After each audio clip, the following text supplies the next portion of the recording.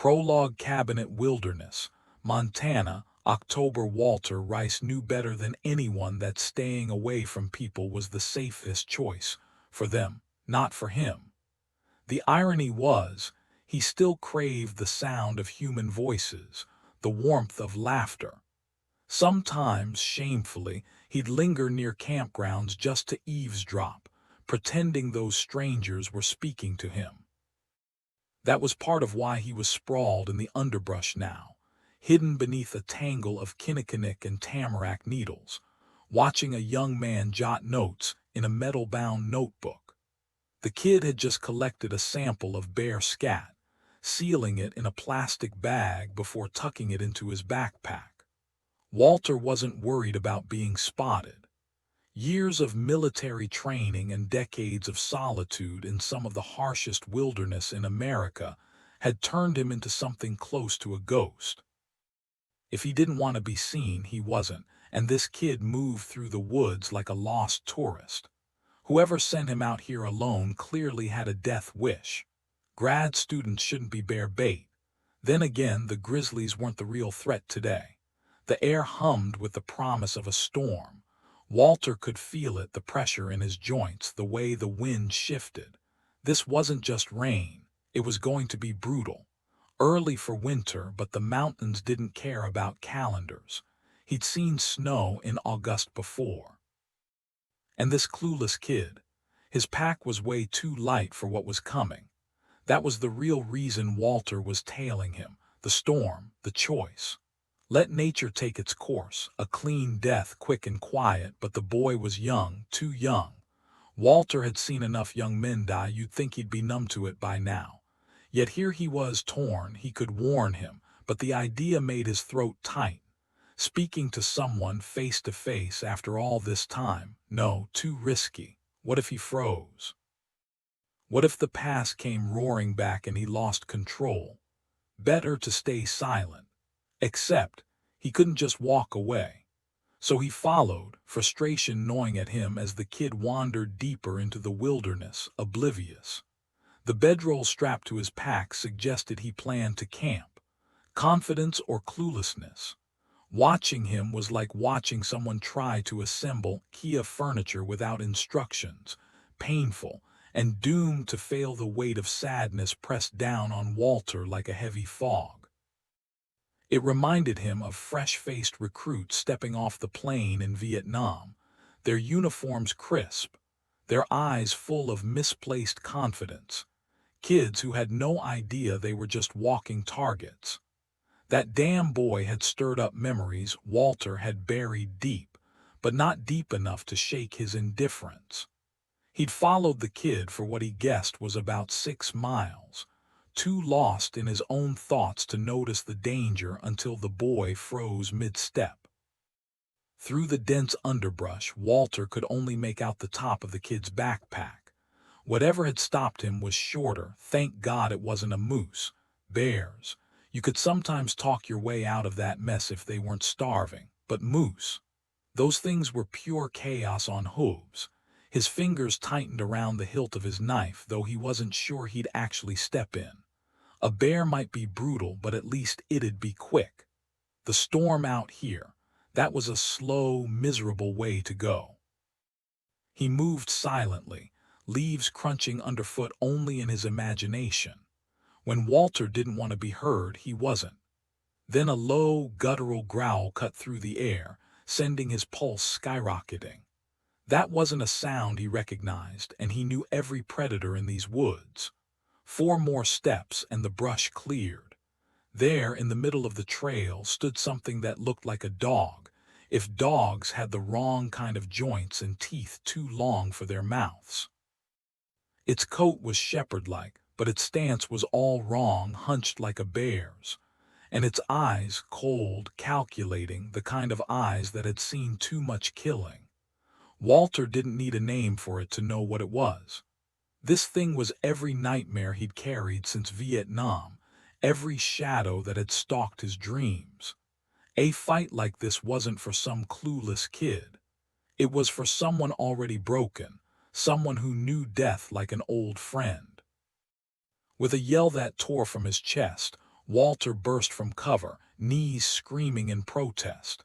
He hadn't moved this fast in years, but the rush of battle flooded back like it had never left.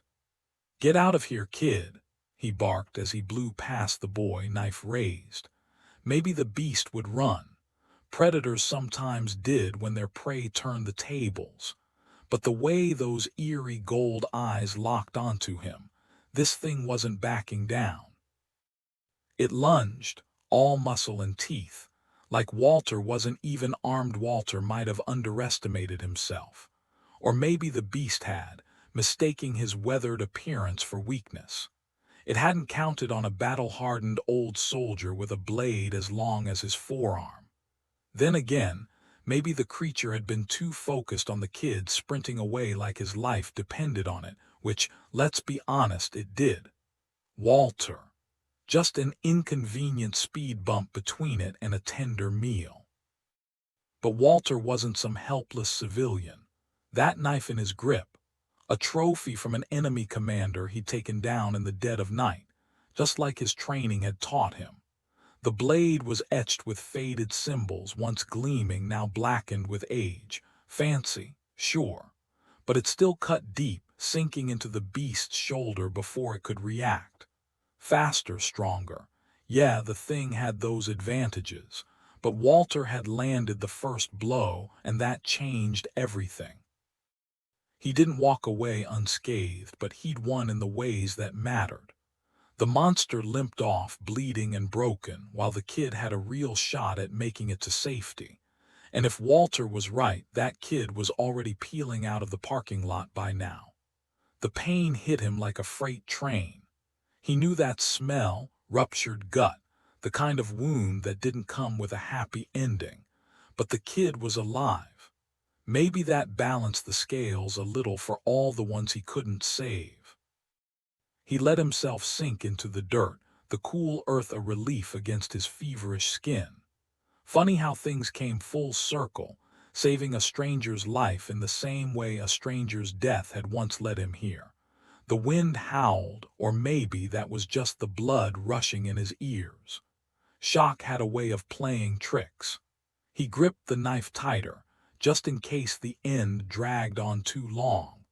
But when the first snowflakes began to fall, it wasn't death that found him. Chicago, November. Anna Latham wished the car seat would swallow her whole. Turns out all that newfound bravery. Borrowed. Charles had been her anchor for barely 36 hours, and now that he was gone, the fear came rushing back like an old, unwelcome friend. She stole a glance at the man behind the wheel. Bran Cornick, Charles's father, navigating Chicago's slushy expressways like he'd grown up here instead of the Montana wilderness. With his easy confidence and youthful face, he could have passed for a grad student, the kind who debated code over coffee or spent weekends in art galleries. Not the leader of a werewolf pack. Not the reason her world had just been turned upside down. She knew better than to mistake him for someone soft or inexperienced. Bran Cornick wasn't just any werewolf. He was the Marok, the leader all alphas answered to, and no one held that kind of power by being gentle. He wasn't young, either. Charles, his son, was nearly 2 centuries old, which meant Bran had seen lifetimes come and go. She studied him from the corner of her eye, searching for any trace of Charles in his features, but aside from the shape of his hands and the quiet intensity in his gaze, there was nothing. Charles took after his Native American mother, all sharp angles and quiet strength, while Bran carried himself like a man who'd learned patience the hard way. Logically, she knew he wouldn't hurt her. He wasn't like the others. But logic didn't stop the instinctive fear coiling in her stomach. The more dominant a werewolf was, the more dangerous they could be, and Bran was the most dominant of them all. His calm demeanor didn't fool her. "I won't let anything happen to you," he said, not even glancing her way. Of course he could smell her fear. She reeked of it. "I know," she muttered, hating how small her voice sounded.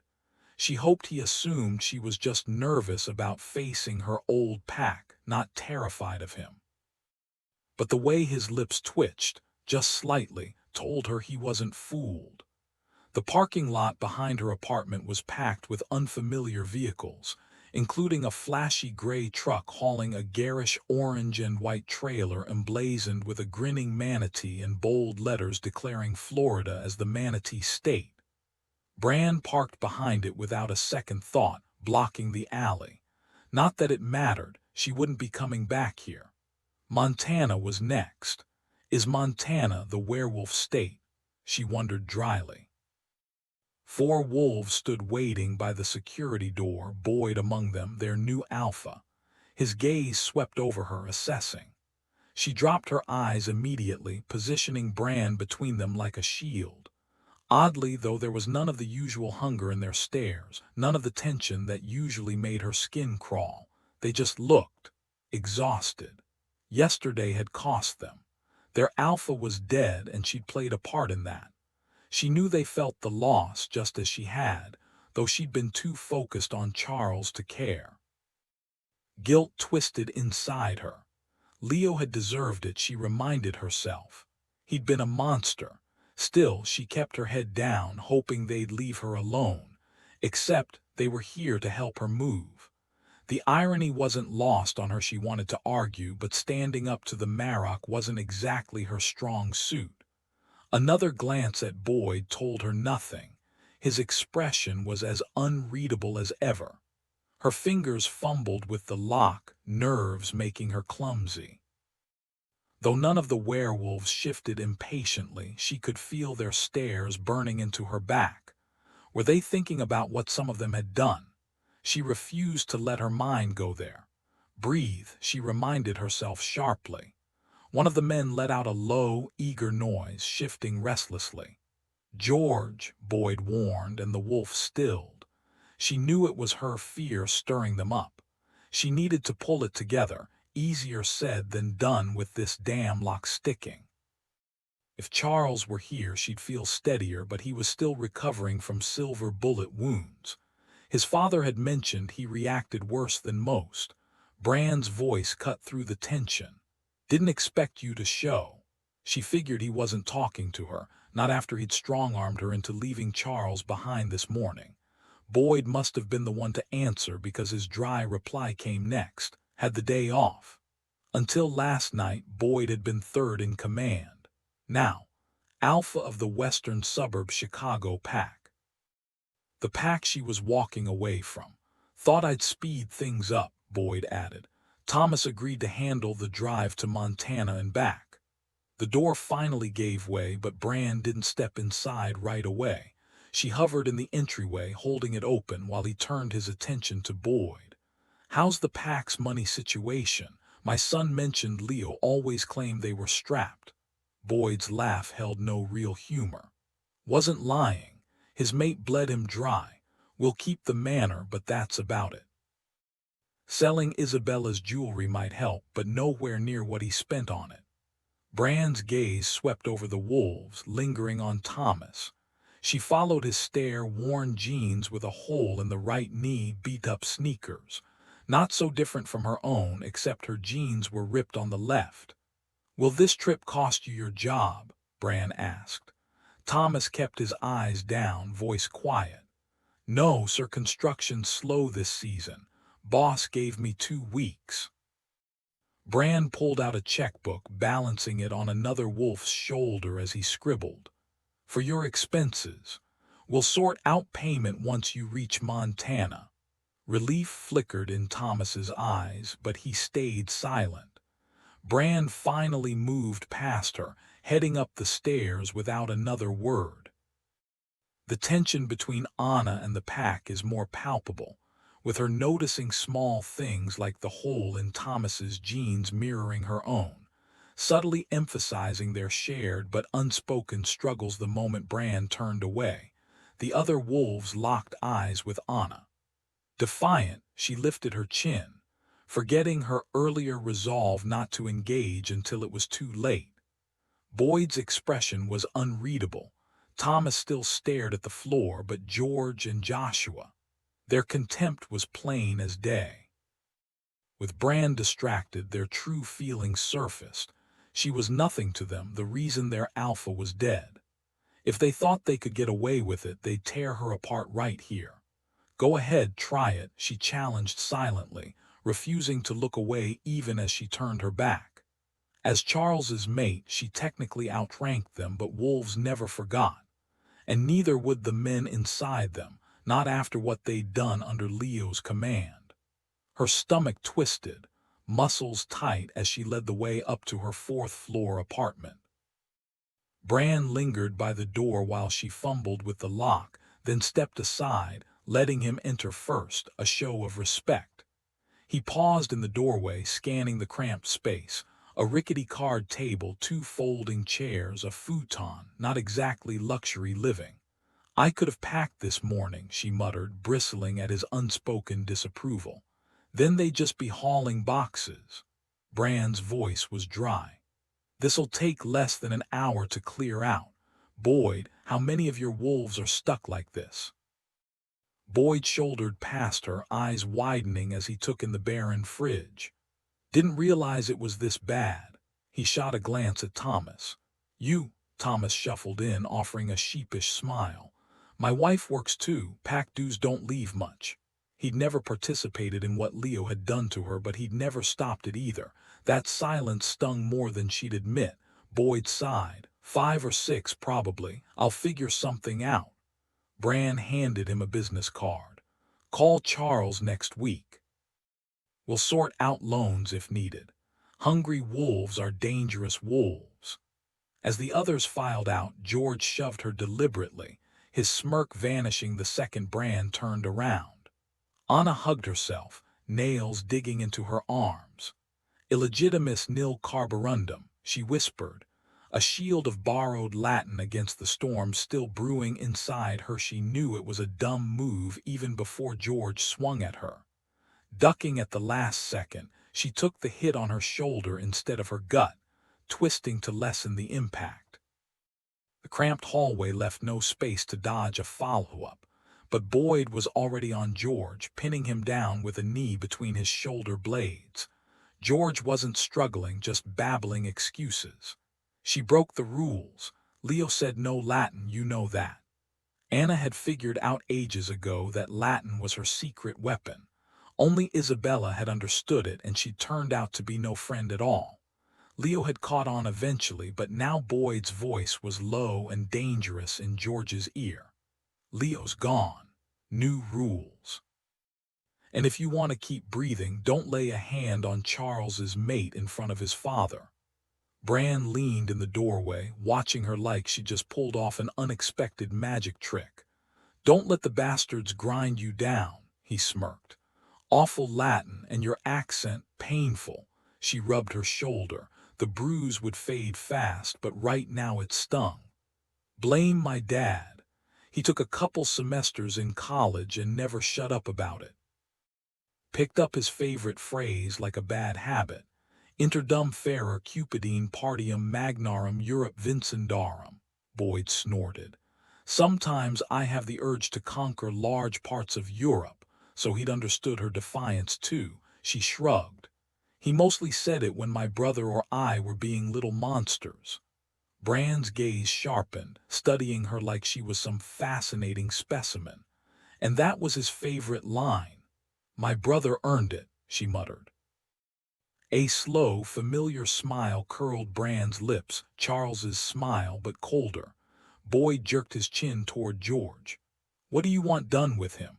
Bran's amusement vanished. His eyes locked onto Anna. Should I kill him? The air went still. For the first time she realized the fear in the room wasn't just hers. The Marok terrified them all. No, she said, the lie automatic. Then softer, she meant it. She just wanted her stuff packed, this nightmare over, and never to see George's face again. Bran's eyes gleamed gold in the dim light. Let him up. She waited until the others had filed into her apartment before following. Inside, Bran was stripping her futon down to the frame, surreal, like catching the president doing laundry. Boyd handed her the paycheck she'd left on the fridge. You'll need this. She shoved it into her pocket. Thanks. His voice dropped. We owe you. None of us could reach the Marrock when things went south. Leo wouldn't allow it. Countless nights, I sat there, phone in hand, fighting against his control like it was some kind of invisible leash. The words hit her hard, forcing her to meet his gaze. Took me way too long to figure you out, he admitted, his smile sharp with regret. I wasn't exactly observant, didn't want to be. Easier that way, not thinking too much. Bran cut in, voice steady. Omegas don't come around often. But Boyd didn't look away from Anna. Almost missed what Leo was doing. Why he singled you out when he usually prefers quick endings. Known him for years, and he's never tolerated cruelty like that before. Even he couldn't stomach it, only Justin got off on it. Anna clenched her jaw, pushing down the memory of Justin's death the night before. When I finally understood why Leo couldn't control you, why you weren't just some submissive wolf but an Omega, it was almost over. He exhaled, shoulders dropping. If I'd given you the Marrock's number sooner, you wouldn't have suffered so long. So, thank you and I'm sorry. His head dipped, exposing his throat in submission. Her voice came out rough. Promise me it won't happen again to anyone. She didn't glance at Thomas, though the memory of Justin tormenting him lingered. Boyd's nod was firm. You have my word. She returned the gesture, and he moved off, grabbing an empty box from Joshua before heading to the kitchen. They'd brought enough supplies to pack her entire life, not that she had much. No suitcases, just a box hastily filled with essentials. She kept her eyes down, overwhelmed by how much had shifted in just hours. Then from the bathroom a phone rang loud enough for her to catch both sides. Boyd, Rashid's voice crackled with urgency. We've got a problem. Boyd's response was clipped. Talk to me. That wolf in holding, a crash exploded through the speaker, making Anna flinch. He's breaking out. The safe room won't hold him, Charles. He'd been half asleep when she left, content to let his father handle things while he recovered from last night's silver bullet extraction. Guess that didn't last. Anna snatched her box, nearly colliding with Bran in the hallway. He studied her, unshaken. Seams were needed, he said, calm as ever. Doubt he'll hurt anyone, but silver hits him harder than most. Unpredictable. A beat of silence, then Bran added dryly, Then again, he is my son. Drama runs in the blood. Got everything you need? Bran asked, glancing around the room before his gaze settled on Boyd. Boyd gave a quick nod. Good. Tell your wolf we're on our way, Bran said, his tone firm but calm. Make sure the place is spotless before you leave. Boyd dipped his head in silent agreement. Bran tucked the box under his arm and extended his elbow in an old-world gesture. Anna hesitated for just a second before resting her fingers lightly on his forearm. He matched her pace, keeping her from rushing as they made their way back to the SUV. The drive to the Naperville mansion, home base for the western suburb pack, was efficient but controlled. Bran didn't speed, but he didn't linger either. Most wolves wouldn't stand a chance breaking out of a holding room, he mused, fingers tapping the wheel. Silver-lined bars, reinforced walls, standard precautions. But Charles, he's his mother's son. She wouldn't have let something as simple as steel and silver stop her. Anna wasn't surprised Bran knew the details of the safe room's construction. His mother was a witch, she asked, curiosity cutting through her nerves. She'd heard whispers about witches but never met one, though after becoming a werewolf she'd learned the world was stranger than she'd ever imagined. Bran shook his head. Not exactly. The Salish didn't separate things into magic and non-magic. She just was what she was, and so is Charles. Anna swallowed. What happens if he gets out? Bran's grip tightened slightly on the wheel. Let's just say we should get there first. As they turned off the expressway, his foot eased off the gas, but the steady drum of his fingers betrayed his tension. The moment they pulled up to the mansion, Anna bolted from the SUV, sprinting for the door. Somehow, Bran beat her there, swinging it open without seeming to rush. She took the cellar stairs in reckless leaps, Bran right behind her. The silence was worse than any noise.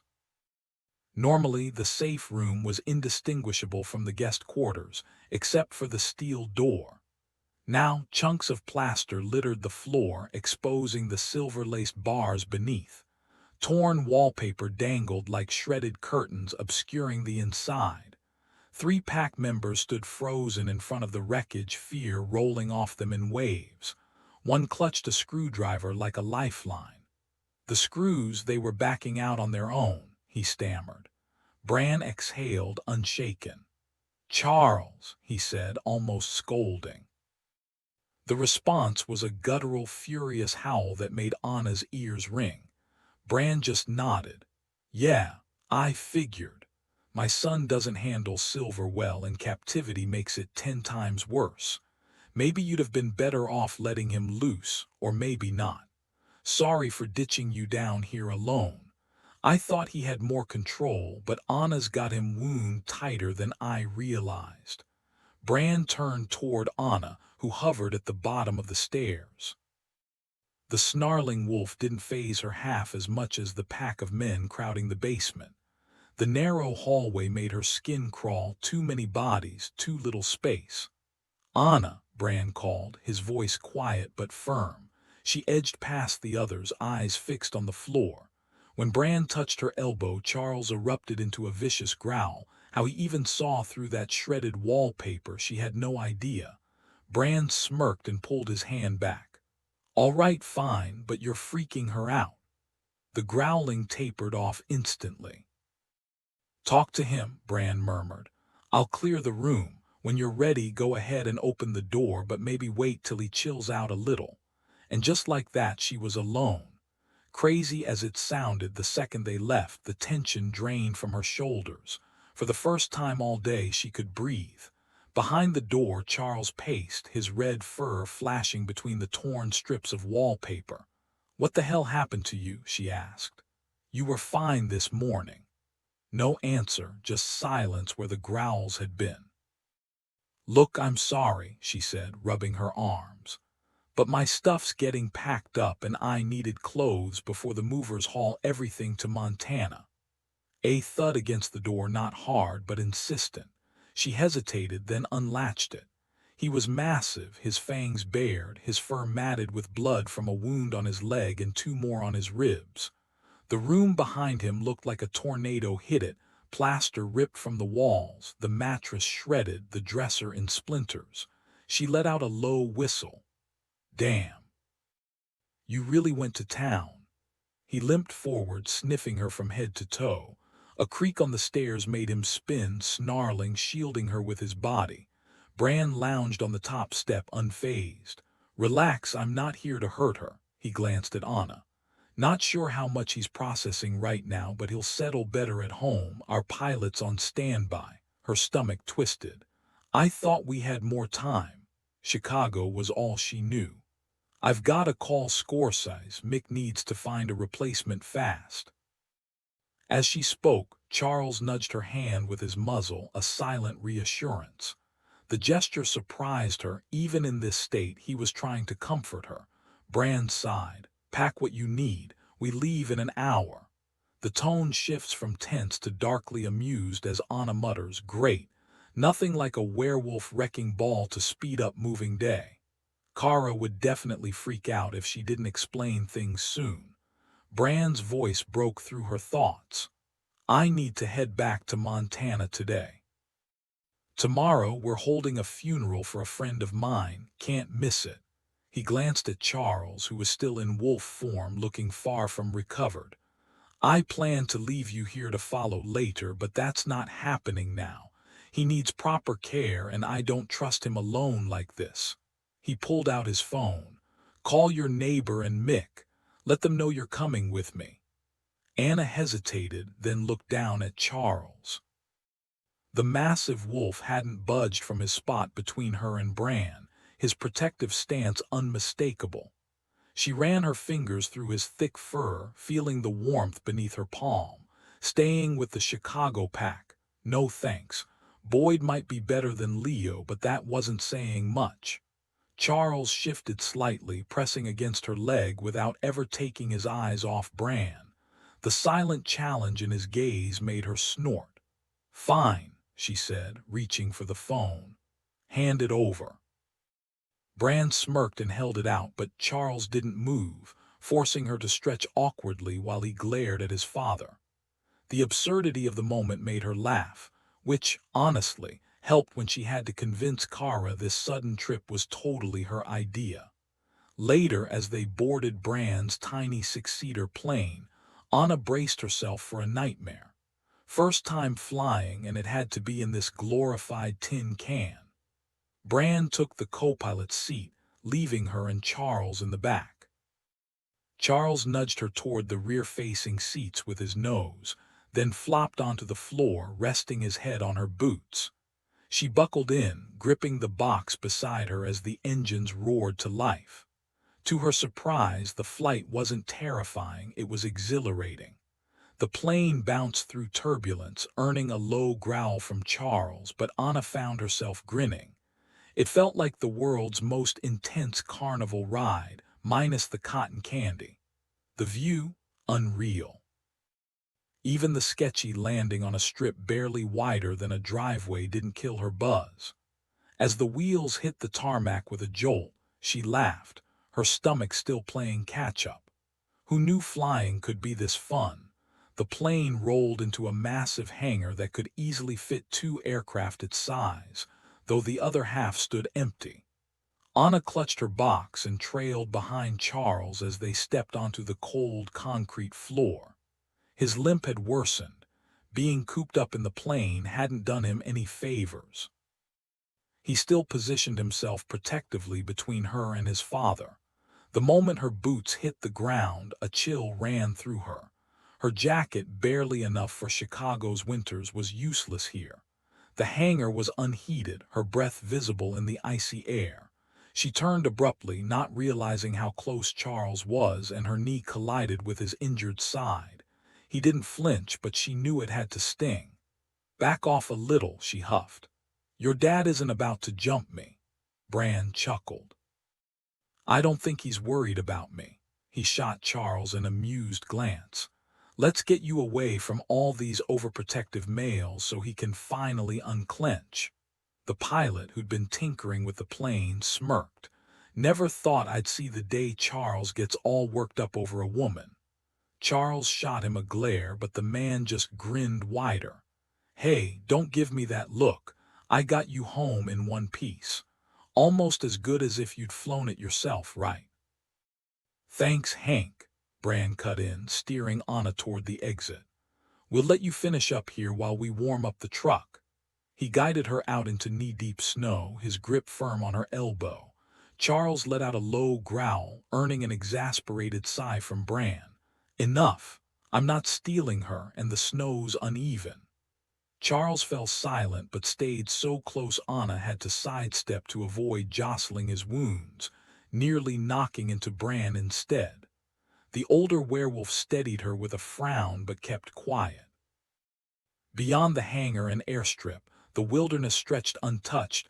No roads, no buildings, just towering mountains sharper and more imposing than the gentle Midwest hills she knew. The scent of woodsmike curled through the air, the only hint they weren't completely alone. "It's louder than I expected," she murmured, surprised by the rustling trees and distant bird calls. Bran smiled. "The wind talks here, and when it stops, the silence settles so deep it feels like another kind of noise." She shivered, though not just from the cold. There was something eerie about the way he said it, like the quiet itself was alive. Bran led them to a snow-covered truck parked behind the hangar. He grabbed a broom from the bed, smacking it against the ground to shake off the powder. "Hop in," he said, nodding toward the passenger side. "Start her up so we can get the heat going. Keys are already in." He brushed snow from the door and held it open for her. As she climbed in, She caught Charles watching her with an intensity that made her stomach flip. Maybe this place wasn't as empty as it looked. She tossed her box onto the cab floor and climbed into the truck, the leather seat slick under her as she scooted toward the driver's side. Charles jumped in behind her, nudging the door shut with one paw. His damp fur made her flinch at first, but the warmth radiating off him was a welcome surprise.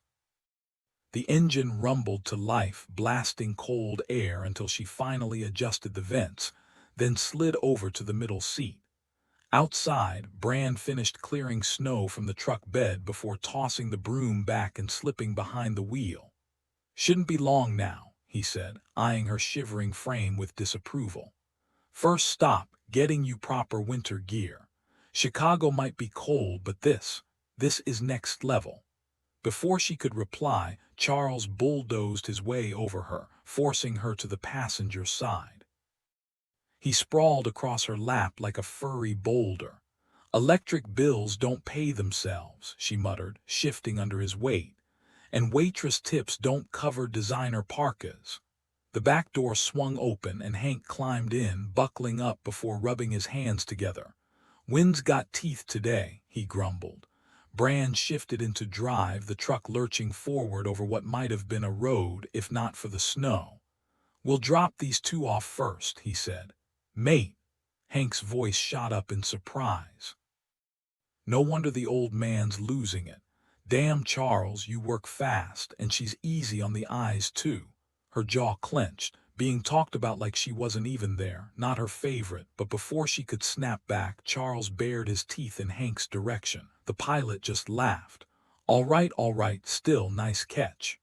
Then it hit her, Hank wasn't a werewolf, yet he knew exactly what Charles was. "I thought we weren't supposed to tell anyone," she said.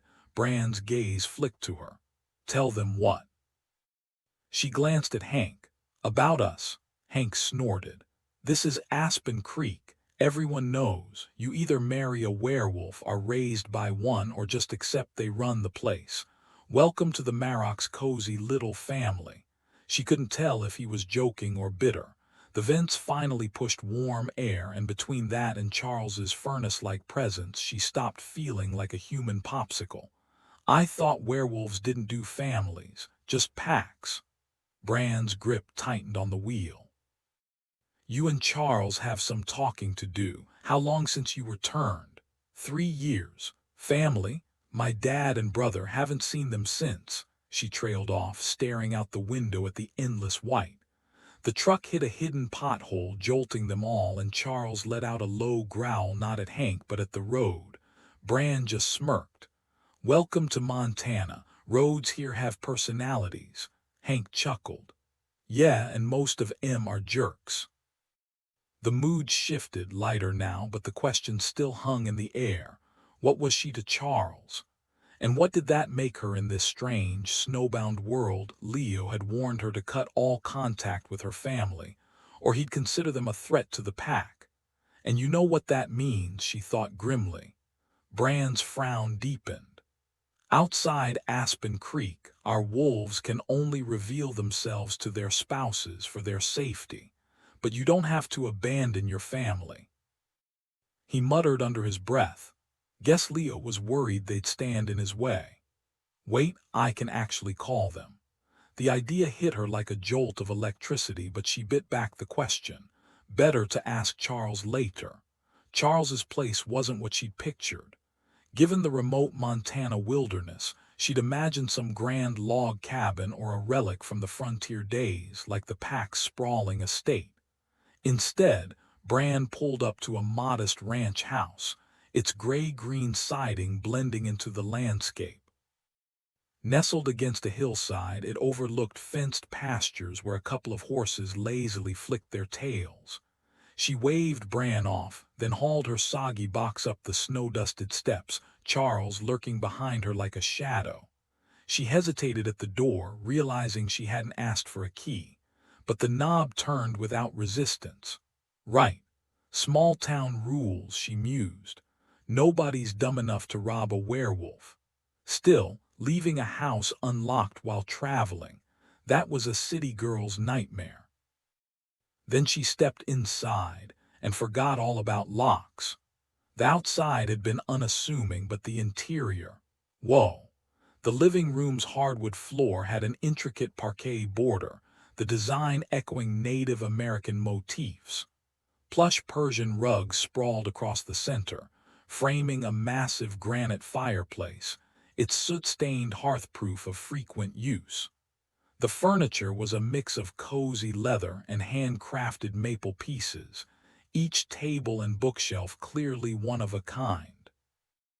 A museum-worthy oil painting of a pine-framed waterfall dominated one wall, probably worth more than her entire life's earnings.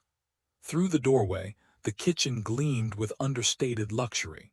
Matte gray granite counters, dark oak cabinets with hand-planed edges, and sleek stainless steel appliances that somehow fit right in.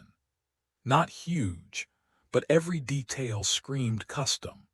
It was the kind of kitchen you'd find in a high-end mountain lodge, not what she'd expected from a lone wolf's hideaway. She exhaled, suddenly aware of Charles watching her reaction. "You live like this and never mentioned it," she blurted. His lips twitched. "You never asked." She shivered as melting snow dripped from her coat onto the gleaming hardwood floor, the stark contrast between her ragged appearance and the pristine house making her stomach twist. There was no denying it, she didn't belong here. If there had been anywhere else to go, she would have bolted back into the storm. But the world outside offered nothing but freezing wind and empty roads. Even if taxis ran this far out, her wallet held a crumpled $4 bill, and her bank account was barely better. The check tucked in her pocket might cover a bus ticket halfway to Chicago, if she could find a bank willing to cash it. Charles had already moved past her, his bare feet silent on the floor, but he paused when he realized she wasn't following. His golden eyes flicked over her, lingering on the soggy cardboard box clutched in her arms. Maybe he was regretting this too. "Sorry," she muttered, unable to hold his gaze. "Sorry for being a burden, sorry for not being enough, stronger, smarter, anything but this." Then power crackled in the air, snapping her attention back to him.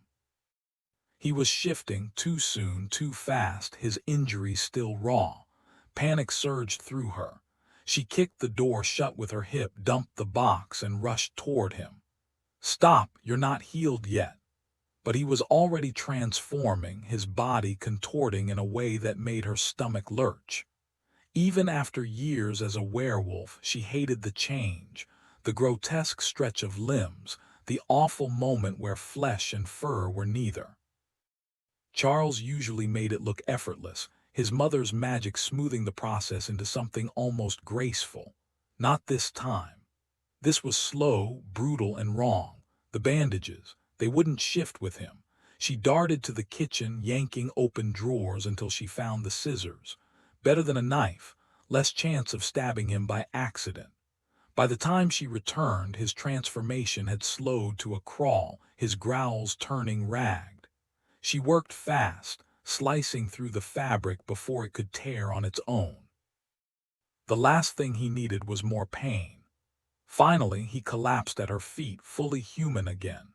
She exhaled in relief, until clothes materialized over his skin, weaving themselves into existence like magic. Because of course it was. Some days she really hated werewolf nonsense. The outfit was simple, just faded jeans and a plain white tee. But she'd never seen a werewolf pull off a transformation like that. This wasn't just shifting, it was something deeper, something real. Magic. And she had no clue how much of it he was capable of. Truth was, she barely knew him at all, except for the way her pulse kicked up when he was near, how his presence eased the constant hum of anxiety under her skin. A chill ran through her, and she realized the house was colder than before. He must have turned down the thermostat when he got to Chicago. Spotting a quilt draped over a rocking chair, she grabbed it and gently laid it over him, careful not to press too hard. His skin would be hypersensitive after the change. He was sprawled on the floor, breathing ragged, his face pressed against the hardwood. Charles! The urge to reach out flickered in her chest, but she knew better. Fresh from a shift, even the lightest touch would feel like sandpaper. The blanket slipped off his shoulder, revealing a dark, spreading stain on his shirt. Normally, shifting would have closed most wounds by now, but Silver, that was a different story. "You got a first aid kit?" she asked, already scanning the room. Her own PAX kit was stocked for the kind of scrapes that happen when too many wolves got together. Nothing life-threatening, just the usual posturing gone too far. No way Charles wasn't just as prepared. "Bathroom," he rasped, the words rough with pain. The bathroom door swung open to reveal a spacious setup: clawfoot tub, glass shower, pristine sink. A linen closet in the corner held what she needed: a heavy-duty first aid kit, the kind you'd see in an When she returned, Charles had dragged himself upright, the quilt abandoned at his feet. His normally warm complexion had gone ashen, his jaw tight, his dark eyes feverish, flecked with gold like the stud in his ear. She huffed, irritation flaring. Changing was a dumb move. Silver doesn't heal faster just because you shifted. All you did was burn through the energy you needed to recover. She knelt beside him. "Let me patch you up, then I'll scrounge up some food." Her stomach growled in agreement. His lips twitched into a faint smile before his eyes shut. "Fine," he muttered. Now came the awkward part: peeling off his clothes. "Where do these even come from?" she mused, tugging at the hem of his shirt. Last she'd seen him, he'd been naked under bandages. He gave a weak shrug. "No idea, they just appear." The jeans were well-worn Levi's, the shirt a basic Hands. She snorted. "Hope there's not some poor guy out there suddenly missing his underwear." Carefully, she lifted the fabric to check the wound. "Nice," she muttered, though the sight of it made her gut twist. "This would go a lot smoother if you weren't wearing clothes," she muttered, scissors hovering over his ruined shirt. "Force of habit," he grunted through clenched teeth. The bullet had torn through his chest just shy of his sternum, but the exit wound was worse, jagged and gaping. A human would have been rushed into surgery by now, but werewolves, they bounce back faster. "Slap a Telfa pad on the front," he instructed, voice strained. "I'll hold it, you handle the back, then wrap the whole mess with vet wrap." "Vet wrap?" "Yeah, that stretchy, self-sticking stuff comes in colors. No clips needed." He winced as she peeled fabric from the wound.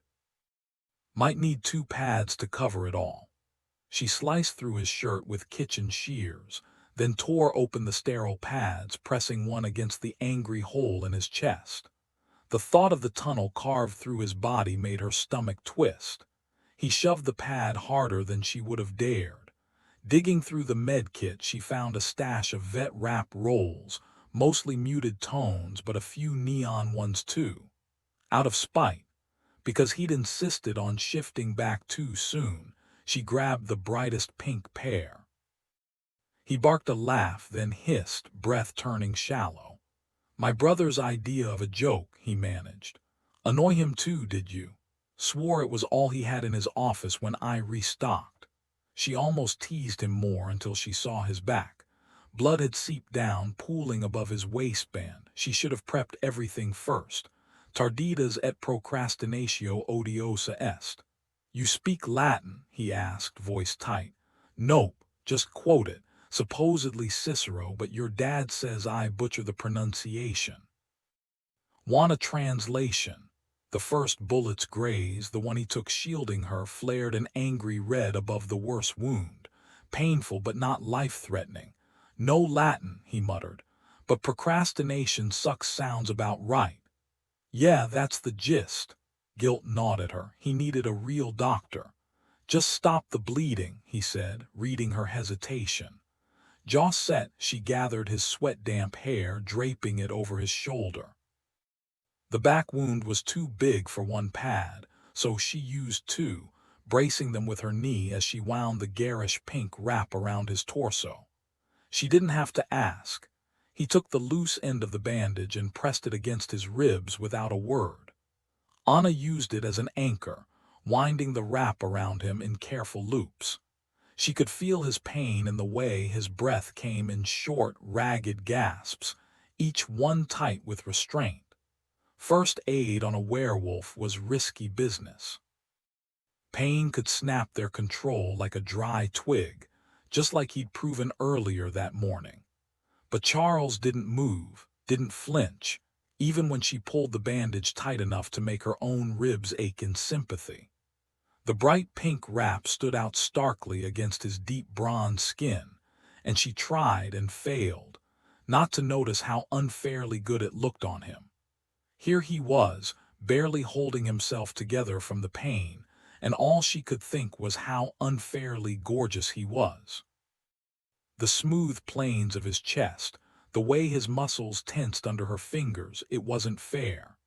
And then there was his scent, cutting through the blood and sweat, something warm and wild that made her wolf hum with satisfaction, hers. The thought was possessive, primal, and she shoved it down before it could take root. She grabbed a damp cloth from the kitchen, wiping away the blood while he steadied himself. His jeans were next, soaked through at the thigh. "These have to go," she said, eyeing the ruined denim. "Unless you can magic them off like you did earlier," a weak shake of his head. "Not a chance, not even to impress you," she smirked, picking up the scissors. They'd made quick work of his shirt, and the jeans didn't stand a chance. A few sharp cuts later, and he was left in dark green boxers, the wound on his leg angry and swollen. "Hope your floor's sealed," she muttered, more to distract herself than anything.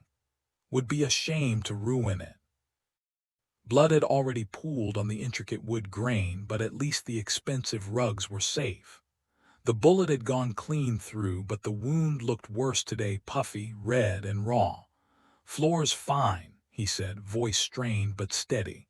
"4 coats of polyurethane, it's seen worse." Out of pink wrap, she grabbed the next most ridiculous color, chartreuse. Somehow it suited him just as well. By the time she finished, the quilt, the floor, and both of them were a mess. "You want me to get you to bed first, or should I clean this up while you recover?" "I'll wait," he said, his eyes flickering wolf yellow. Despite the morning's outburst, his control was ironclad. Still, no sense testing it. "Where's your laundry?" she asked, already digging through her box for clean clothes. It took her a moment to locate the basement. She finally spotted a door near the kitchen she'd mistaken for a storage closet, only to find a narrow staircase leading down. The laundry room was tucked in the corner of the partially finished basement, the rest dominated by a surprisingly well-equipped home gym. She tossed the shredded remains of his bandages and ruined clothes into the trash bin beside the washer. The utility sink was her next stop. She filled it with cold water, dunking whatever could be saved, then added her own blood-stained shirt and jeans before heading upstairs to change. A stack of neatly folded rags sat in a 5-gallon bucket by the dryer, and she grabbed a handful to tackle the mess on the floor. Charles hadn't moved, eyes shut, face eerily calm despite the ridiculous sight he made, wrapped in makeshift bandages and sitting in nothing but stained boxers. But then, ridiculous wasn't a word that ever stuck to him. The blood wiped up easily, just like he'd said. She was about to retreat downstairs with the dirty rags when his hand closed around her ankle. Her breath hitched. Was this it? Had he finally snapped? Instead, his voice was smooth, almost polite. "Thank you," she snorted. "Don't make a habit of it or I'll have to put you down myself." His grin flashed, eyes still closed. "I'll do my best to keep the bleeding to a minimum," he promised, letting her go. With the laundry churning, she raided his freezer, microwaving a couple of frozen burritos, If she was starving, he had to be ravenous. No coffee in sight, but instant hot chocolate and an assortment of teas would have to do. Sugar seemed like the better bet. She boiled water, stirring in the cocoa powder before carrying a plate and steaming mug back to him. He didn't stir, so she left it on the floor and wandered off. His bedroom wasn't hard to find. For all the expensive furniture, the house wasn't sprawling, just one room with an actual bed. That realization gave her pause. She yanked back the covers. At least she wouldn't have to worry about that tonight. He was in no shape for anything strenuous. Being a werewolf had its perks, like learning to shove the past aside, live in the moment, and avoid dwelling on what came next. It worked as long as the present didn't break her. Right now, exhaustion clung to her, a weight she couldn't shake. So she did what she'd trained herself to do. She reached for the wolf. Not enough to be noticeable, just a whisper of strength beneath her skin.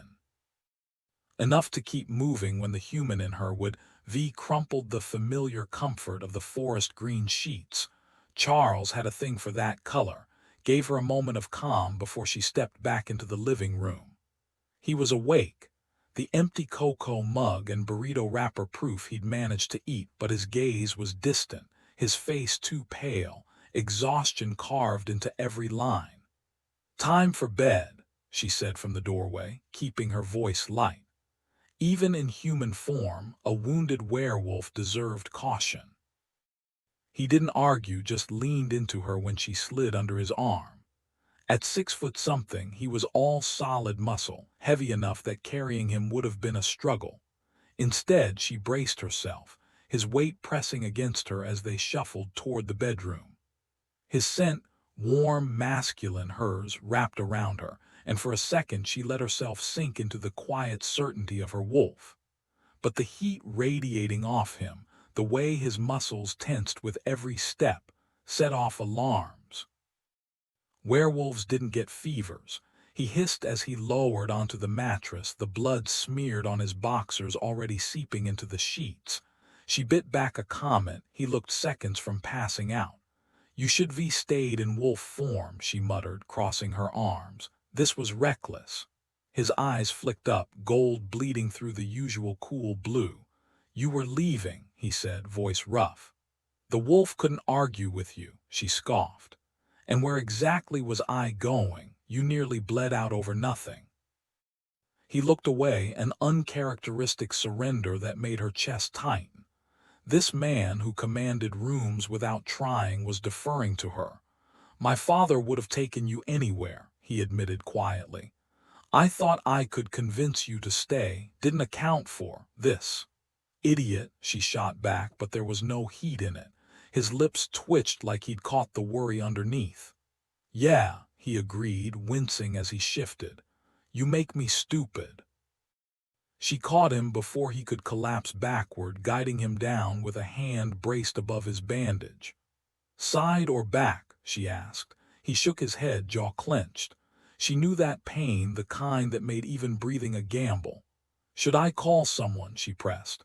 "A doctor, pack healer." The words came out sharper than she meant, frustration and fear tangling together. He just exhaled, eyes slipping shut, and she swallowed the rest. "Stupid, stubborn wolf. Your dad?" she asked, watching him wince as he shifted on the couch. "No, just need some rest." His voice was rough, but he managed a weak wave of his hand like it was nothing. She arched an eyebrow, though he wasn't looking. "Seriously, is there anyone around here with actual medical training? Or do I need to track down a middle schooler with a first aid badge?" That got a flicker of a smile out of him, softening the sharp angles of his face in a way that made her chest tighten. "My brother's a doctor," he admitted, then hesitated. "But he's probably still in Seattle, unless—" a shadow crossed his expression. "He'll be back for the funeral." "Funeral?" The word slipped out before she could stop it. Right, Bran had mentioned losing someone, the reason he'd cut their time in Chicago short. "Tomorrow," he answered, though she hadn't actually asked for the date. Something in his tone told her not to press further, so she didn't. The silence stretched until she thought he'd drifted off, until his voice cut through the quiet again, low and urgent. "Anna, don't be too quick to trust people." She frowned, pressing her palm to his forehead. No fever, just that unsettling intensity in his gaze. "What's that supposed to mean? If you ever decide to take my father up on his offer to leave, remember, he doesn't do anything without a reason. He's lived this long, held onto this much power because he calculates." His gold eyes locked onto hers, unblinking. "He's not cruel, but he sees the world for what it is, and right now what he sees is that an Omega might be the key to never burying another friend." "Like the one tomorrow," she whispered, finally connecting the dots. The grief in his voice wasn't just sadness, it was guilt. He gave a sharp nod. "This one was beyond saving, but the next one." A cold thread of unease wound through her. "So I'm stuck here." His grip on her wrist was sudden, startling, not painful but deliberate. His eyes burned wolf bright, his voice rough. "Don't assume that, Anna, don't." She should have been scared. The speed, the strength, the warning in his voice, it was meant to rattle her. But the wolf in her recognized his, and fear never came. Instead, she leaned in, her forehead brushing against his. "Nice try," she murmured. "But I know you." And she did. Maybe it didn't make sense, given how little time they'd had, but some truths didn't need years to settle. To her surprise, he let out a quiet laugh, more breath than sound, and she hoped it didn't cost him too much. "How did Leo trick you into acting like some obedient little wolf?" The memories hit her hard, every bruise, every forced encounter with men she never wanted. Her gaze dropped to the scars on her wrists, still held gently by Charles. She'd used a silver blade that night, desperate. If she hadn't rushed, if she'd waited until she was truly alone, she wouldn't be here now. Leo had wanted to crush her because she wasn't submissive. She was something else entirely, something he feared. Charles had called her an Omega outside the pack's usual hierarchy. Neither dominant nor submissive, just different. His hands moved from her wrists to cradle her face, forcing her to meet his eyes. "Anna, I'm sorry. I didn't mean to." "It wasn't you," she cut in, steadying herself. "I'm fine." But looking at him, she saw exhaustion deeper than before. "You need rest." He studied her, then nodded, letting her go. "There's a TV in the next room, or my laptop if you want to." "I'm tired too," she admitted. Years of conditioning had taught her to shrink, but not how to ignore basic survival instincts. Sleep was the only way her frayed mind could process everything. Trading Chicago's chaos for Montana's wilderness, being called valuable instead of worthless, having a mate when she barely understood what that meant. Better, sure, but overwhelming. "Mind if I stay here?" She kept her voice soft, unsure of her place. This was his space, his rules, but her wolf refused to leave him hurt and alone. The need felt strange, almost dangerous, like standing too close to a fire. Part of her feared he'd consume her, reshape her into something unrecognizable. But exhaustion won out. "Please," he murmured, and that was enough. She returned from the bathroom in worn flannel and pajamas, curling beside him without hesitation. Sleep took her instantly. He should have done the same, but he couldn't bring himself to waste a second of holding her. Before the gunshot, he'd planned to take things slow, to let her trust him before uprooting her life. But the way she'd looked stepping into his home, a small noise escaped her and he loosened his grip. Shifting earlier had cost him, slowing his healing but losing her. That would have left a wound no body could fix. She'd survived Leo's cruelty intact, stronger than she believed. If he hadn't stepped in when he did, she'd have bolted. The ache in his bones was nothing compared to that he'd spent years searching for her. And now that she was here, curled beside him in the dim light of the bedroom, He refused to let anything take her away. It was strange. Her presence in his bed felt both new and inevitable, like she had always belonged there. Her fingers rested lightly over the wound on his chest, but the dull throb of pain was nothing compared to the fierce, almost electric joy of having her close. Then Bran's voice cut through his thoughts, smooth and steady. "Funeral's at 9. Let me know if you can't make it. Samuel will check your wounds after." Bran wasn't a mind reader. He could push thoughts out but never pull them in. Charles had heard that ability came later after his father first became an alpha, and there's something else. The words faded, leaving an unspoken weight in the air. Charles knew better than to press. The spirits, unlike God, rarely gave him peace. They tugged, insistent and often unsettling. With a quiet apology to Anna, he reached for the phone on the nightstand, careful not to wake her. She barely stirred as he dialed. Bran answered before the second ring. "Missing the funeral. Did the wound reopen?" His father had always had an eerie sense for his calls. Even before caller id, "I'm fine," Charles murmured, just as Anna shifted against him, her body tensing slightly as she woke. "You had more to say." A beat of silence. Then, dry as dust, "If I'd known your mother was a shaman's daughter, I'd have run the other way." It was an old joke, one Bran only used when he was stalling. Charles smirked. His father couldn't lie to him, not even over the phone. Finally, Bran relented, frustration edging his voice. "There's been a kill in the Cabinet Wilderness. An elk hunter shredded 2 days ago. Rangers are calling it a grisly attack, but it'll hit the papers tomorrow." Charles stiffened. "Rogue, maybe, or someone sending a message, reminding me what happens if wolves go public." Anna had gone completely still beside him, listening. "The Cabinet's too close to home for coincidence. We haven't had a rogue in Montana in 20 years. Most knew better than to test the Marrock's patience." A cold thought settled in Charles's chest. This wasn't just a kill, it was a warning. And if someone was bold enough to strike this close, they weren't afraid of consequences. The Rangers had gotten a report a few weeks back about some creature a grad student claimed to have encountered, just a couple miles from where they later found the hunter's body. The kid swore this thing lunged out of the trees, snarling with teeth and claws bared. Everyone brushed it off as a mountain lion, but the student was furious. They'd think he couldn't eat a cougar if his life depended on it. He stuck to his monster story until they badgered him into backing down. Charles frowned. "Why's the kid still breathing?" Anna tensed beside him, misreading his question. He clarified, voice softer now just for her. "A rogue wouldn't let a witness walk away after seeing it like that." It had been years since he'd had to deal with loose ends.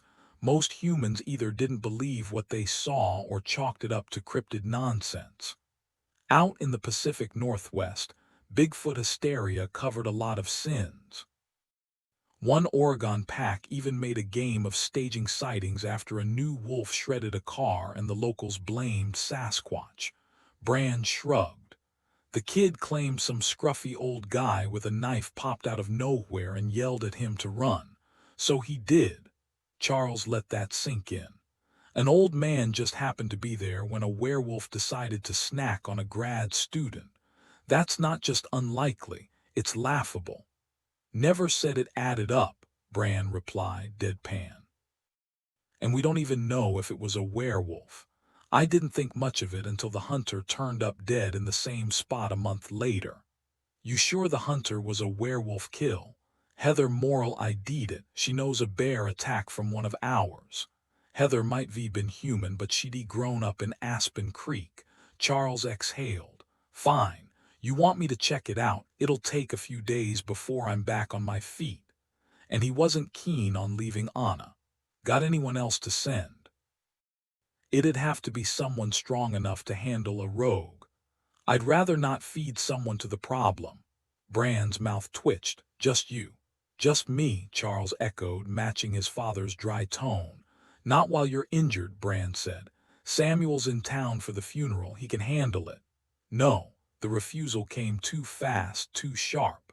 Sometimes his mother's instincts nudged him. This time the warning was loud and clear.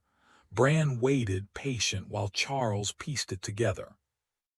The answer left a bad taste in his mouth. Since Texas, something's off with Samuel, he admitted. He's got a death wish. Bran nodded. I tossed him at Mercy, hoping she'd snap him out of it. That's why I sent you to Chicago instead. Poor Mercy. Poor Samuel. Charles traced a finger along Anna's arm, grateful, for once.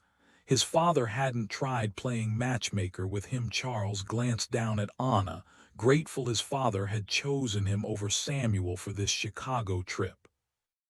The universe seemed to agree, nudging him with flashes of warning. Samuel was strong, sure, but a healer wasn't what this mess needed. He'd go, even if it meant waiting a few days. The tension that had coiled in his chest since his father's call finally eased. It was the right call, even if his old man disagreed. You took 3 silver bullets yesterday, or did I miss something? His father's voice crackled through the phone. And you lost control this morning. 2 bullets and a scratch, Charles corrected, rolling his shoulder. I'll manage, control's fine now. Let Samuel check you first, then we'll talk. The line went dead, but the unspoken words lingered. I can't lose both of you. Charles set the phone down and met Anna's questioning gaze. Ask, he said. She hesitated, then whispered, Bran, the Marrock is really going to reveal the werewolves to the world. Too many people already know, Charles admitted. Science, tech, it's getting harder to hide. Better we control the story before someone else does. Anna leaned into him, absorbing it. Well, she murmured, life's about to get a lot more interesting. He chuckled, pulling her closer, and for the first time in days, sleep came easy. Aspen Creek wasn't much. Just a gas station, a weathered hotel, and a brick schoolhouse with a sign out front. The real surprise was the old stone church, half hidden in the trees. If not for Charles's directions, Anna would have missed it entirely. She wrestled his massive green truck into the last parking spot, wincing as it dwarfed the compact spaces. The lot was packed with rugged vehicles, but no houses in sight. Charles's truck was older than her, yet pristine, barely 50,000 miles on it. I don't like driving, he told her. Now, as he stepped out, she held her breath. The drop from the cab didn't faze him, but the feverish flush under his skin did. The bandage on his side hadn't bled more, but he still looked drained. Back in Chicago, with her old pack circling like vultures, she'd have fought harder to keep him home.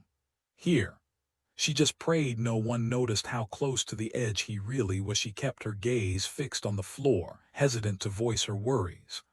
Dominant wolves weren't exactly known for taking criticism well. Sometimes their reactions could be unpredictable. Not that she believed he'd lash out at her. His response had been calm, almost amused. Trust me, no one's stupid enough to challenge me. My father would finish them off if I didn't get to it first. I'm not exactly defenseless. She didn't push further. What else could she do but hope he knew what he was doing? And honestly, he didn't look the least bit vulnerable. His broad shoulders filled out the tailored suit jacket perfectly, hiding the bandages underneath. The contrast between his polished attire and the intricate braids woven through his long hair gave him an air of effortless command. Not to mention, his striking features and powerful build made anything he wore look like high fashion. Meanwhile, she was stuck in jeans and a bright yellow blouse. Her only other options had been faded tees. Who packs for a funeral when they're just grabbing a weekend bag? With a quiet sigh, she nudged her car door open carefully, avoiding the Subaru parked too close beside her. Charles stood waiting by his truck, arm extended in that oddly formal yet endearing way of his. She slipped her hand into the crook of his elbow, letting him set the pace toward the church. To anyone watching, he moved with smooth confidence, but she knew better. His steps were just a fraction too controlled, the subtle stiffness giving away the pain he refused to show. The moment they stepped inside, the murmur of voices hit her like a wave, a chaotic hum of whispers and shifting emotions. The air was thick with the mingled scents of wolves and humans, all steeped in grief and simmering tension. As they made their way down the aisle, every head turned toward them, toward her. The outsider in jeans and sunshine yellow, sticking out like a sore thumb. She tightened her hold on Charles's arm, and he gave her a quick glance before scanning the room. Almost instantly, the stares melted away, people suddenly finding something far more interesting to focus on. Grateful, she exhaled and took in the church's familiar yet imposing structure. Dark wood pews, vaulted ceilings, the same cross-shaped layout as the one she'd grown up in. The pulpit loomed ahead, elevated just enough to command attention. Behind it, rows of seats faced the congregation, reserved for, well, she wasn't sure who. But as they neared the front, she realized she'd been wrong about the crowd. The first pew on the left sat nearly empty, save for one figure. Brandy lounged in the pew like he was waiting for a subway, not a funeral, though his tailored black suit suggested otherwise. His arms draped lazily over the backrest, legs stretched and ankles crossed, gaze fixed somewhere between the altar railing and the void. His expression was unreadable, uncharacteristically so. Anna had only known him briefly, but Brand's face was usually alive with emotion, not this unsettling stillness. He looked alone, and she couldn't forget that the man being mourned had died by Brand's hand. A friend, he'd called him. Beside her, Charles let out a low rumble sharp enough to snap Brand's attention their way. One eyebrow arched, shattering the mask of indifference. He patted the empty space next to him. "What? You thought they'd throw me a parade?" Charles spun so fast Anna nearly collided with his chest. But his focus wasn't on her. It was on the sea of faces in the church, all of which suddenly found the floor fascinating. His power surged through the room like a storm front, smothering the murmurs in an instant. "Idiots," he muttered, just loud enough to carry. Brand chuckled. "Sit down before you give them heart attacks. I don't need their approval, just their obedience."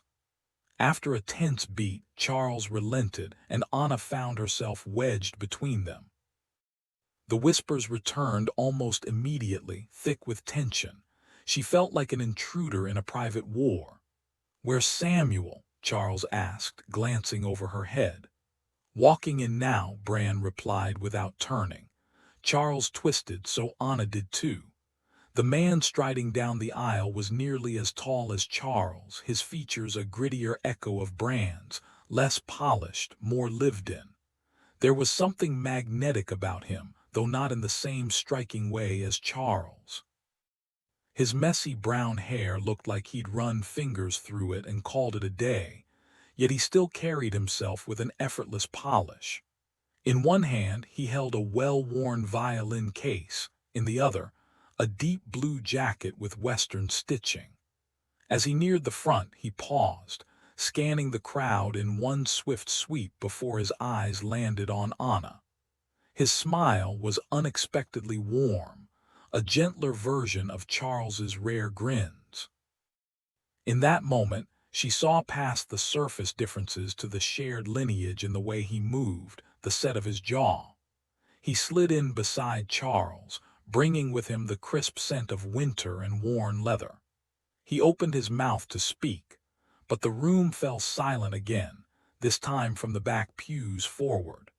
Something was coming. The elderly minister, draped in traditional vestments, moved with deliberate steps down the center aisle, his weathered hands cradling an antique Bible.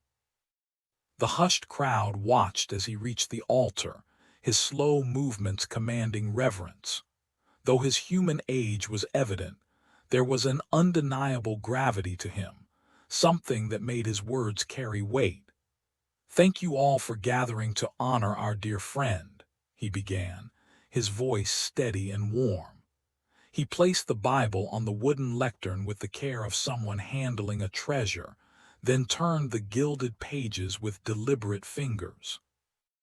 His voice resonated as he recited from Corinthians, but when he reached the final verse, he lifted his gaze, speaking from memory. "O death, where is thy sting? O grave, where is thy victory?"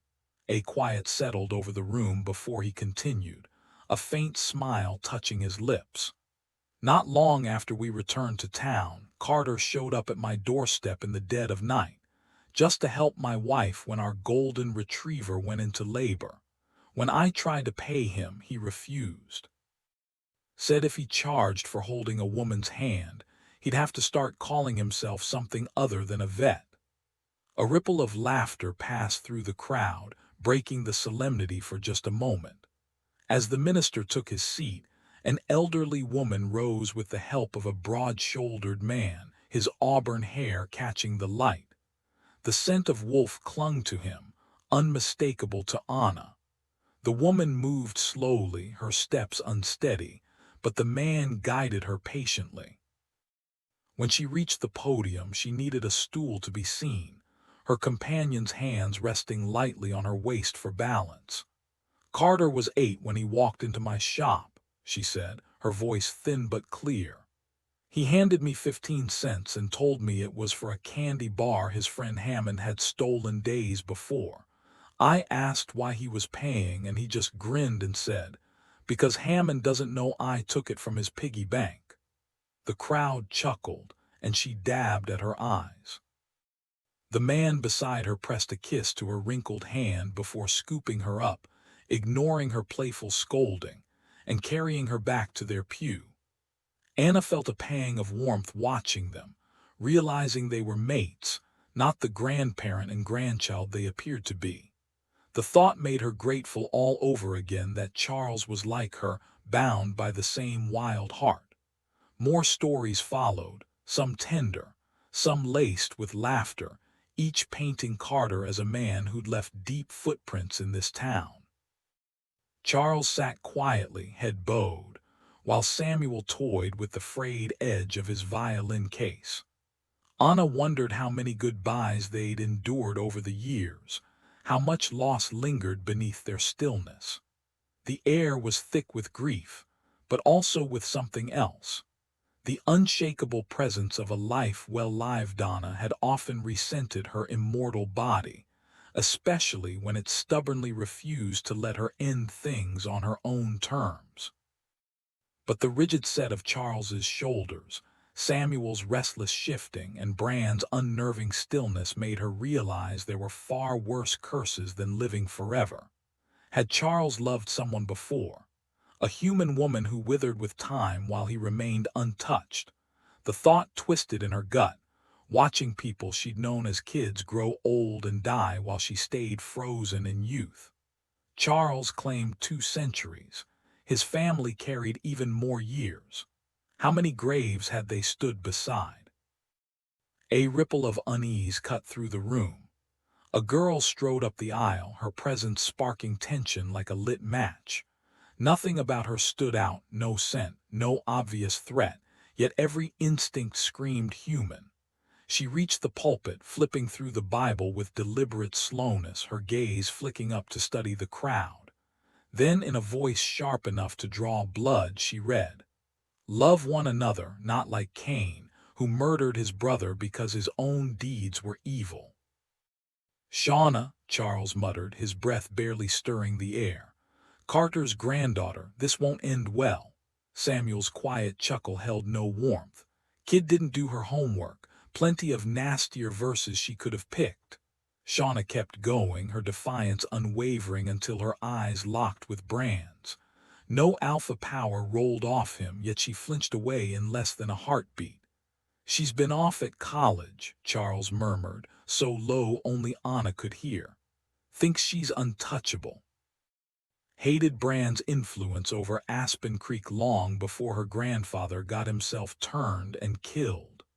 The pieces clicked. Carter Wallace's failed change, Bran's mercy kill, his friend. The word friend felt wrong. Bran's face was a locked vault, his emotions buried deep.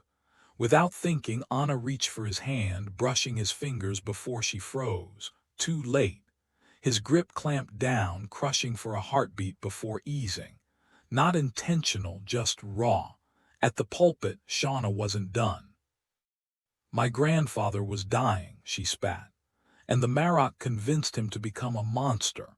The accusation hung in the air, thick as smoke. Anna could tell Shauna had rehearsed her speech.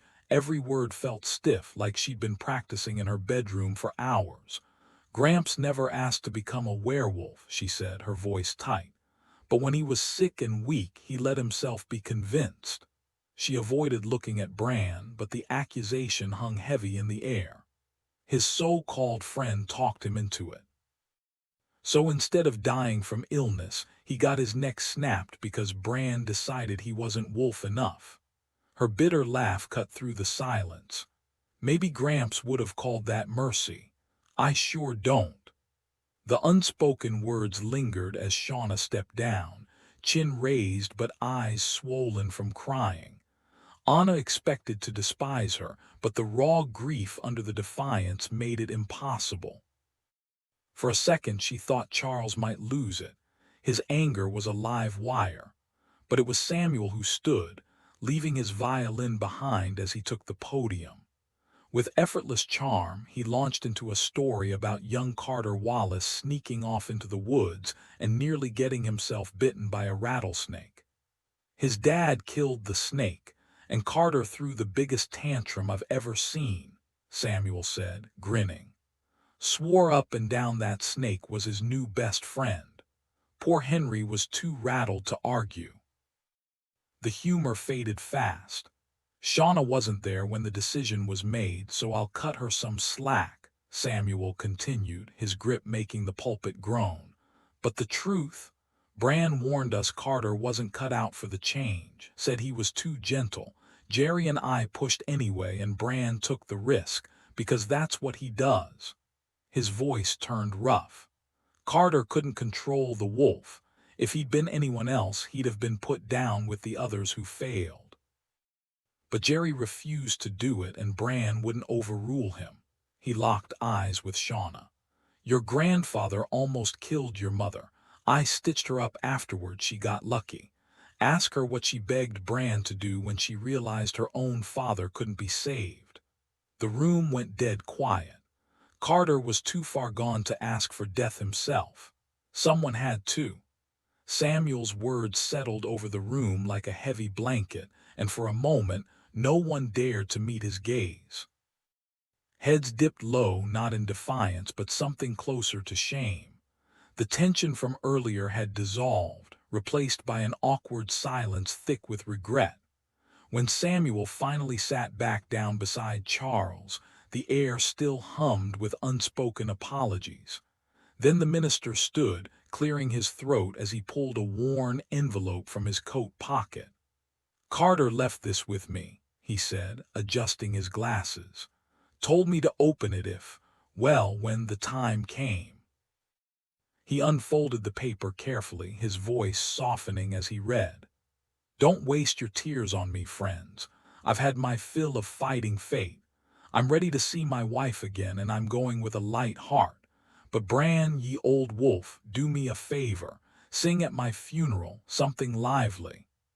A hush fell over the church, so deep Charles could hear the rustle of fabric as people shifted in their seats. He felt a reluctant smile tug at his lips. Carter had always been sharp. Of course he'd known exactly how this would play out. The man had a knack for reading a room right up to the end.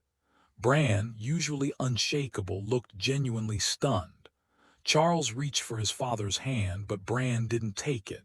Instead, he stood abruptly, leaving Anna to rub her fingers absently like they'd gone numb. Did you know he'd ask for this? Charles muttered to Samuel, eyeing the battered violin case. If he'd had warning, he might. V brought his own instrument instead of being stuck with the church's out-of-tune piano. Samuel shook his head. I was planning to play, not give a eulogy.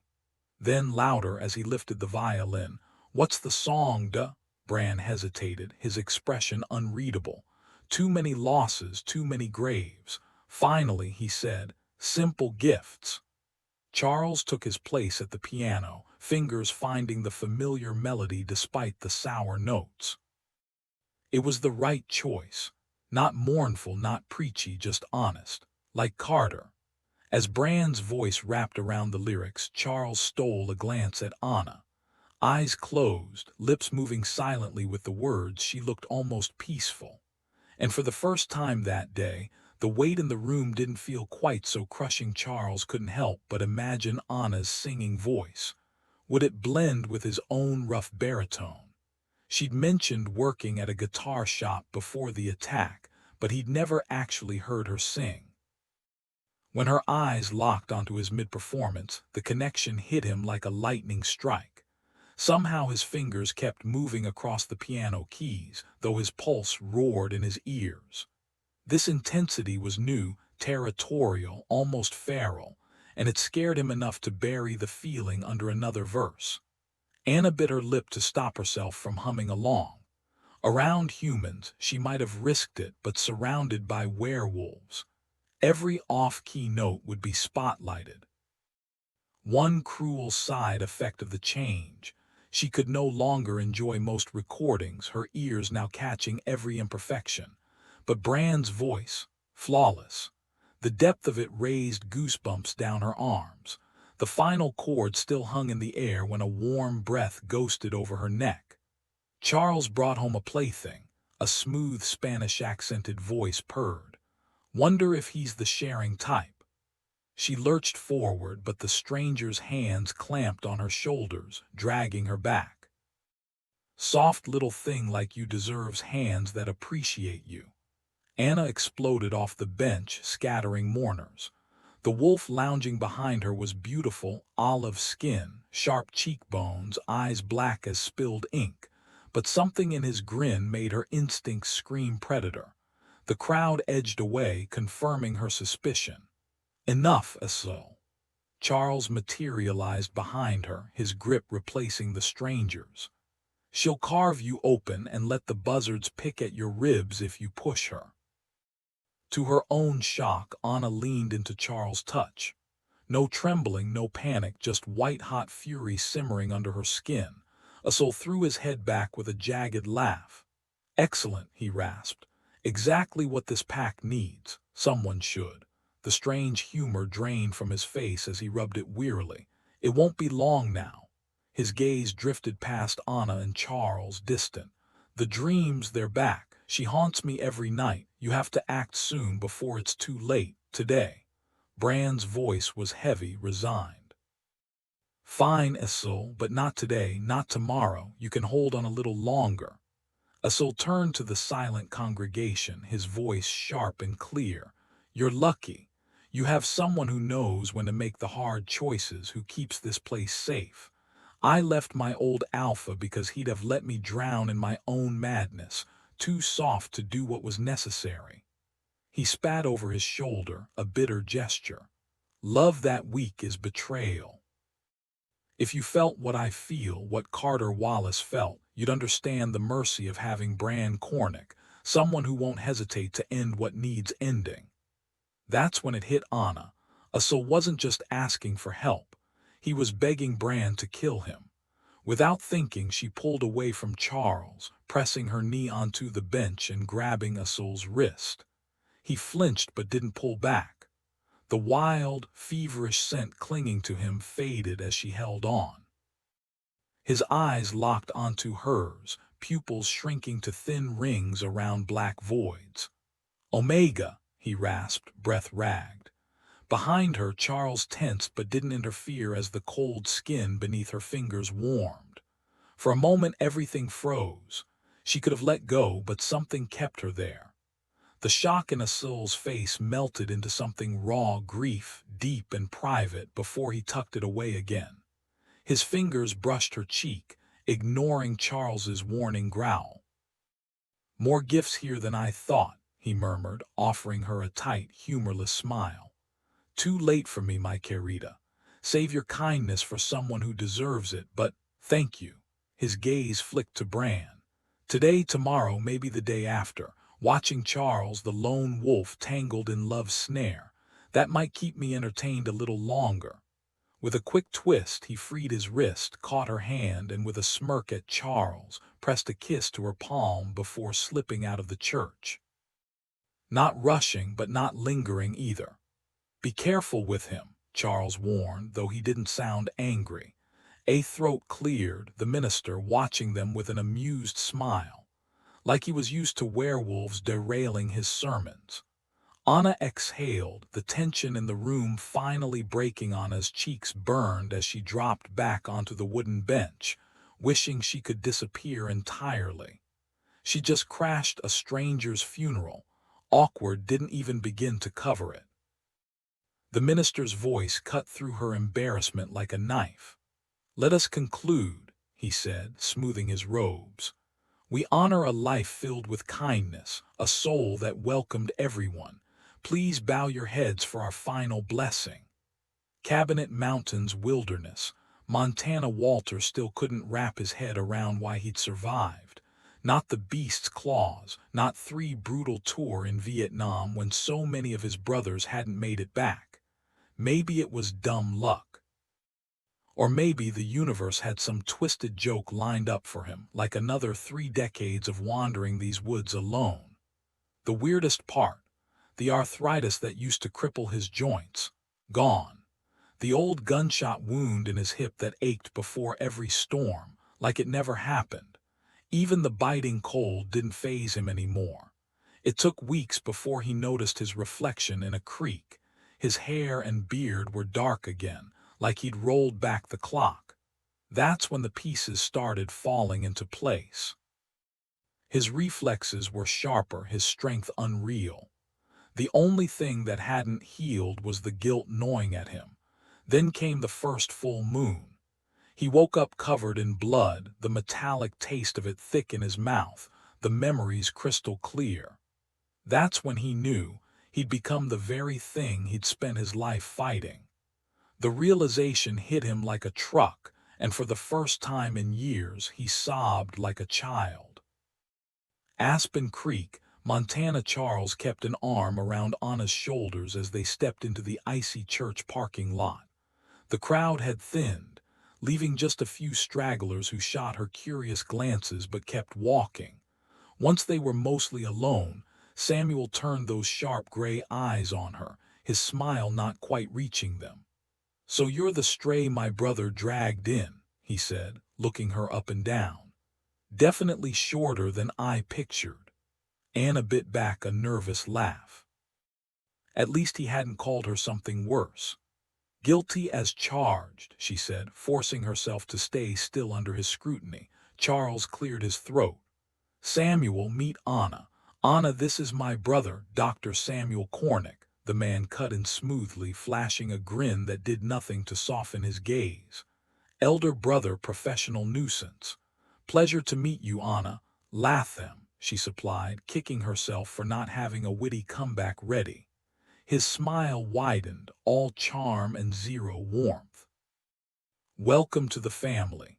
Then, just to mess with Charles, he ruffled her hair like she was a kid. "Stop flirting with my partner," someone muttered under their breath. Brand shot them a warning glance before turning to Samuel. "Take Charles back to the clinic and check his injuries. I've got a job for him, but if he's not healing fast enough, I'll need to send someone else. He doesn't look right." Samuel gave a casual shrug. "Yeah, no big deal." His eyes flicked to Anna. "Might take some time, though." She wasn't naive. She knew they wanted her gone. Maybe it was Brand's idea and Samuel was just playing along. Charles caught on too, smoothly suggesting, "Why don't you take the truck back? Samuel or Duke can drop me off later." "Sure thing," she replied with a quick smile, shoving down the sting of exclusion. She hurried to the truck, relieved for the space. Without Charles around, she could finally think clearly. Meanwhile, Charles fought back a growl at how easily she'd left. His irritation flared toward Samuel, who'd so smoothly dismissed her, probably following Bran's silent orders. He always knew when his father was whispering in Samuel's ear. His brother had a tell. Once Anna's truck disappeared, Samuel cut to the chase. "Did you kill the wolf who hurt her?" "He's dead." Charles's gaze stayed locked on the empty road. Sending her off grated on him, even though he knew she'd be safe. The whole town knew she was his now, thanks to a soul's dramatic funeral display. Even Bran's absent mate would hear the gossip soon enough. "Charles," Samuel's voice was low. Bran stepped in. "That's why I had her leave. Look at him, he's worse when she's not here. Her Omega effect is hiding his condition. I think there's still silver in his wounds." 3 bullets, shoulder, chest, calf, all silver, Samuel muttered. Charles barely heard them. His focus was on the last glimpse of Anna's truck. Then Charles.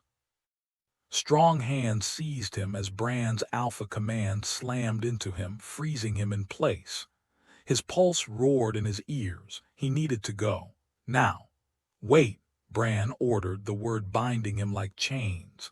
But all Charles could think was, "She's alone. Samuel still needed to check on you. Should I send Sage over?" His father's steady grip and the quiet strength in his voice helped steady him. The storm inside was barely contained, but he clung to that anchor, closing his eyes until the chaos dulled to something manageable.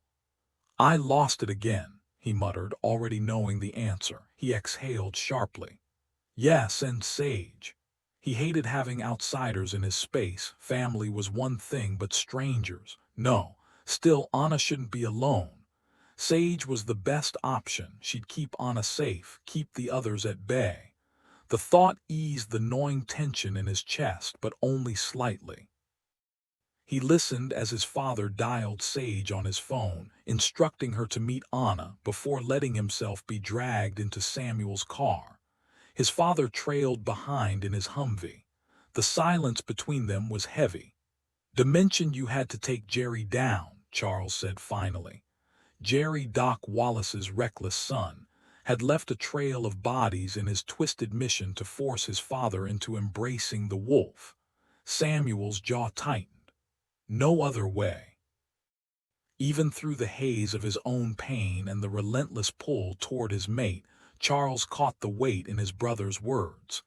"You're asking how many we'd sacrifice for Duh," he said bluntly. "How many lives we'd ruin to keep him safe. Wondering if we're any better than Jerry was." Samuel's voice was barely audible. "Exactly. We've done the same. So why do we get to walk away?" If Bran had hoped sending Samuel to the Tri-Cities would shake him out of this darkness, it hadn't worked. Charles fought to focus, to push past the gnawing need to be with Anna. Without his father's grounding touch, it was harder. Des kept the packs from tearing each other apart. Without him, we'd be as lawless as the wolves overseas, and humans would pay the price. What would have happened if Jerry won? He forced himself to trust Sage with Anna, even as every instinct screamed otherwise. "Jerry thought he could save his father," Samuel murmured. Maybe he wasn't wrong. Maybe Doc would embrace the wolf if pushed hard enough. "Is that any worse than what De asks of us?" Charles scoffed. "And if it worked, if Jerry's drug let Doc kill De and take over as Marok, what then? Doc was decent, but you think he could have handled that power?" Samuel went quiet, then let out a slow breath. The answer hung between them, unspoken. Jerry lacked the strength to maintain control. Without a true leader, the pack would have descended into chaos as rival alphas battled for dominance while Jerry lurked in the background, picking them off like a scavenger. The car rolled to a stop outside the clinic, but neither brother moved. "Wouldn't you do the same for De, though?" Samuel's voice was quiet. Even if it wasn't about the pack's survival, was Jerry really so far off base? Charles exhaled, knowing his brother saw the world in shades of gray, unlike him. He broke the rules, he said firmly. Jerry murdered innocents not for the pack, just for a slim shot at saving his father. A wry smile tugged at his lips as the right words came to him. If you or I killed someone innocent just to protect and not for the good of everyone, he'd put us down himself. The tension in Samuel's shoulders eased. Yeah, he admitted. He would. Feels good being on the right side for once, huh? Charles teased as their father's car pulled up beside them. Samuel cracked a tired grin. Oh, I'm definitely telling you called him an angel. Charles stepped out, meeting Brand's amused look over the hood with a shrug. Inside the clinic, Samuel flicked on the lights and gestured toward an exam room. All right, old man, he said, forcing cheer into his voice. Let's see the damage. But his smile vanished when Charles struggled with his jacket. Hold up, Samuel said, snatching scissors from a drawer. At Charles' glare, he smirked. Relax, it's just a suit. You can buy a dozen more. 4 fittings, Charles growled. 4. And a 6-hour drive to the city just to get measured like a mannequin. No, to help me out before your son turns this into a fashion disaster. Brand sighed. Put the scissors down, Samuel. If he got it on, we can get it off without shredding it. And Charles stopped growling. Even with help, peeling off the jacket left Charles breathless, his father murmuring reassurances. They didn't bother asking him to unbutton his shirt, just eased it off carefully. Samuel took one look at the bright pink vet wrap and snorted. That wasn't your doing. Anna. I like her, Samuel admitted. She might spook easy, but she stood her ground with a soul, and anyone brave enough to wrap you in pink. His humor faded as he cut through the bandage, revealing the wounds. He leaned in, inhaling sharply before rewrapping them in something less vibrant. Oddly, Charles missed the pink. Her touch had been there. That one almost got you, little brother, Samuel muttered. But it's clean, healing well. Now lose the pants. I know you've been favoring that leg. Charles hesitated. Stripping down always felt wrong, too much of his heritage maybe, too much vulnerability. But he complied, gritting his teeth as Samuel got to work. Charles hated showing weakness, even to his own family. The idea of exposing his injuries made his skin crawl, but he gritted his teeth and peeled back the bandage. Samuel's frown deepened the second he caught sight of the wound, and when he leaned in to inspect it, he recoiled like he'd been burned. Who the hell patched you up? Chicago's pack doctor, Charles muttered. Finding a werewolf with medical training was rare. Samuel was the only one he'd ever known until now. Leo's secret recruits had included a few, though most of them barely knew how to handle their own instincts, let alone treat silver wounds. Samuel's lip curled in disgust. That guy was a hack. I can smell the silver residue from here. More like clueless, Charles corrected. Leo's new wolves don't know how to use their senses. Anna's still figuring it out too. Brand, silent in the corner until now, finally spoke up. And let's be honest, you're not the easiest patient. I'd bet money he was terrified of you. Samuel ignored the comment, gesturing to the exam table. Get up there. This is gonna hurt. And hurt it did. The initial gunshot had been nothing compared to Samuel digging around in his leg, fingers probing for silver fragments. Charles clenched his jaw, sweat rolling down his temples. His father's grip the only thing keeping him from shifting and lashing out. Samuel's muttered commentary didn't help, neither did the saline flush, which sent fire through his nerves. He barely held back a snarl, but when Samuel finally wrapped the wound, relief hit him like a tidal wave. Before he could even catch his breath, Samuel dropped the bomb. I'm not staying, Charles stiffened. His brother wasn't stable, Bran had to know that, but their father just spun lazily on his stool, forcing Samuel to fill the silence. I can't do this. The pack expects too much. I don't want to be part of it. Bran didn't stop spinning. Then what do you want? Samuel's smile was sharp, empty, the kind that made Charles's chest ache. Whatever had happened to him out there, whatever had hollowed him out, Charles wasn't sure it could be fixed. Charles stretched out on the floor, still sore but finally clear-headed. "Think I'll go bug Mercy some more," Samuel said, trying to sound casual. But the tightness in his shoulders betrayed him. This wasn't just idle teasing. Maybe their father wasn't so off-base pushing those two together after all. Then again, love was never simple, especially among werewolves. "Adam's okay with this?" Charles asked, skeptical. The Tri-Cities were Adam's territory, and no alpha liked another dominant wolf stepping in uninvited, especially not one like Samuel. Samuel leaned against the counter, smirking. "Relax, I'm not challenging him, just passing through like any lone wolf." He gave his blessing. Brand's expression stayed carefully blank, but Charles knew what he was thinking. Samuel hadn't been the same since Texas. Some nights, the pack was the only thing keeping him steady. Lone wolves didn't have that safety net, and Samuel was old, too old in werewolf terms. Age made them unpredictable, dangerous. Then it hit Charles. Adam had feelings for Mercy too. "So she actually forgave you?" Samuel laughed, the shadows in his eyes lifting for the first time in years. "Our Mercy, the queen of payback, not a chance." "Then how are you moving in?" "She doesn't know yet," Samuel said, grinning like he had a plan. "But she will." Bran exhaled sharply, making his decision. "Fine. Go, maybe she'll fix what we couldn't. Or maybe she'd just kill him." Charles sat up, wincing as the room spun. "How's the pain?" Samuel asked, switching to doctor mode. "Better," Charles muttered. "Not that you left me much dignity." Samuel's grin widened. "Oh, I could have made it worse." Charles shot him a glare. "I'm fine." And he was, mostly. The silver poisoning had faded, but one thing lingered, an unfamiliar protectiveness over Anna. He didn't understand it, but he didn't hate it either. Samuel met his father's gaze and nodded. "Not tomorrow, maybe not even the day after. For anyone else, I'd say give it at least 10 days, but he's stubborn and sharp. Without the silver poisoning him, he'll bounce back quicker than most. By Wednesday, outsiders won't even notice anything's off, so he won't be an easy target for some fool looking to pick a fight. But if you're throwing him at a whole pack solo, you'd better send backup for a few more weeks."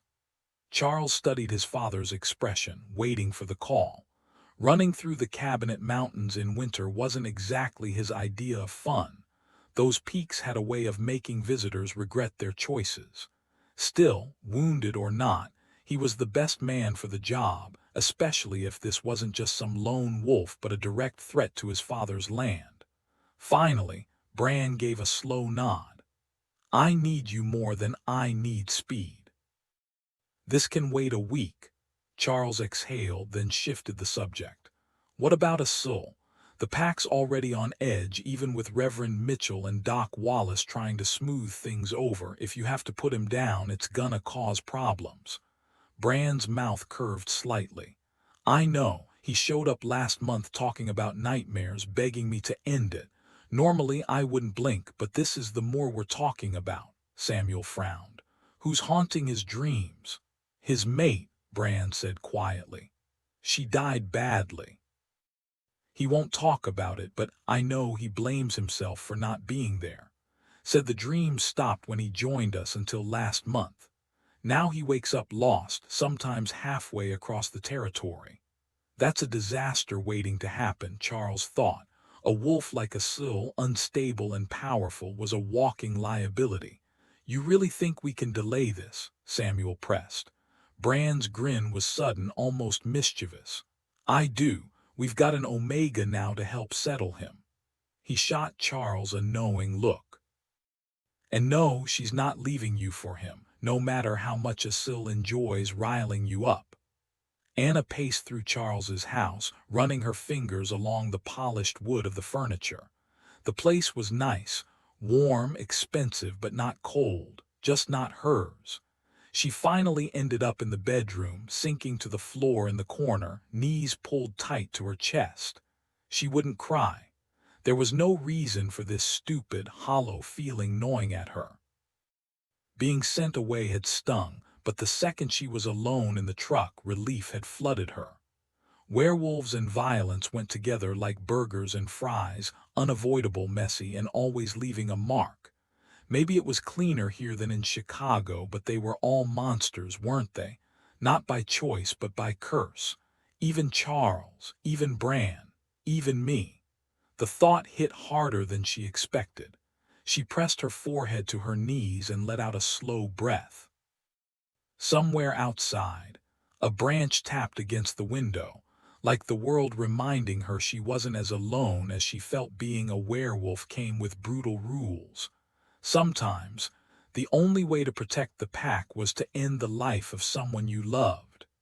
Human partners aged while werewolves remained frozen in time, and wolves like a still deliberately provoked fights, desperate for death or violence. Anna exhaled sharply. If Leo and his mate had been taken out years ago, so many lives would have been spared, and she'd probably be finishing her music degree at Northwestern instead of, well, whatever she was now. She needed more than just survival, she needed purpose. Waitressing at Scoreside had been her lifeline, keeping her too busy to drown in self-pity. But here, no diner, no distraction. The doorbell chimed, snapping her out of her thoughts. She wiped her cheeks dry, of course, before hurrying to answer. Funny how she'd craved solitude moments ago, only to now welcome any interruption. Outside, a sleek silver Lexus sat in the driveway, but her focus locked onto the woman on the porch. Blonde hair in a flawless French braid, a smile that didn't quite reach her eyes. Werewolf, Anna's instincts whispered. Lee, the woman introduced herself, extending a hand. The Marrock's wife. Anna shook it briefly, tension coiling in her gut. Charles despised his stepmother, along with modern conveniences like cars and phones, but that didn't explain the unease prickling her skin. Still, refusing entry wasn't an option. Come in, she said, forcing politeness. Lee strode past her, pausing to scrutinize the living room as if it were a museum exhibit. The deliberate inspection made Anna's skin crawl. Was this curiosity or some twisted dominance game? The room wasn't that impressive. Just a guitar on the wall, its fretboard worn from use. You're not what I pictured, Lee mused, fingers brushing the instrument before turning. The warmth in her expression vanished. Guess he really had to dig deep for you, huh? The words dripped with disdain, stripping away any pretense of civility. Anna stiffened, realizing too late that letting Lee inside might have been her first real mistake, traveling all the way to Chicago just to find a helpless baby. Really, Lee? That's the best you've got. And here I thought you were the Marrock's mate, not some petty high school bully. Tell me, do you roll over and beg when he snaps his fingers too? The venom in Lee's words wasn't just about dominance. It was personal, laced with something sharper. Jealousy, maybe. Was she really that threatened by Anna, or was there something else simmering beneath the surface? Before Anna could respond, the front door swung open, letting in a gust of icy wind and the scent of expensive French perfume. The woman who stepped inside was elegance personified, tall, poised, with sun-kissed brown hair and glitter dusted over her cheekbones like she just walked off a magazine cover. Anna recognized her from the funeral, Sage Carhart, impossible to forget with that dramatic flair and southern drawl dripping honeyed sarcasm. She tossed her ski jacket onto a chair like she owned the place, then flashed on a conspiratorial grin. Lee, sweetheart, sit and stay. That's the best insult you've got. Sage purred, her voice smooth as bourbon. Anna, darling, sorry to crash the party, but someone had to save you from the resident drama queen. Lee's glare could have frozen lava.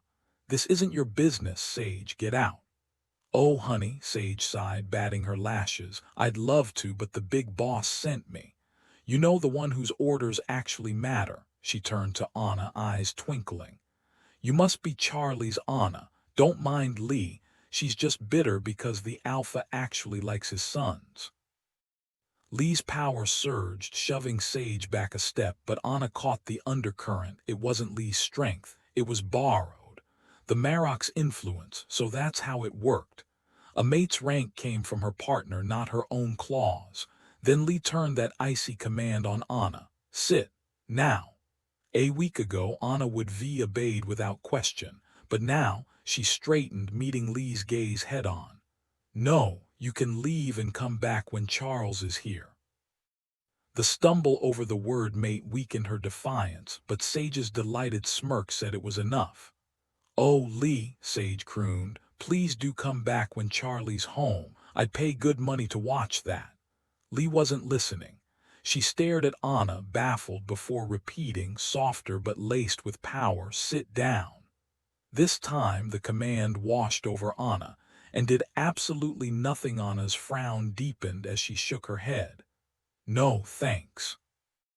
Then before she could stop herself, she blurted out, I saw Sage at the funeral, but the Marok was alone. Why weren't you with him? Lee's face twisted with raw emotion. He had no right to be there, she snapped. He killed Carter, and now he plays the grieving leader. I couldn't stop him. He never listens to me. His sons are the ones he trusts, while I'm just a stand-in for his perfect, martyred first love. Her voice cracked, and a tear escaped before she could catch it. She stared at the wetness on her fingers, then at Anna, horror dawning in her eyes. Oh no, no, no, no, you're one of them. Of course Charles would drag someone like you into my home. With a gust of icy wind and a crackle of energy, Lee vanished, leaving Anna struggling to hide her confusion. Sage's laughter cut through the tension. Oh, I would have paid to see that, she purred, grinning. Sweetheart, I love that Charles brought you here. First Asil, now Lee. Things just got a whole lot more fun. Anna wiped her damp palms on her jeans. There was something off about Lee's outburst, almost like she'd been forced to confess. Swallowing hard, Anna forced a smile. Want something to drink? Absolutely, Sage said, flopping onto the couch. Though knowing Charles, his fridge is probably stocked with nothing but water and protein shakes. Tea's fine. Then we can swap life stories, yours first. Charles leaned heavily on his father as Bran helped him into the Humvee. Next time, Bran growled, the edge in his voice betraying his worry, try dodging before the bullet hits you. Sorry, Charles muttered, sinking into the passenger seat. Good, Bran said, slamming the door just hard enough to make his point. Don't do it again. Charles buckled in. Not that the seatbelt would save him if Bran decided to take a corner at 60, but it kept him from sliding around. The fever had broken, but weakness still clung to him. Even the microwaved soup Samuel had forced down his throat hadn't helped much. Brother Wolf paced inside him, itching for a quiet, dark den to recover in. You're really letting Samuel go lone wolf? Charles asked as they pulled onto the road. The Marok wasn't known for letting his wolves wander, especially not someone as strong as Samuel. Last time, Samuel had vanished without permission, and it had taken Charles years to track him down. Bran's grip on the wheel tightened. If it's what he wants, I'll make it happen, even if I have to blackmail someone. Charles raised an eyebrow. You haven't already. Adam was a decent alpha, but most wouldn't welcome a wolf like Samuel into their territory without a fight. Bran smirked. Not yet. Bran drummed his fingers on the steering wheel as the truck bounced over another pothole. Samuel will handle Mercedes just fine. That boy could charm the stripes off a skunk if he wanted to. Charles smirked, stretching his sore shoulders against the seat.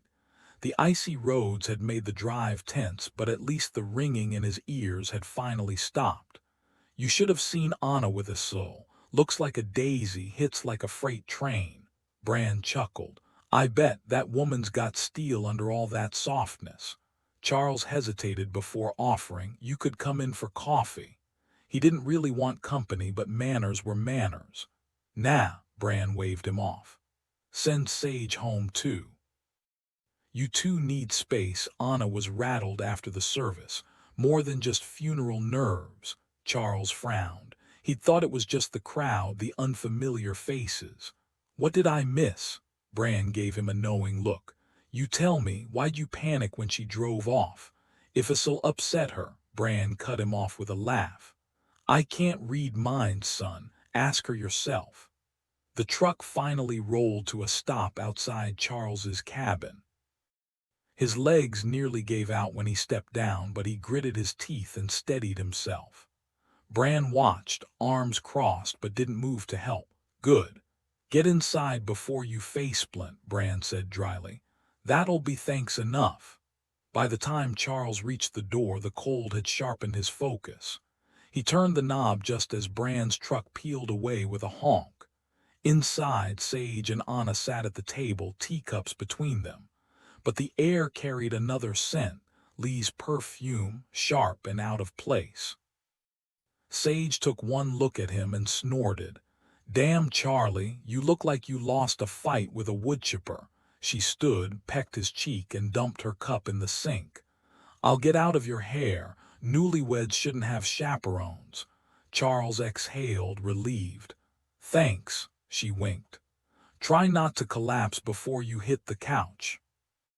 The door clicked shut behind her, leaving silence, and the faintest trace of Lee's scheming still hanging in the air. "Anna, don't let him trap you in this gloomy cave of his. Call me, and we'll hit up Missoula for some retail therapy or something fun."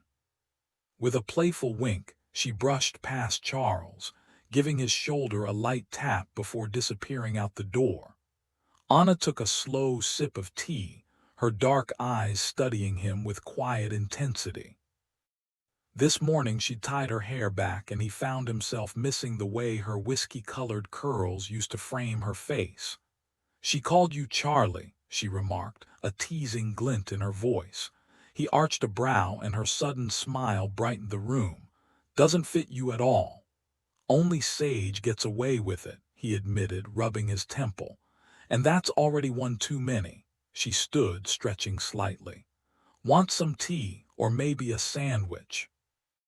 He'd been starving on the drive back, but now exhaustion weighed him down like a lead blanket. Even the thought of walking to the kitchen felt like too much effort. "Nah, I think I'll just crash." Still, as she carried their cups to the sink, he found himself trailing after her. "What did your brother say?" she asked, loading the dishwasher. "Found some leftover silver in my leg. He dug it out." Her gaze snapped to his face, sharp with concern. "Sounds awful."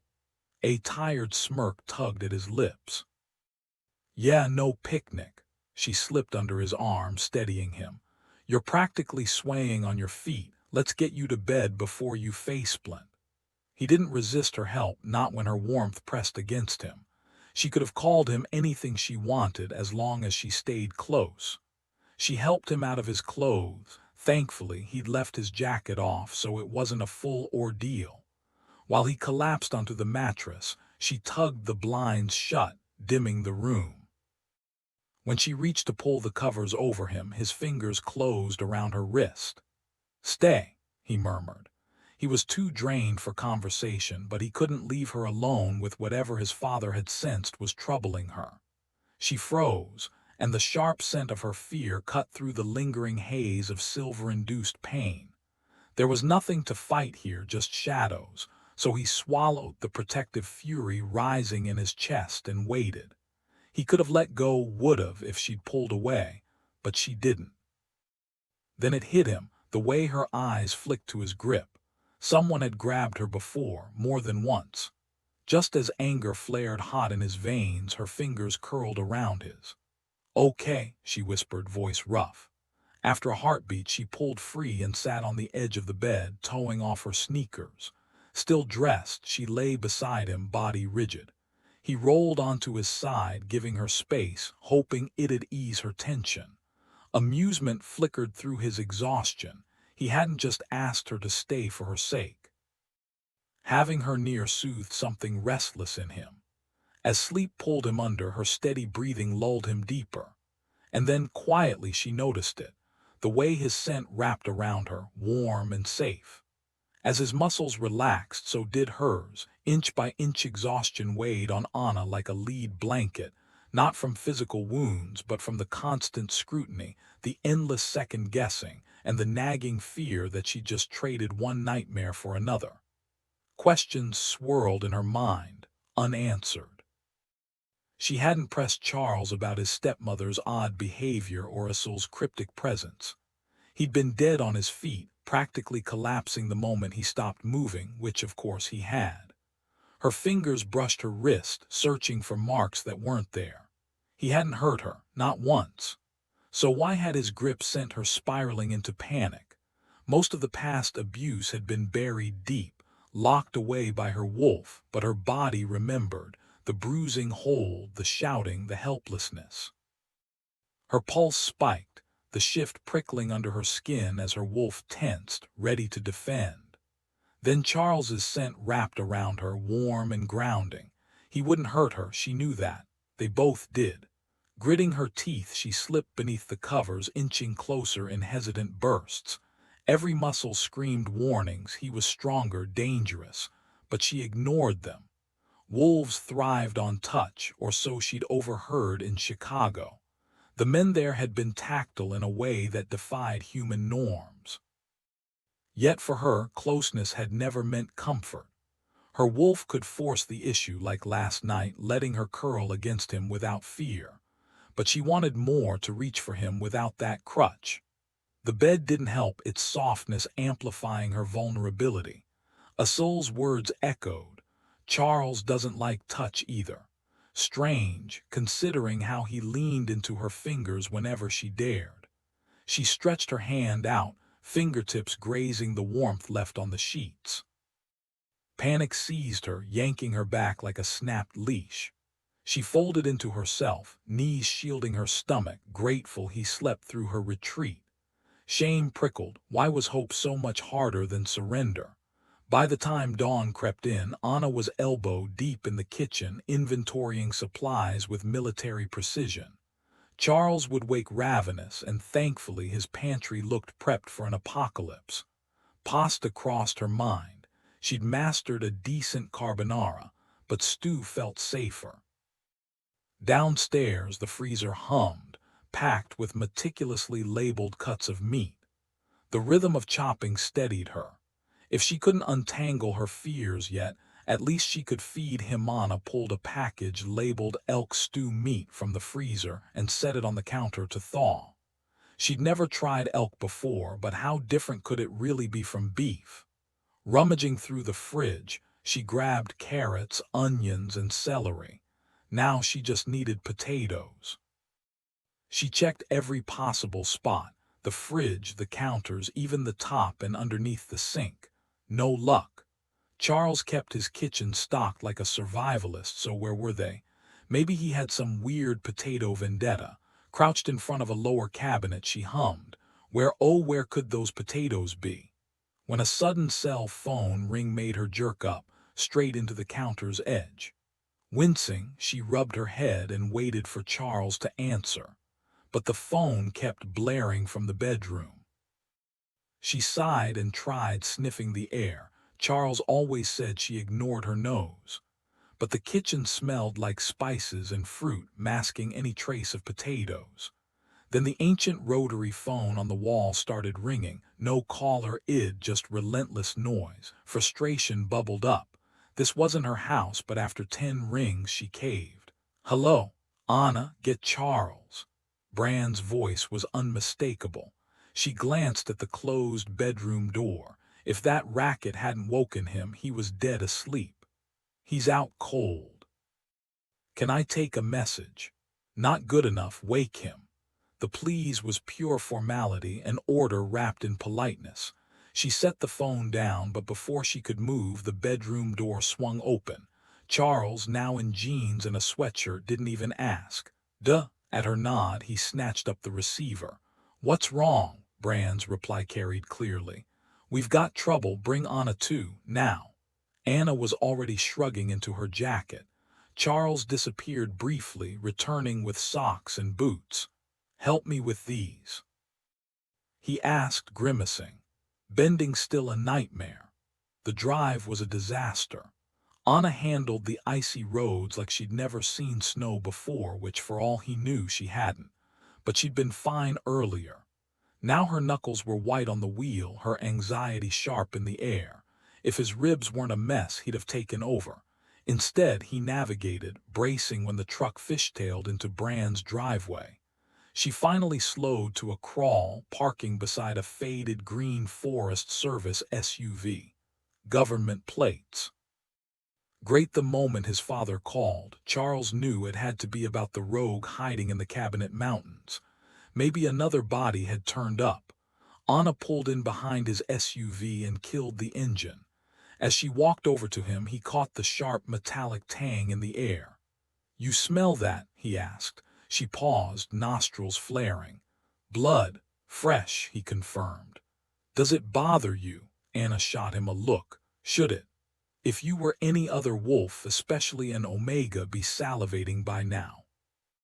She frowned, and he answered the unspoken question in her eyes. "Yeah, me too, but I've had centuries to get used to it." No point knocking, his father would have heard them arrive. The scent led them straight to the spare bedroom. Samuel had been here. The precise wrapping of the bandages gave it away. The man on the bed was a stranger human, just like Heather Morrill, who sat gripping his hand. When she looked up, fear flickered across her face. Charles didn't soften his expression. Intimidation was part of the job. Until he got answers, reassurance wasn't an option. "Where's the Marok?" he asked. "He's waiting for you in his study," Heather murmured. He turned to leave, but she called his name softly. He stopped. "Jack's a good man," she whispered, her gaze locked onto him. Charles didn't ask what she meant. That conversation could wait. Anna stayed silent, but her tension spiked. She'd picked up on the unspoken stakes. Unless he was wrong, Jack's survival wasn't guaranteed. He gave Heather a curt nod and headed for the study, Anna close behind. The fire was burning, never a good sign. His father only lit it when things were bad. Brand sat cross-legged on the floor, staring into the flames. Charles lingered in the doorway while Anna slipped past, stretching her hands toward the heat. The silence stretched until Brand finally sighed and stood. He circled Charles slowly before stopping in front of him. "How are you feeling?" His leg throbbed, still too weak for a full run. No point lying, but no need for details either. "Better. What do you need?" Brand crossed his arms. "I've already killed someone I didn't want to this week. I'd rather not do it again." Charles tensed. "Jack needs killing." He flicked a glance at Anna, who had hunched closer to the fire, avoiding their eyes. The last thing he wanted was more blood on his hands. Brand shrugged.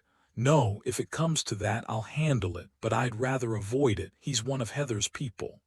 A beat passed. Then Anna, still staring into the flames, muttered, "Great. Another moral dilemma. Just what we needed." Brand's lips twitched, almost a smile. Almost. Heather and her team were on a search and rescue mission in the Cabinet Mountains, tracking down a missing hunter, when things took a wild turn. A werewolf ambushed them, no mistaking what it was. Heather got a clear look before she fired, driving it off with silver rounds she'd started carrying ever since piecing together what really happened to that other hunter. On the rough ride back, her friend Jack, barely conscious, connected the dots between their attacker and the previous victim. She brought him here, worried he might have been changed. But Samuel shut that down fast. Not enough damage, healing too slow. More blood loss than bite complications. And now, Heather's second-guessing her decision hard, especially after Samuel's verdict. Brand rubbed his temple, aware of Anna soaking in every word. Part of him wanted to shield her from the uglier side of their world, but secrets had no place between mates. She'd seen enough darkness already. Leaning back, he exhaled. If a seasoned forest ranger like Jack starts shouting about a werewolf attack, people will listen. And Heather made it clear. He's not the type to stay quiet if he thinks others are at risk. Doesn't matter how insane it sounds. Charles locked eyes with his father.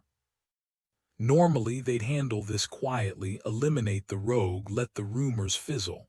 But with their kind on the brink of going public, bad press wasn't an option. Buying time, Charles frowned. How'd she even get him out? The cabinets are a nightmare this time of year. Bran's lips twitched. She called Tag. Ah, that explained the lack of storm clouds. Charles smirked. Drat the brat. Heather might be in her 40s, but to him, and more importantly to her Uncle Colin Taggart, she'd always be the kid they watched grow up. So if we play by the rules and take out this upstanding ranger, we've got a full-blown mutiny on our hands. Tag didn't do half measures when it came to protecting his own, and hauling Jack out of those mountains. That sealed the deal. On the drive back, Jack mumbled something about the werewolf's eyes, unnervingly human, like it recognized him. That detail stuck with Heather, gnawing at her long after they reached safety. Because of course, the universe couldn't just throw them a straightforward problem. Nope. It had to be a moral quandary wrapped in family drama, topped with a side of impending PR disaster. Perfect Brand knew that taking out Heather's rogue ranger meant dealing with Tag first, which honestly was a relief. Still, he let out a long, exasperated sigh. I'd feel better about this if I wasn't sending you out half-heeled to track down some murderous wolf. If we take care of the threat, and prove to Heather's Jack that his attacker was both a criminal and a monster, he'll back off when we reveal ourselves. But you've got to move fast. That wolf needs to be dead before Jack recovers and starts demanding his freedom. Anna's voice was quiet, hesitant. There's really no one else who could handle this. Brand shook his head. This needs to be quick, quiet, and final. Charles is the only one I trust to keep human authorities from sniffing around if things go sideways. A faint smirk tugged at his lips. Plus, I know he won't suddenly decide to join the killer for a human buffet. Charles shot his father a sharp look. He could have phrased that way better. The rogue won't be stronger than me, so he can't manipulate me or turn me against you, he explained to Anna. And if things get messy, I've got enough magic to cover our tracks.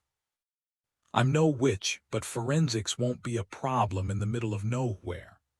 Not to mention, there isn't another wolf in Aspen Creek who could pull off a hunt like this without losing control, Bran added, watching Anna as she stared into the fire. Killing something that thinks and talks, that's a whole different beast than chasing rabbits under the full moon. This place is a refuge for wolves who struggle, or who are starting to. The ones who can handle this kind of job. They're usually out in the world, not stuck here with me. Anna arched a brow. So your pack is full of psychos. Charles wasn't sure if she was joking, though now that he thought about it, she wasn't entirely wrong. Bran burst into laughter, his amusement echoing through the room. Not at all. But they're not equipped for this. If I thought Charles was in real danger, I'd send someone else. He'll be sore and it won't be easy, but there's no wolf alive who knows the cabinets like he does. Wounded or not, he can hold his own against anyone. Anna's expression was unreadable, but Bran caught something in her tone that made him pause. You're sending him alone. A slow, calculating grin spread across Bran's face, the kind that meant trouble. Charles realized a second too late what was coming. Not necessarily, Bran said, far too casually. No, Charles snapped, but the damage was done. Bran ignored him completely. You could go with him. Anna lifted her chin, defiance flashing in her eyes. I'm a werewolf, she said, as if that settled it. Bran chuckled. It won't be a walk in the park. Those mountains are brutal and you're used to city life. Then I'll adapt, she shot back, and Charles groaned internally. This was going to be a disaster. You really think I can't handle a little wilderness? Anna challenged, her voice steady despite the cold draft sneaking through the cabin walls. Charles clenched his jaw, frustration simmering. She doesn't have the gear. No heavy coat, no gloves, no boots, he argued, though he already knew his father wouldn't budge. Bran had that stubborn glint in his eye, the one that meant no amount of logic would change his mind.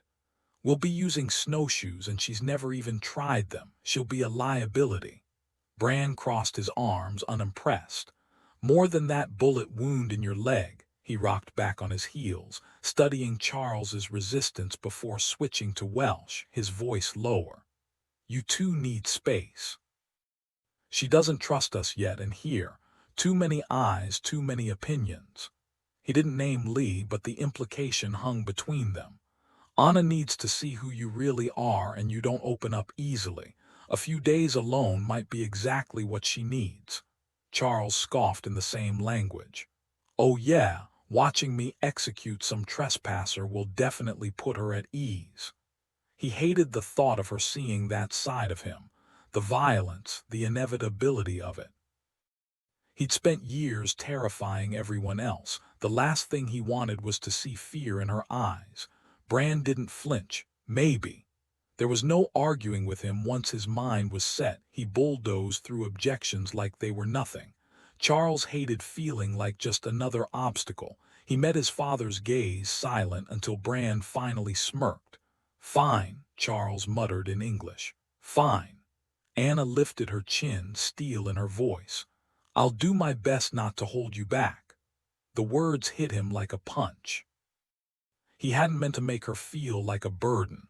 Words had never been his strength, but he tried anyway.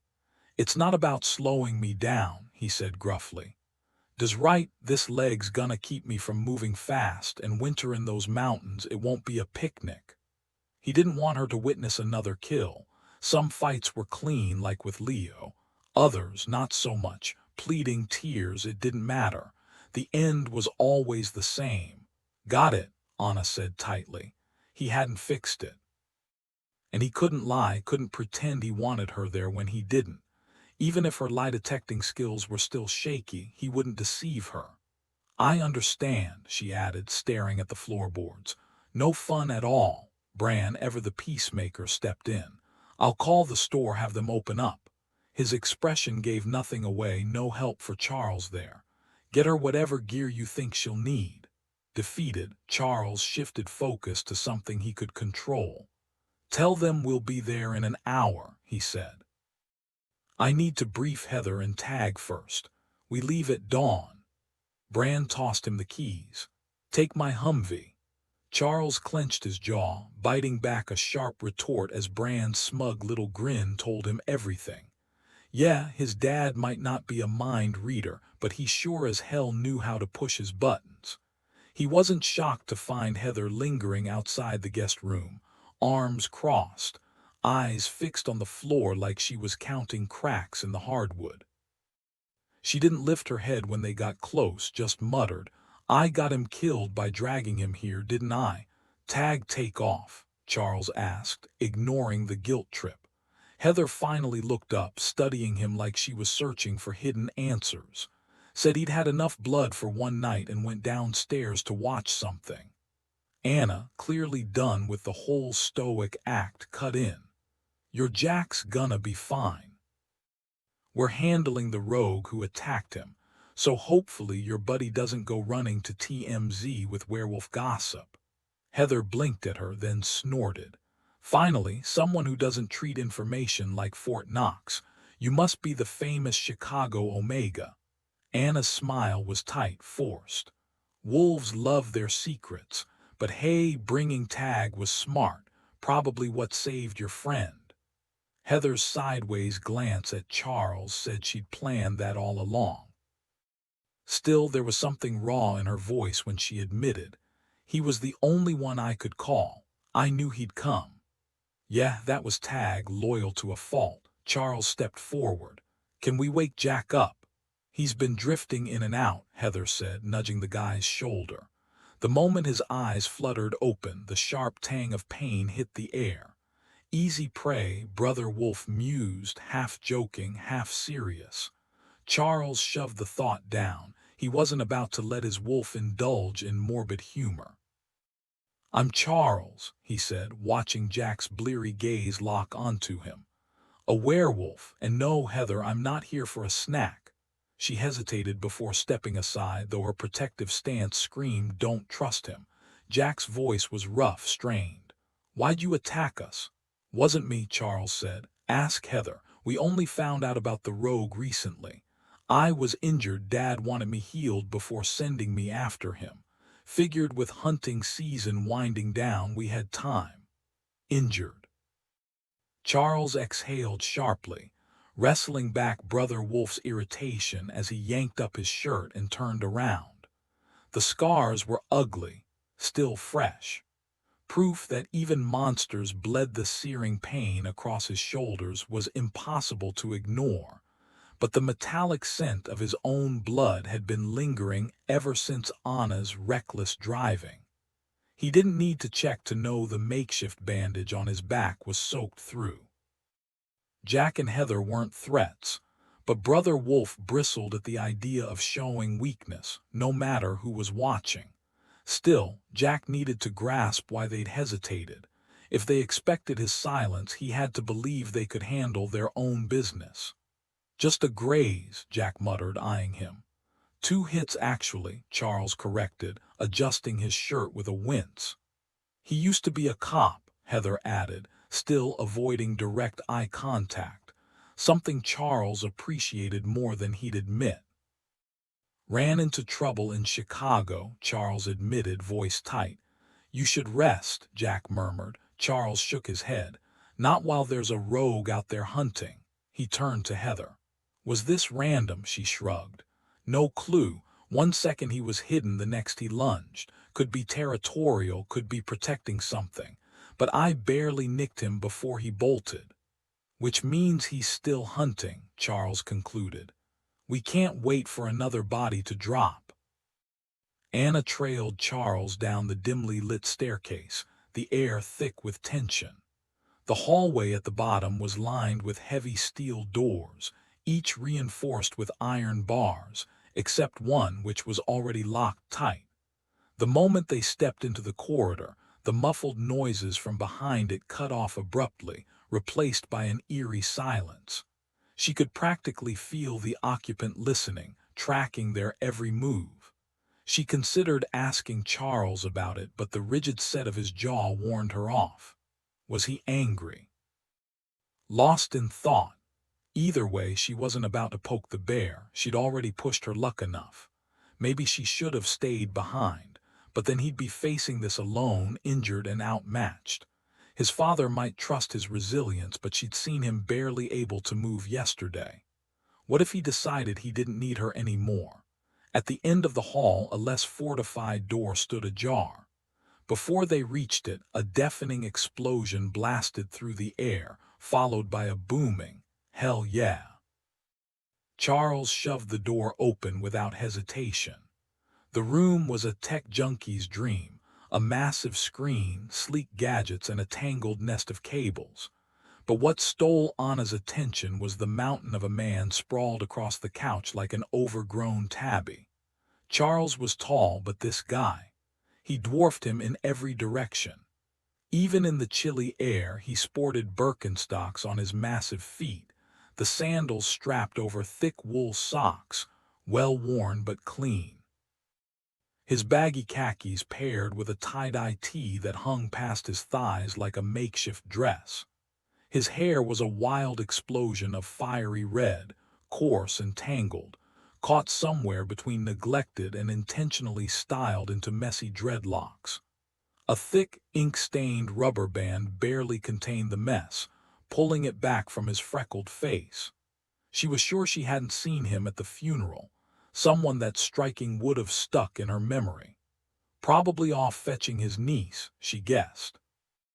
His pale, freckled skin and sharp features screamed Irish heritage, like he'd stepped straight out of a Celtic myth.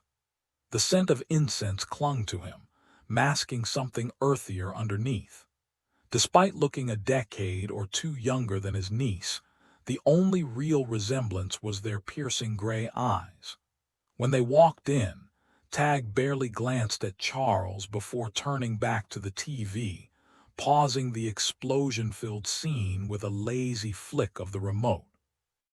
"So," he said in a voice way too high for his size, more like a woodwind than the deep growl she expected. "You don't reek of death." Charles cut straight to business. "If Heather's friend keeps quiet, he'll be fine. We're heading out at dawn. Need you to handle a few things." Anna realized the casual sprawl had been an act when Tag smoothly rolled off the couch and onto his feet with the effortless grace of a dancer. Suddenly, the room felt smaller, his presence overwhelming. She took an instinctive step back, unnoticed by either man. His grin was easy, but his eyes stayed sharp, locked on Charles. "Sure, as long as you're not planning to off my buddy, I'm game." "Get Heather to map the attack locations, both victims," Charles ordered. "Then swing by Jenny's for some sweaty clothes." Tag's brows lifted. "Scent tracking, Jenny's guys about your size want me to grab his stuff too." "Perfect. Meet us at my place in 2 hours with the map and clothes." Tag hesitated just for a second. "Brand's really not gonna kill Heather's guy, right?" Charles shrugged. "Not today, at least." Anna didn't find much comfort in his words, but Tag seemed satisfied. "All right then," he nodded. "Catch you later." Charles had parked the Humvee outside, no surprise, considering the garage couldn't handle its size. He moved stiffly, favoring his leg, but when Anna reached for the shopping bags, he shot her a look that made her back off instantly. She held up her hands in mock surrender, letting him haul everything inside himself. He hadn't said a single personal thing since they left his father's study. The silence was thick enough to cut with a knife. "You sure you don't want backup?" she finally asked, shutting the door against the biting cold. "Another wolf might be more useful out there." Charles turned, peeling off his gloves with deliberate slowness. His eyes were dark pools in the dim light, unreadable. She managed to hold his gaze for a second before looking away. "Too many wolves just complicate things," he said flatly. "More bodies mean more chaos." He shrugged off his coat, draping it over the couch like he was making a point. "This rogue isn't some calculated threat, just a desperate idiot hiding in the mountains. If he wanted attention, he'd be in Missoula or Kalispell, not freezing his tail off in the wilderness. No, this is someone who doesn't know what they're doing. Dangerous, sure, but not beyond my pay grade." Anna stared at the floor, guilt twisting in her gut. "I'll follow your lead," she muttered. "Won't slow you down." Charles hesitated, then dropped the bomb. "I wouldn't have brought you if my father hadn't pushed it," he admitted. "But he was right." Her head snapped up. Was he joking? But no, there was that rare, almost awkward smile. "Even a rogue deserves a shot," he said. "You proved that with a soul.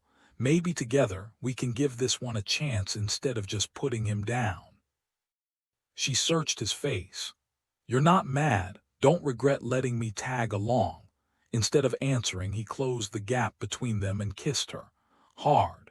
When he pulled back, her pulse was racing, and this time fear had nothing to do with it. She could feel the steady thrum of his pulse beneath his fingertips as he traced her jawline, the scent of winter clinging to his skin. "Don't stay quiet," he murmured, voice low. "Tag's on his way. Let me handle dinner before he barges in." Despite his lingering stiffness and claims of culinary incompetence, he took over the stew she'd been prepping before Brand's call. He did send her to fetch potatoes from the basement, stored in an oversized burlap sack, but otherwise insisted on doing everything himself.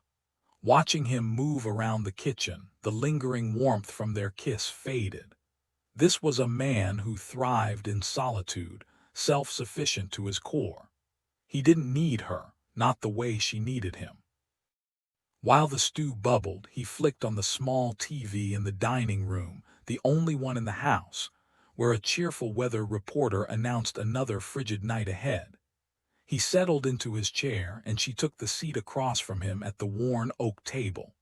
Local news, Charles said as the screen switched to Missoula and Kalispell forecasts. The silence between them stretched, filled only by the anchor's report on holiday shopping trends, stores struggling, online sales booming. Anna hesitated, then spoke. Your father mentioned I should ask you about reaching out to my family. Is there a reason I shouldn't? Charles's expression darkened. I haven't spoken to mine in years, not since I changed. 3 years, she stared at him and realization flickered in his eyes. Leo stopped you, she swallowed hard. He said any human who even suspected our existence would be killed, so I picked a fight with my sister-in-law and cut ties. Idiot, Charles muttered, then clarified, not you, Leo. His jaw tightened. He probably assumed your family would raise hell if they knew how you were treated, and they should have. His voice softened. Call them now if you want, or after this job we'll fly out. Some things need to be said face to face. Her chest ached, tears pricking at her eyes, but before she could respond, tires crunched on gravel outside. The door burst open without warning and Tag barreled in, arms full of supplies, his grin wide. Perfect timing, he announced, sniffing the air. Tell me that's enough for me. I've been running errands on an empty stomach. Charles rolled his eyes as Tag beelined for the kitchen. Seconds later, he returned balancing 3 steaming bowls. Dig in, he said. Plunking one in front of Anna with a wink. Tag placed a steaming bowl of stew in front of Anna, another in front of Charles, and a third at the empty seat beside him. He returned moments later with 3 glasses of milk and spoons, moving with the practiced ease of someone who'd definitely worked in a diner at some point. His movements were smooth, but Anna caught the way his gaze flicked toward Charles, just a fraction too often. It hit her then, something she'd sensed but never fully acknowledged. Beneath his easygoing act, Tag was wary of Charles, just like Sage, despite all her playful nicknames. There was a reason Brand's mate, Lee, had only shown up when Charles wasn't around. A reason she'd seemed out of place in the house. Anna had clocked Heather's fear, sure, but Heather was human. The werewolves. Their unease was quieter, a shift in posture, a careful glance. Tag shoveled a spoonful of stew into his mouth with the kind of noisy slurp that would have earned him a smack from Anna's mom.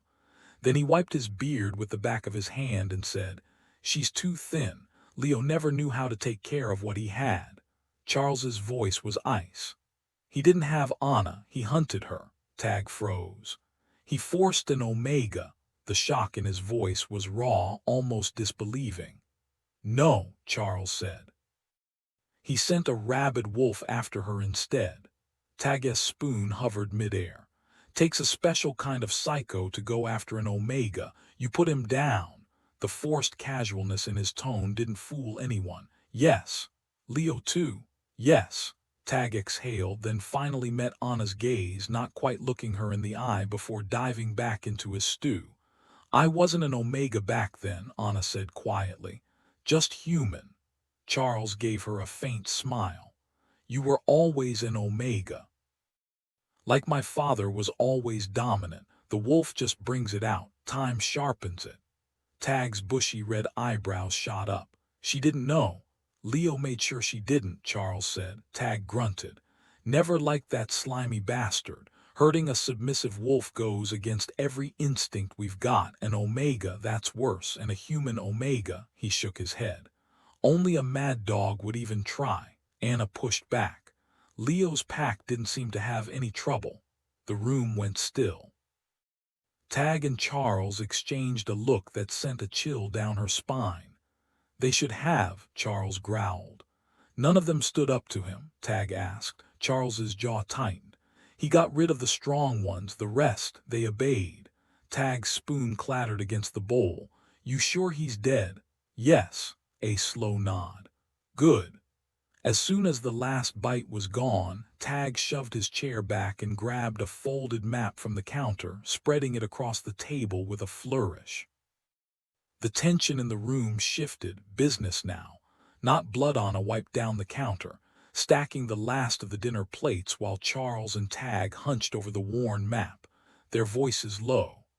Every attack happened within a 5-mile radius of Barry Lake, Tag muttered as she leaned in between them, catching the scent of old paper and coffee.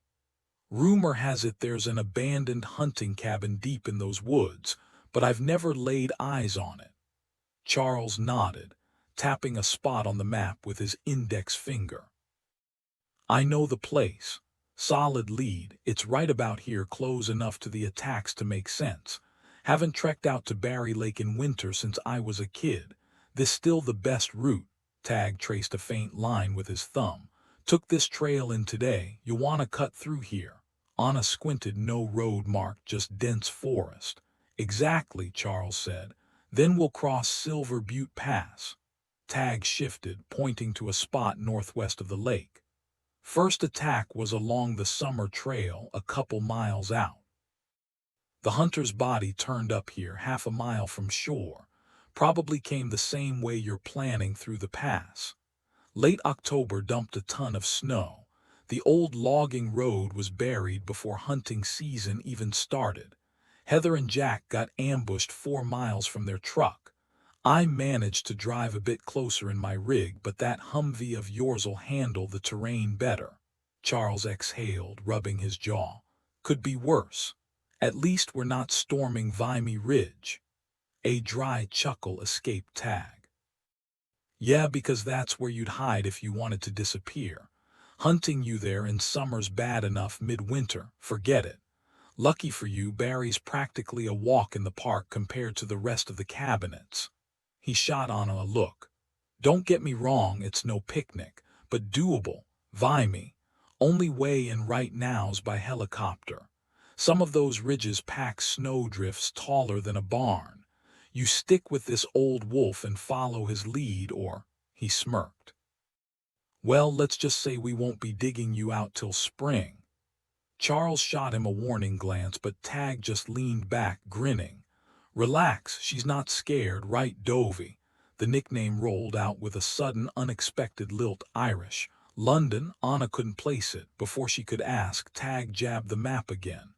Heather had to climb just to get a bar of signal. Most of the cabinets are still a dead zone. Park here. He tapped a bend in the trail. And leave the phones. Walk 100 yards west and you might get a call out.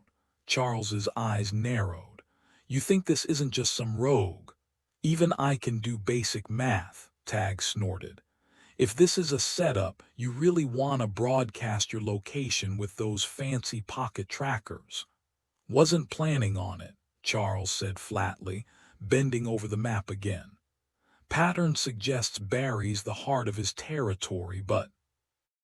His voice trailed off, tension threading the air like static before a storm. The snow was coming down hard now, making travel nearly impossible on either side of Barry Lake. Tag crossed his arms, his voice firm. This could easily mark the boundary of his territory rather than the heart of it. Charles shook his head, tracing a line on the map with his finger. East doesn't make sense. If he were in that valley beyond the ridge, the land naturally funnels movement toward Buck Lake or Wanless, not back up this steep climb. Even a wolf would struggle with that terrain in winter. West it is, then. Charles studied the map again, plotting a path from Barry Lake through Iron Meadows toward the Bear Lakes, then circling back over the mountain to the V. If we don't find him by then, we'll need the whole pack. Tag nodded, though his expression tightened. Watch yourself near the bears, that's avalanche country. Still, Anna could tell he approved of the plan. They spent the next hour refining the route, a 4-day trek through rugged wilderness. When they finished, Tag gave Anna a quick old-fashioned salute, like tipping an invisible hat before vanishing as abruptly as he'd arrived. Charles chuckled as he rolled up the map. He likes you. Anna raised an eyebrow. How can you tell? If he didn't, he wouldn't have spoken at all. Before he could say more, his head snapped toward the door, his body tensing. A car engine rumbled outside. "Who is it?" Anna asked, but Charles was already striding into the living room. She followed, hesitating as he yanked the door open to reveal Asul, the wolf from the funeral. His fist was raised to knock, a bouquet of yellow roses and purple asters clutched in his other hand. Caught mid-motion, Asul recovered smoothly, flashing Anna a charming smile while carefully avoiding Charles's glare.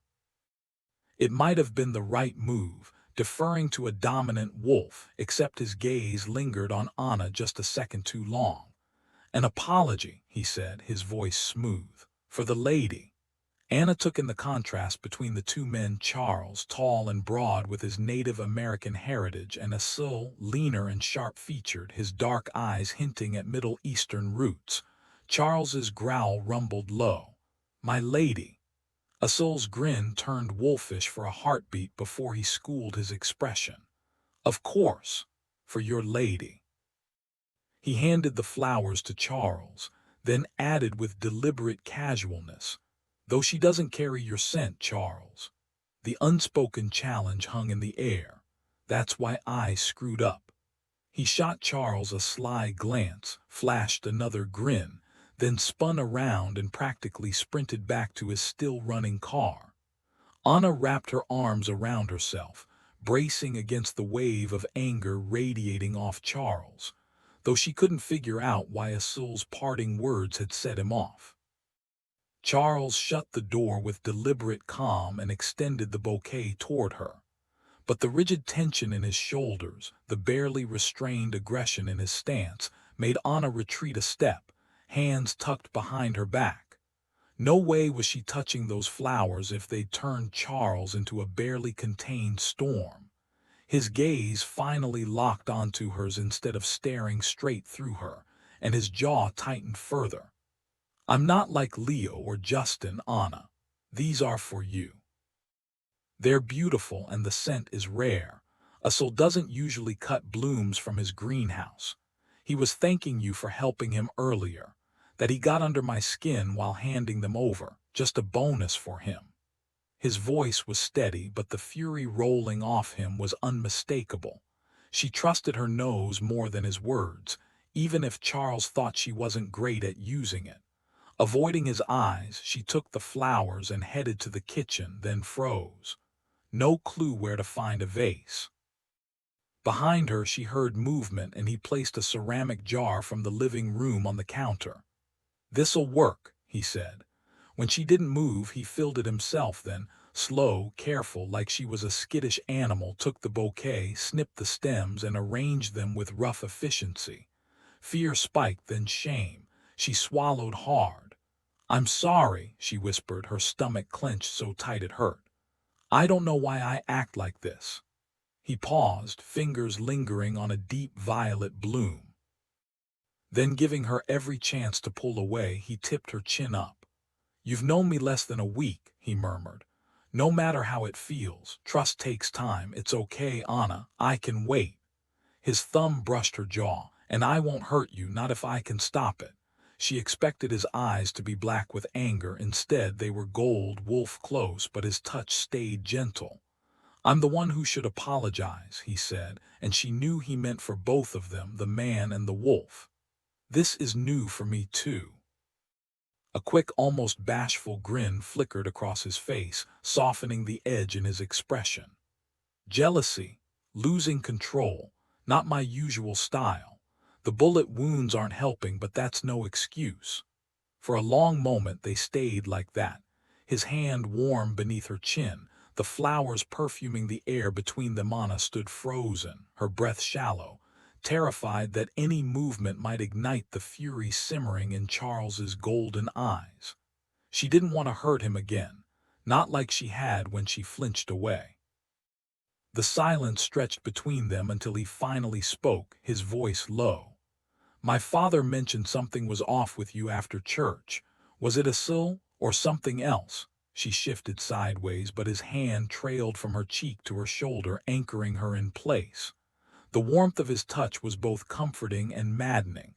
If she didn't pull herself together, he'd think she was completely unstable. "Nothing's wrong," she lied. "I'm fine." Charles exhaled sharply.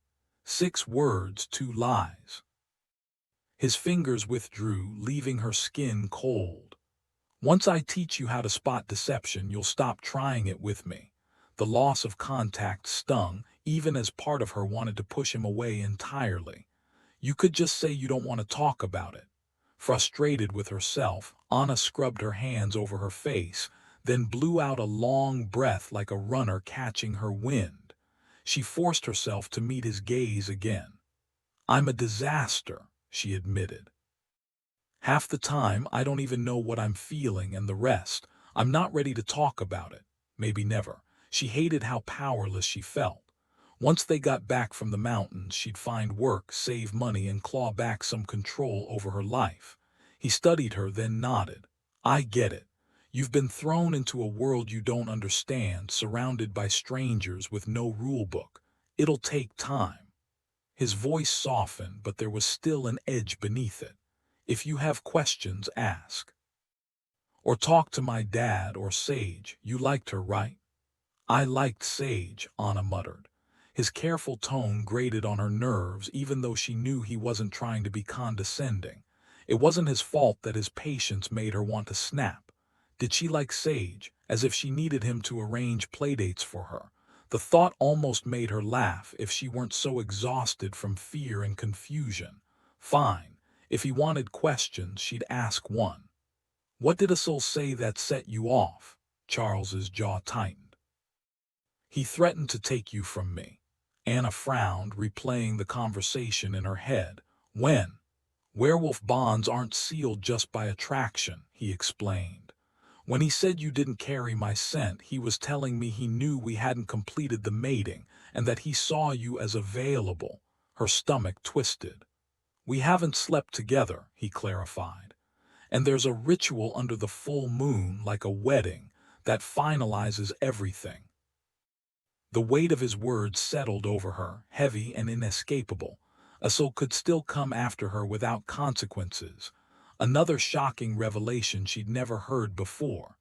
If she were a decade younger, she might have thrown a full-blown tantrum right then. "Is there some kind of handbook for all this?" she snapped, frustration boiling over. His lips twitched, amusement flickering before he schooled his expression. "You could always write one yourself," he offered deadpan.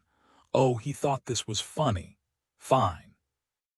Maybe I will," she muttered, spinning away, only to realize she had nowhere to go. His bedroom, no way. Instead, she locked herself in the bathroom, turning the shower on full blast to drown out any noise. The locked door wasn't enough. She needed the roar of water, the steam, anything to smother the storm inside her. The mirror fogged quickly, her reflection blurring into something unrecognizable, some weak, trembling thing she barely recognized. A coward. A waitress with no spine. A monster who flinched at shadows. She hated what she saw, hated herself even more for the way she'd cowered when Charles lost his temper earlier. The way she'd apologized, like she was some unwanted burden. She wasn't always like this. The scalding water burned as she stepped under the spray, but the pain was a relief, sharp enough to cut through the suffocating mess of her thoughts. And in that clarity, she finally understood why the funeral had wrecked her, why she was so furious with Charles. She wanted to be human again. It was a stupid, impossible wish. The magic that twisted her couldn't be undone, but that didn't stop the longing. For 3 years she'd lived among monsters, been one of them. Then Charles showed up, different, controlled, offering something she hadn't dared hope for. But that was the problem. She'd fooled herself into thinking Montana would be different. That here she could almost be normal, human most days, free to run under the full moon without hurting anyone. She'd ignored the truth, even when she'd seen Charles fight, even when he'd warned her exactly what he was. Tonight, facing us all, the illusion shattered. Charles wasn't some exception. He was just like the rest, territorial, volatile, dangerous. She'd blamed the Chicago pack for everything, convinced herself their cruelty was the exception. But the truth was, she'd been running from the wrong monster all along. The chaos Leo and his friends stirred up had plunged the pack into darkness, and she desperately needed someone to cut through it, someone steady, someone strong. Charles had been that anchor, but she couldn't shake the doubt. Had he known what she needed? Had he played the role intentionally? As the shower water slicked her hair down, running like tears over her face, the truth hit her. No, Charles hadn't planned to be her savior. That was just him, a werewolf powerful enough to stand down an alpha without even needing the pack's strength behind him. He was his father's enforcer, feared even by his own kind. He could have been ruthless like Justin, but instead he wrestled with the beast inside and turned it into something controlled, something better. The image flashed in her mind, his hands, usually so lethal, carefully arranging wildflowers while his wolf snarled for blood. A killer, yes, but not a cruel one. If Bran had ordered it, Charles would have taken Jack's life without hesitation, even knowing the man was innocent. But she'd seen the relief in his eyes when Bran offered another way. That was the difference. He didn't revel in the violence. He carried it out because he had to, and somehow, he still managed to be more than just the monster his role demanded. The water was losing its warmth now. She lathered her hair, savoring the way the soft Chicago water rinsed away the suds effortlessly. The conditioner smelled like herbs and mint, the same scent she'd caught in Charles's hair earlier. By the time she finished, the water had turned icy. She took her time combing through the tangles, avoiding her reflection, focusing on numbness. She'd gotten good at that over the years. When she faced him again, she refused to be that trembling, self-doubting mess. Fear had to be controlled. So she cheated, just for tonight, just because she'd embarrassed herself hiding in the bathroom. She met her own gaze in the mirror and let her eyes shift, brown melting into silver blue and back again, just enough. The wolf's strength wrapped around her, steadying her. Whatever came next, she'd handle it. She always had. If Charles was a monster, it wasn't by choice. Dressed in the yellow shirt and jeans, she eased the bathroom door open. Charles waited on the other side, golden eyes burning in an otherwise relaxed stance. She knew better than to trust the casual posture. The eyes told the real story. She checked her own in the mirror before stepping out. His gaze locked onto hers and she held it, unflinching. The steam from the bathroom curled around Anna as she lingered in the doorway, the warmth pressing against her back. Charles picked up the conversation like no time had passed, his voice deliberate, each word carefully chosen. "You should know about Asil," he said. She crossed her arms. "Okay, tell me." "Asil isn't his real name, though that's what most call him," Charles continued, his tone measured. "Others know him as the Moor." Anna tensed. Even with her limited knowledge of werewolf history, she recognized that name. The Moor wasn't someone to cross. Charles caught her reaction, his gaze sharpening. "If there's a wolf alive older than my father, it might be him," she swallowed. "You don't know his exact age," Charles exhaled, as if weighing how much to reveal. "Asil was born just before Charles Martel, Charlemagne's grandfather, defeated the Moors at the Battle of Tours." She blinked. "That's the 8th century. 1,300 years ago, give or take." Anna sagged against the wall. She'd sensed the weight of centuries on Asil, but 1,300. That was ancient even by werewolf standards. "So the one you're unsure about is your father?" Charles shrugged, indifferent. "Does old. Asil came here years ago, asking my father to kill him. Settled for a promise instead, death when my father decides he's truly lost his mind." A dry smirk touched Charles' lips. "Asil had no issue with my father being his alpha. But me, that was a problem. My dominance and my age irritate him like a splinter he can't dig out." Anna frowned, piecing it together. He never mentioned being an alpha himself in the stories, just followed others. Some wolves get good at hiding what they are, Charles said, his smile turning sharp. Especially the old ones. A soul strong enough to lead, but he doesn't want the responsibility. He tested me early on, tried to push me in front of one of our human residents. Didn't like it when I pushed back. Anna's stomach twisted. So tonight, that was him using me to get under your skin. Charles tilted his head, a wolfish gesture. Partly, but there's more. The Moor had a mate once, lost her centuries ago. His voice softened just for a second before hardening again. Grief does strange things to a wolf. A silence stretched between them, heavy with unspoken understanding.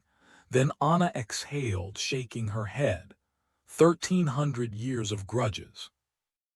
No wonder he's cranky. Charles actually chuckled at that. You have no idea. She passed away before I was born, so I never had the chance to meet her, but from what I've heard, she was an Omega, just like you. He gave a casual shrug. Neither he nor my father has ever confirmed it, though. There are plenty of wild stories about the Moor, and until I saw how he reacted to you at Doc's funeral, I'd written that one off as just another tall tale tied to his name. The lingering warmth from her shower had faded, leaving only a chill, or maybe it was the memory of the old wolf's piercing stare in the church that sent a shiver down her spine. What about his reaction made you change your mind? Charles nodded, as if he'd been waiting for her to ask.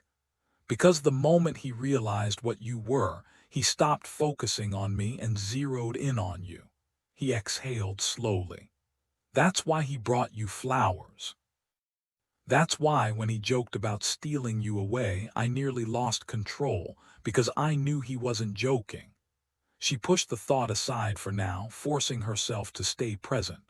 So why tell me all this about us so? Are you trying to warn me? His expression shuddered, gaze drifting away. No. A pause, then quieter. At least I don't think so. Did it feel like a warning to you? No, she admitted, frustration creeping in. There was something he wasn't saying, something lurking beneath his careful words that kept his wolf coiled tight. Before she could press further, he spoke again, voice rushed, eyes averted. He wanted you to know that if, before the first full moon, you decide you don't want me, you could choose him instead. His bitter smile was visible even in profile, and he knew I'd have no choice but to tell you. Her voice softened. Then why did you? He turned back to her, jaw tight. Because you deserve to know, even if we're a match, the choice is still yours. And what about you? Can you walk away? I don't know. Our bond isn't like the others. Brother Wolf chose you first, claimed your wolf before I even had a say. His fingers clenched against his thighs. But it doesn't matter, I don't want to walk away. Her wolf's instincts sharpened her focus, but right now they were no help. Her wolf had already made her choice, stubborn and unyielding. She had to push past the instinctive pull to understand what he was really saying. And why would I refuse you?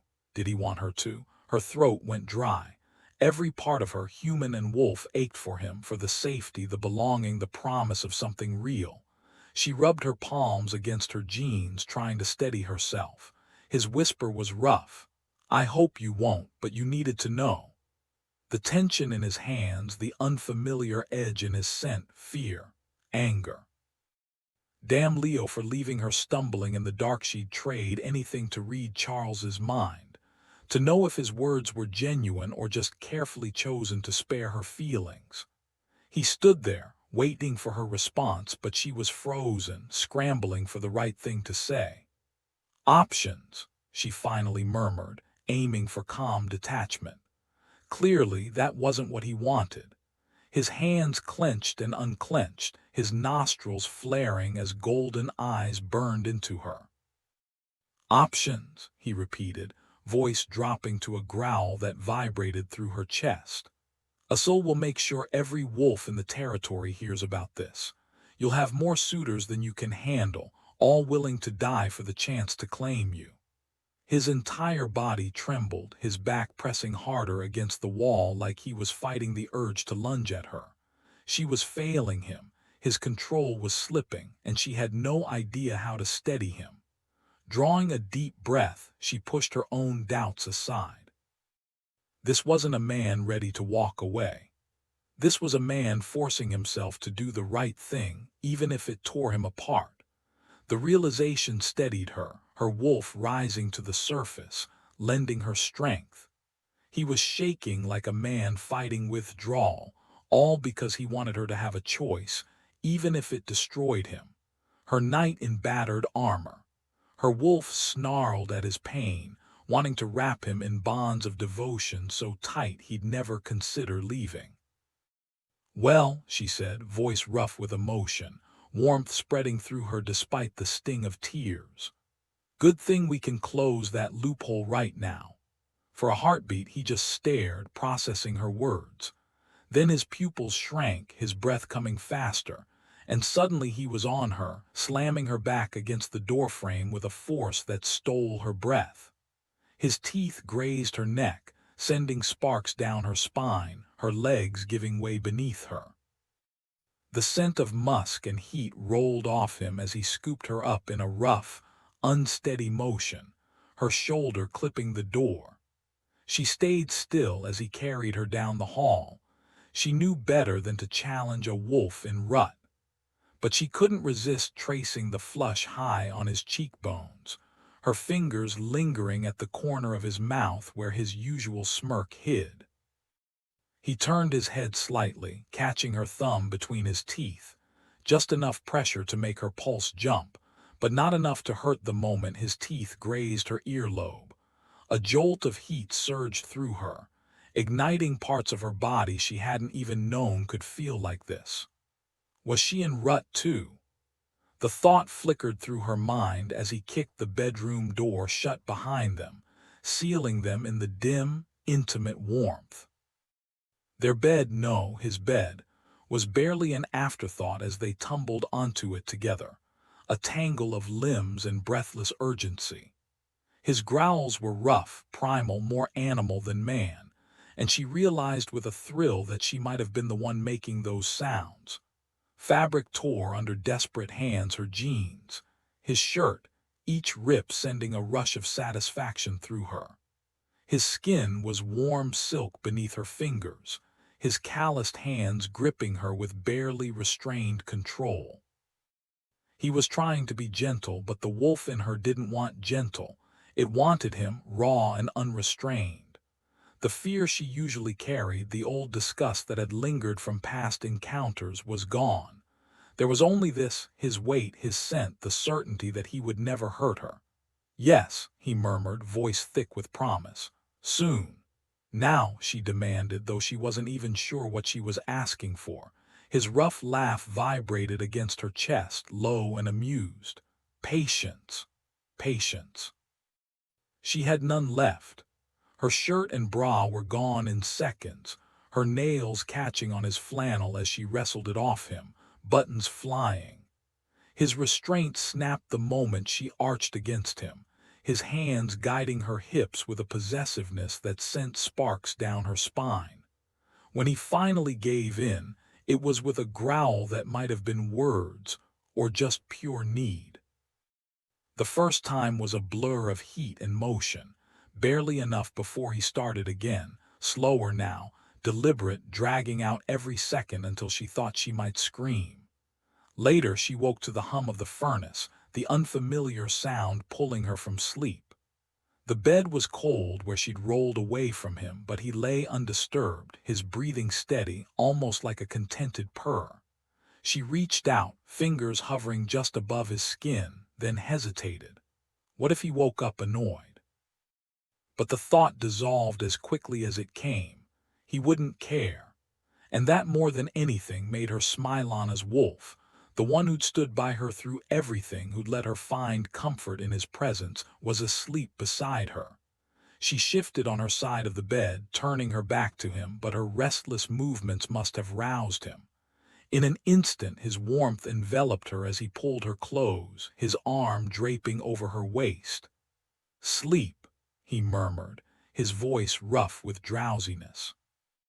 The tension in her body melted under his touch, the heat of him sinking into her bones.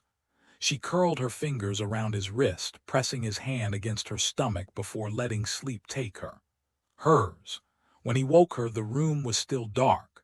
"Morning," he rumbled against her ear, the deep vibration sending a shiver down her spine. She kept her eyes closed, pretending to still be asleep, just to savor the sound. But he wasn't fooled. With a sudden, playful roll, he flipped them both off the bed. She yelped as she landed on top of him, her hip digging into his stomach as his silent laughter shook them both. "Oh, so that's how it is," she muttered, fingers brushing the taut muscle just below his ribs until she remembered his injury. He caught her wrist before she could poke him again, his mock growl laced with amusement. "We've got work to do," he said, though the way his grip loosened told her he wasn't in a hurry. She smirked, shifting just enough to make him reconsider their schedule. Then with a quick twist, she slipped free and stood. "Morning," she said, stretching lazily before sauntering toward the door, fully aware of his gaze on her. He watched her go, something warm flickering in his chest. She moved with confidence now, nothing like the woman who'd flinched at shadows. He had done that. The realization settled over him, unfamiliar but good. How long had it been since he'd been the reason someone smiled?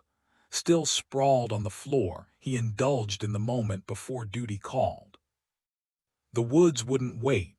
Testing his injuries, he found them sore but manageable. Samuel's healing had worked. By the time Anna returned, wrapped in a towel and suddenly shy, he was already pulling on his winter gear. He gave her space, turning toward the kitchen. "I'll get breakfast started," he offered. She barely whispered, "Okay," her eyes fixed on the ground as she hurried past. But no amount of distance could hide the sharp scent of fear clinging to her. He stood motionless, watching her shoulders slump in quiet surrender as she knelt beside the open box of clothes. He reached for the connection between them, but it felt just as faint as yesterday, or even the day they'd first met. He wasn't an expert on mating bonds, but he knew how it was supposed to go. Love and intimacy should have woven them together, their wolves sealing the deal. His wolf had already claimed her, so why wasn't this working? His gaze traced the sharp angles of her spine, the two prominent bones beneath her skin, undeniable proof of the hell she'd survived in Leo's pack. The real damage wasn't visible. Werewolves healed too well for that. He almost spoke, then hesitated. He needed answers first, before he even knew what questions to ask or who could give them to him. Breakfast passed in silence, though he couldn't help the quiet satisfaction of watching her eat, even if she refused to meet his eyes. "We're running behind," he said suddenly, stacking dishes in the sink. "Heather's got some things to handle and I've got someone else to see." She didn't ask who. Maybe she was still shaken from last night, or maybe she just didn't want to push. Either way, he was relieved. He wouldn't lie to her, but he wasn't ready to explain either. "I can clean up," she offered softly. "Go ahead." He dried his hands, then brushed a quick kiss against her hair, not enough to unsettle her, just enough to remind them both. She was his, whether she liked it or not. Heather, half asleep at his father's place, managed to arrange everything with a few groggy phone calls. That left just one loose end to tie up. Lucky for him, people were usually easy to find before dawn. Asul's dream pulled him into a sunlit house, small but sturdy, built for heat with orange trees shading the doorway. His fingers traced the rough joinery of a wooden bench, a project he'd never finished. Even knowing how this memory ended, he couldn't stay outside. Not when Sarai waited inside. No painting or photograph had ever captured her. His clumsy attempts were pitiful compared to the woman who lived in his dreams. One step and he was there, the scent of citrus and old wood wrapping around him like a ghost. The space was a mix of shop and kitchen, but Sarai had turned it into something warm and inviting. Hanging baskets of herbs dangled from the ceiling, and hand-painted floral tiles brightened the floor. Near the back, she worked at a sturdy wooden table, grinding cinnamon into a fine powder with practiced ease. The scent of spice clung to her, mingling with her natural warmth. His favorite was vanilla, but cinnamon was a close second. To him, she was breathtaking. Others might not see it, but he adored her strong, calloused hands, the muscles in her arms from years of labor and running wild through the nearby hills. Even the little bump on her nose, which she always complained about, made her more endearing. He reached for her, but his fingers passed through empty air. Sarai. When she didn't respond, dread settled in his chest. This was the nightmare again. He thrashed against the invisible grip holding him, desperate to break free, but it was useless. Outside, hooves clattered against the cobblestones he'd laid himself to keep the mud at bay. Sarai clicked her tongue in annoyance. She hated interruptions while working, but she wiped her hands on her apron and turned toward the door. Business was business, after all, and money was tight. A human soldier shouldn't have been a threat to a werewolf, and with Napoleon's wars raging, the old feuds between witch-blood families had faded into the background. She had no reason to be afraid. But a soul screamed warning she couldn't hear. The door swung open, revealing a slender girl with dark curls pinned back too tightly, making her look even younger than her 16 years. "Mariposa," Sarai scolded, but her voice was warm. "You shouldn't be riding alone with soldiers everywhere. You should, ve sent word I'd have had Hassan fetch you." The name struck him like a blade. 2 centuries had passed since anyone called him that. Mariposa's lips pressed into a thin line. "I didn't want to trouble you," she said, her voice colder than he'd ever heard it. Something was wrong. Then, as always in the dream, the horror began.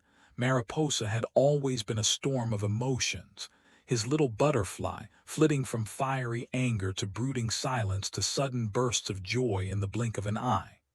Sarai studied her with a frown, arms crossed. "No one's safe these days," she muttered, but the scolding melted as she pulled the girl she'd raised close. Stepping back, she scrutinized Mariposa's face, her expression tightening. "You look exhausted. Linnea swore she'd protect you, but I swear if she's let anything happen." "I'm fine," Mariposa insisted, but the words rang hollow, her voice stripped of its usual spark. Sarai wasn't fooled. "Don't lie to me, child. Who hurt you?" The air thickened as Mariposa's magic coiled around her. No longer the untamed fire of her youth, but something colder, sharper. A ghost of her old smile flickered, a fleeting glimpse of the girl she'd been before the weight of power settled on her shoulders. "Linnea taught me how to make sure no one ever does," she murmured. "But I still need you." The doorbell yanked Asul from the nightmare before Sarai's fate played out again. He lay there, drenched in sweat, the scent of his own fear clinging to the sheets. Outside, Charles lounged on the porch swing like he owned the place, pretending to embrace the slow crawl of Indian time. A skill Asul's grandfather had always said eluded him thanks to his father's stubborn spirit. The shower hissed in the background. Charles knew better than to expect punctuality, especially at this unholy hour. This wasn't about hunting some rogue. This was personal. Charles had almost gone to Bran instead, but the lingering trace of Lee's perfume at the door had stopped him cold. The last thing he needed was her theatrics, Bran's inevitable interference, and the whole mess that came with disrespecting the Marok's mate. So here he was, seeking answers from the one person who might understand why his bond with Anna felt incomplete. Asul, who'd loved an Omega, and who tolerated Charles about as much as Lee did, just with less screeching. Brother Wolf perked up at the thought. This conversation could go one of 2 ways. hilariously awkward or bloodily entertaining. Charles exhaled, watching his breath dissolve into the frosty air. Either way, it was probably a waste of time. He hesitated, torn between patience and the gnawing sense that time wouldn't fix this. The wolf inside him had recognized her instantly. That primal bond had snapped into place the moment they met. But the human side, that was messier, slower. And yet, his gut told him waiting wouldn't change a damn thing. Growing up with a werewolf father and a mother who could read the future in tea leaves had taught him when to trust his instincts. The door creaked open behind him, but Charles didn't turn. He kept rocking the porch swing, the rhythmic squeak of the chains the only sound in the pre-dawn chill. Asul never just walked into a room, he made an entrance. Sure enough, after a beat of silence, the older werewolf sauntered past him and perched on the porch railing like some brooding statue. Barefoot, shirtless, jeans hanging low on his hips, his damp hair already frosting over in the cold. The silver scars across his back caught the dim light, jagged claw marks, not bullet holes like Charles's, but eerily close in placement. Asul loved a dramatic pose. Whether it was calculated or just decades of habit, Charles couldn't tell. The guy had a flair for theatrics, even when the audience was just the trees and the lingering dark. The scent hit Charles before Asul even spoke, fear, sharp and sour beneath the soap-clean smell of a recent shower. It reminded him of the funeral, of Asul's muttered confession about the dreams creeping back. "Dad could ward your sleep again," Charles offered quietly. Asul barked a laugh, rough as gravel, and dragged a hand down his face. "Not from these, not anymore." He flung his arms wide, mocking the freezing morning. "So, what brings you to my doorstep at this ungodly hour?" "I need to know about Omega wolves." Asul's eyebrows shot up, his usual exaggerated surprise dialed up to 11. "Trouble in paradise already, pup." Charles didn't bite. "Anna's still figuring out the basics. Least one of us should understand what she is." The act dropped. Asul studied him, then sighed. "This isn't a porch chat." He jerked his chin toward the house. "Come inside, I'll make tea." Watching Asul move with unnatural precision, measuring leaves, adjusting the kettle, was unsettling. No wild gestures, no over-the-top sighs. Just quiet, methodical motions, like he was clinging to routine to keep from unraveling. Charles had seen him play the eccentric, the unhinged lone wolf. But this was real. And that was far more terrifying. Charles knew Asul was still unpredictable, still a threat, but he finally understood why his father hadn't dealt with him yet. The Moor placed a delicate gold-rimmed teacup in front of him, sighing. "Tea never tastes right up here. The water doesn't boil hot enough, sea level's where you get the real flavor." Charles took a slow sip, watching Asul settle into the chair across from him. The other werewolf leaned forward, eyes sharp. "All right, what exactly do you need to know about Omegas?" Charles hesitated, tracing the rim of his cup. He hadn't planned on revealing Anna's struggles to someone who might use it against him. "Start with how they're different from submissive wolves," he said carefully. Asul's eyebrows shot up. "If you still think your mate is submissive, you're in for a rude awakening." A smirk tugged at Charles' lips. "Yeah, I figured that out pretty quick. Dominance like a C-pack dynamics as hierarchy, who leads, who follows," Asul mused, swirling his tea. "But it's more than that, it's about protection. Submissives can fight if they have to, but they don't crave it like we do. They're the glue of a pack, trustworthy, steady. They don't test you when you're weak, and that's why protecting them matters more." He took a sip, then grimaced. "Talking about this in English makes it sound like some weird relationship advice column." Charles shrugged. "Switch to Spanish if it helps." Asul waved him off. "Point is, you already know this. You've seen submissives in action." Charles exhaled, the words slipping out before he could stop them. When I met Anna, my wolf, it just went quiet. Usul's playful demeanor vanished. His gaze locked onto Charles. Exactly, he murmured. They bring peace. Let the beast rest. But it's not always like that, Charles admitted. Usul barked a laugh, nearly choking on his tea. He wiped his mouth with a napkin, shaking his head. Good. You wouldn't want her to turn you into some docile lapdog all the time, would you? She's not here to neuter you. He tossed the napkin aside. How long's she been a werewolf? 3 years, Usul smirked. Then she's still figuring it out, pure instinct right now. If you're not constantly sensing her emotions, it could mean one of two things.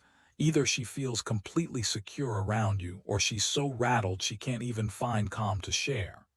His grin turned sharp, almost predatory. So which is it? How many people don't fear you at least a little? Charles tilted his head, genuinely intrigued. Is that what's eating at you? You don't seem afraid of me. Usul froze. Oh, I am. Charles snorted. No, you're not.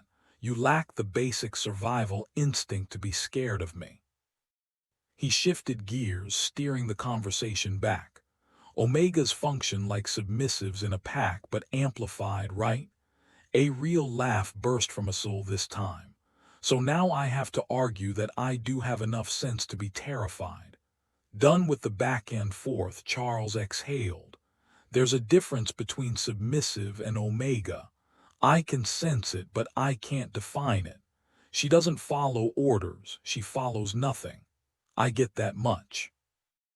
An omega has an alpha's protective drive without the aggression. Usul grumbled, clearly annoyed at being dragged back on track. Your Anna's going to run you ragged trying to keep everyone in her pack safe and content. That clicked. The pieces almost fell into place. Anna's wolf wasn't vicious, just fiercely protective. But how had her brutal transition into the werewolf world, paired with the abuse she'd endured, shaped that? Out loud, Charles mused, pain makes dominance more volatile but tames submissives. What does torture do to an omega? If he'd been paying attention to Usul instead of his own thoughts, he'd have chosen his words more carefully. The Moor went deathly pale, his scent spiking with raw emotion. He shot up, sending his chair clattering and the table skidding across the floor until it slammed into the wall and toppled. Charles stood slowly, setting his teacup on the counter. My apologies, Usul. I didn't mean to bring up old wounds. For a heartbeat, Usul looked ready to strike. Then the fight drained out of him, leaving only exhaustion. Without a word, he walked out. Charles rinsed his cup, leaving it upside down in the sink. Not like him to be careless. Usul's mate had been tortured to death by a witch who fed on her suffering. As much as the Moor grated on him, especially his latest obsession with Anna, Charles would never weaponize that grief. More apologies wouldn't help. He murmured a quiet blessing over the house, an old habit from his uncle, then left. Anna was relieved Charles took the wheel this time. The roads were slick with ice, but he navigated them effortlessly while she white-knuckled the door handle. He'd been quiet all morning after meeting with the ranger, lost in thought. The tension between them was thick enough to cut with a knife. His expression was distant now, the warmth from their playful morning completely gone, and she knew it was her fault. She hadn't anticipated the raw intensity of her emotions after sending her wolf into a quiet slumber while she showered. Both of them had needed the break, that careful equilibrium they'd been holding onto, but she'd foolishly assumed the wolf would take that aching, overwhelming need with her. Anna had never felt this way about anyone before, not even close. It was terrifying, humiliating, like standing naked in front of a crowd. The hot water had done nothing to wash it away. Maybe she could have handled it if he hadn't been so teasingly affectionate this morning, but deep down she doubted it. Emotions this strong left you exposed, defenseless, and she was certain he could see right through her. When she'd finally stepped out of the shower, too wrapped up in hiding her own turmoil. She hadn't noticed how her nervous hesitation, her fear, had twisted his perception. He'd filled in the gaps himself, and she was sure he'd gotten it all wrong. Now his face was an unreadable mask, and she had no clue how to undo the damage. She shifted slightly, catching the unfamiliar scent of the borrowed shirt she wore. Instinctively, she lifted the sleeve to her nose and grimaced. "You don't stink," he said flatly, eyes still locked on the road. "It's just strange," she admitted. "You don't realize how much scent defines you until it's not yours anymore." Before they left, he'd taken the clothes tag brought over, a worn t-shirt for her, a grimy sweatshirt for himself, and then with a murmured chant in some ancient melodic tongue, he'd run his hands over her. Not quite intimate, but not clinical either. When he finished, she smelled like a stranger, and so did he. Magic. He'd mentioned it was a gift from his mother, something small but useful. She burned with curiosity. What else could he do? But asking felt invasive, like prying into something sacred. The Chicago pack had whispered about magic users, but she'd never paid attention. Surviving as a werewolf had been hard enough without adding mysticism to the mix. Her fingers flexed against her thigh, restless. "Quit worrying," Charles said, his tone softer now but still distant. The difference was subtle, but she noticed. This morning he'd spoken to her, not just some random person he was tolerating. Now that warmth was gone. Outside, snow-capped peaks loomed on either side of the road, towering and immovable, as unyielding as the man beside her. Maybe this wasn't about her at all. Maybe this was just his work face, the one he wore before doing what needed to be done. But then again, maybe it was. She was scared, trying to hide it, and he knew. Asil had warned him, everyone was afraid of him. He just wished he knew how to change that. After leaving Asil's place, Charles couldn't stop turning things over in his mind. Not just one issue, but what felt like two sides of the same coin. First, there was Anna's sudden fear of him that morning. Or maybe it wasn't him she was afraid of, but what they'd shared the night before, something that had seemed so right in the moment. He knew she'd enjoyed it. He wasn't inexperienced. But something had shifted when she stepped into the shower. His house wasn't exactly haunted, unless you counted him, so the change had to be coming from her. New werewolves often showed warning signs, unexplained mood swings, personality shifts, signs the beast was clawing its way to the surface. But Anna wasn't new. She'd been a werewolf for 3 years, and an Omega at that. If anything, he wondered if the opposite was happening. Asil had once told him Omegas carried the same protective instincts as Alphas, just without the aggression. Maybe last night her wolf had stepped in to shield her.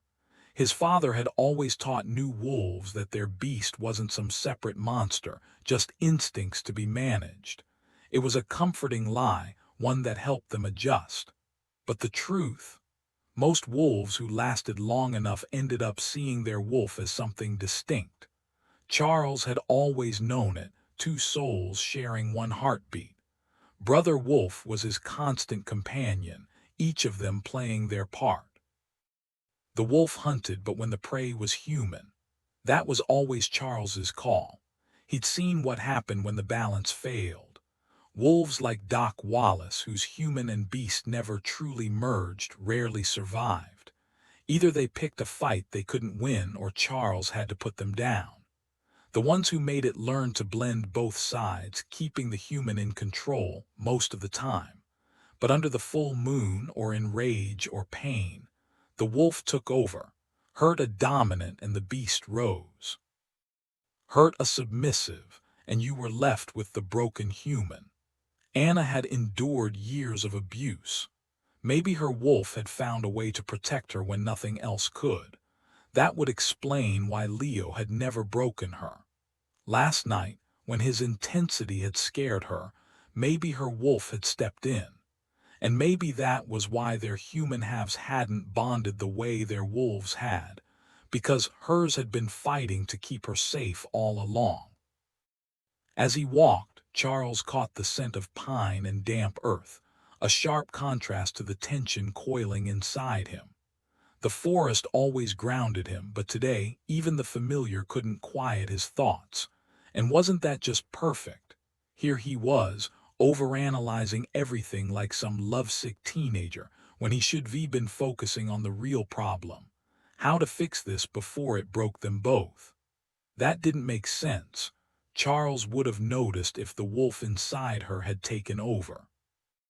Even if he'd somehow missed her eyes shifting from warm brown to icy blue, he'd never overlooked the shift in her scent. No, this had to be Leo's doing, or someone Leo had manipulated. Rage simmered under his skin, but losing his temper wouldn't fix things with Anna.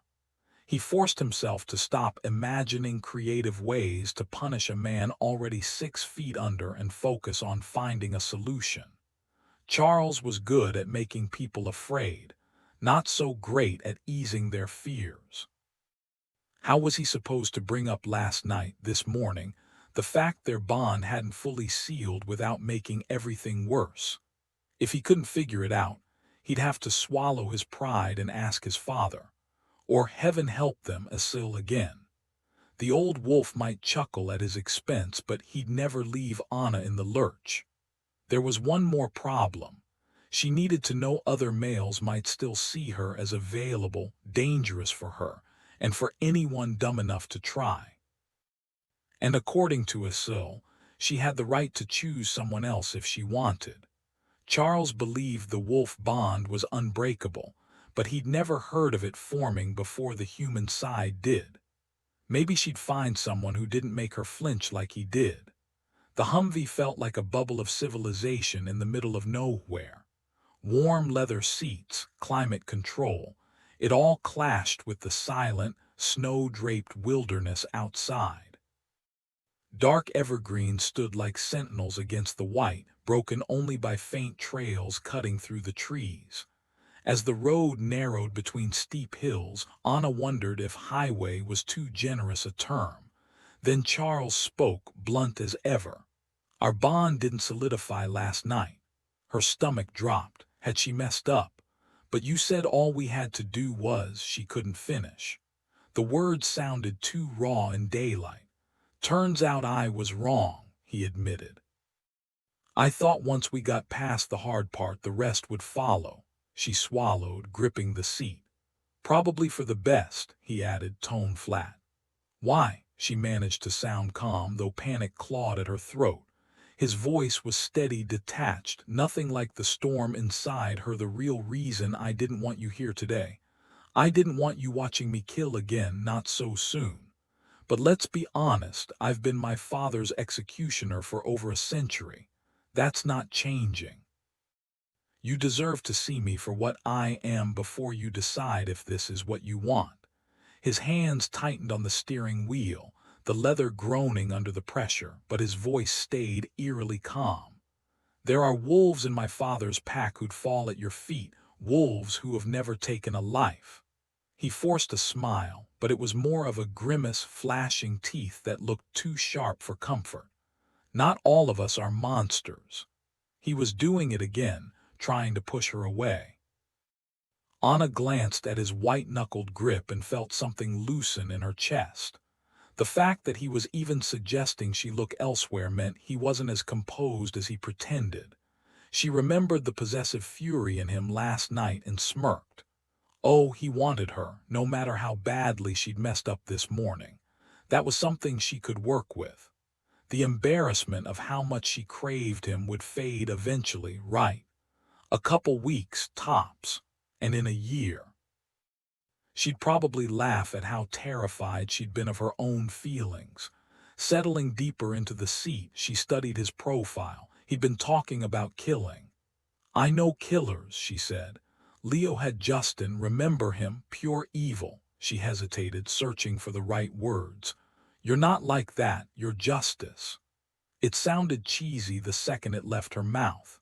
Charles turned his face away, murmuring, "A rose by any other name." She inhaled, trying to catch his scent, but all she got was the stale smell of borrowed clothes. Maybe she just sucked at this whole werewolf thing, or maybe he was just that good at hiding what he felt. But she knew him. One night in his arms had shown her that. He cared about her, about his father, even about Heather's Jack. The realization settled her nerves. How much had it cost him, a man who felt so deeply, to become what he was? "No," she said, firm. Outside, jagged peaks clawed at the sky, their snow-covered tips blinding even through the tinted glass. A wild place perfect for running.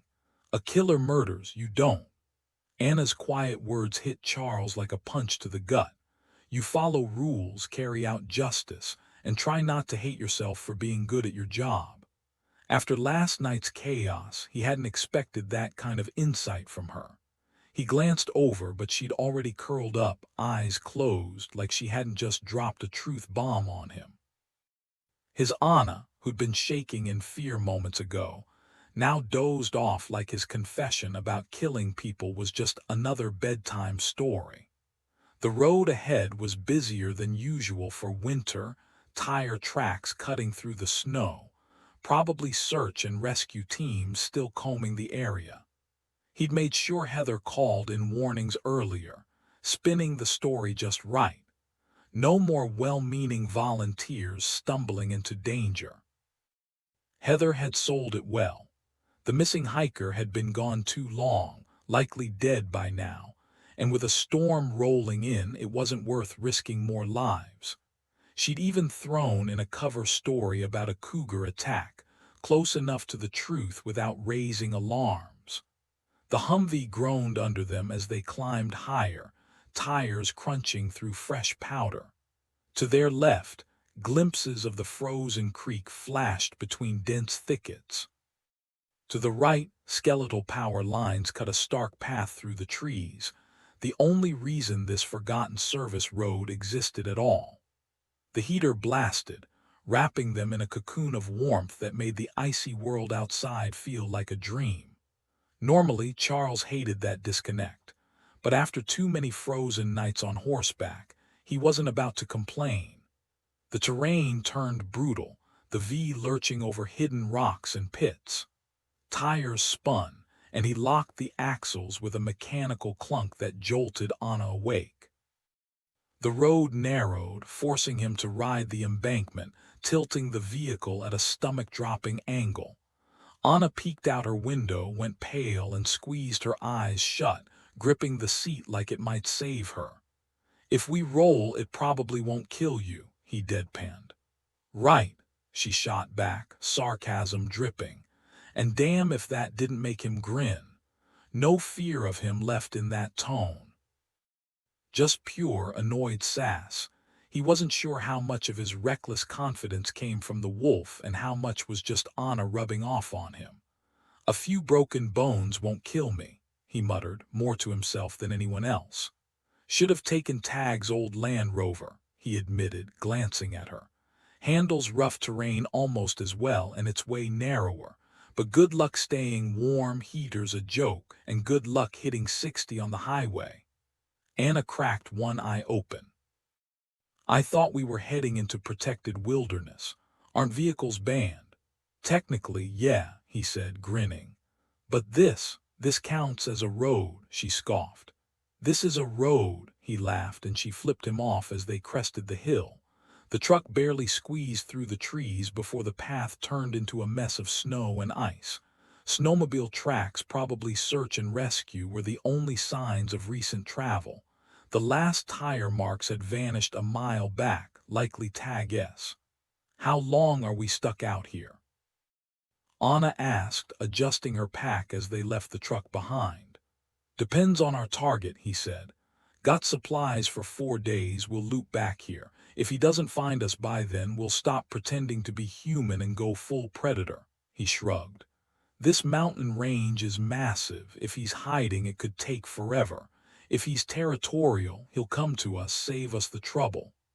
Anna had camped before, family trips in Wisconsin, but nothing this wild.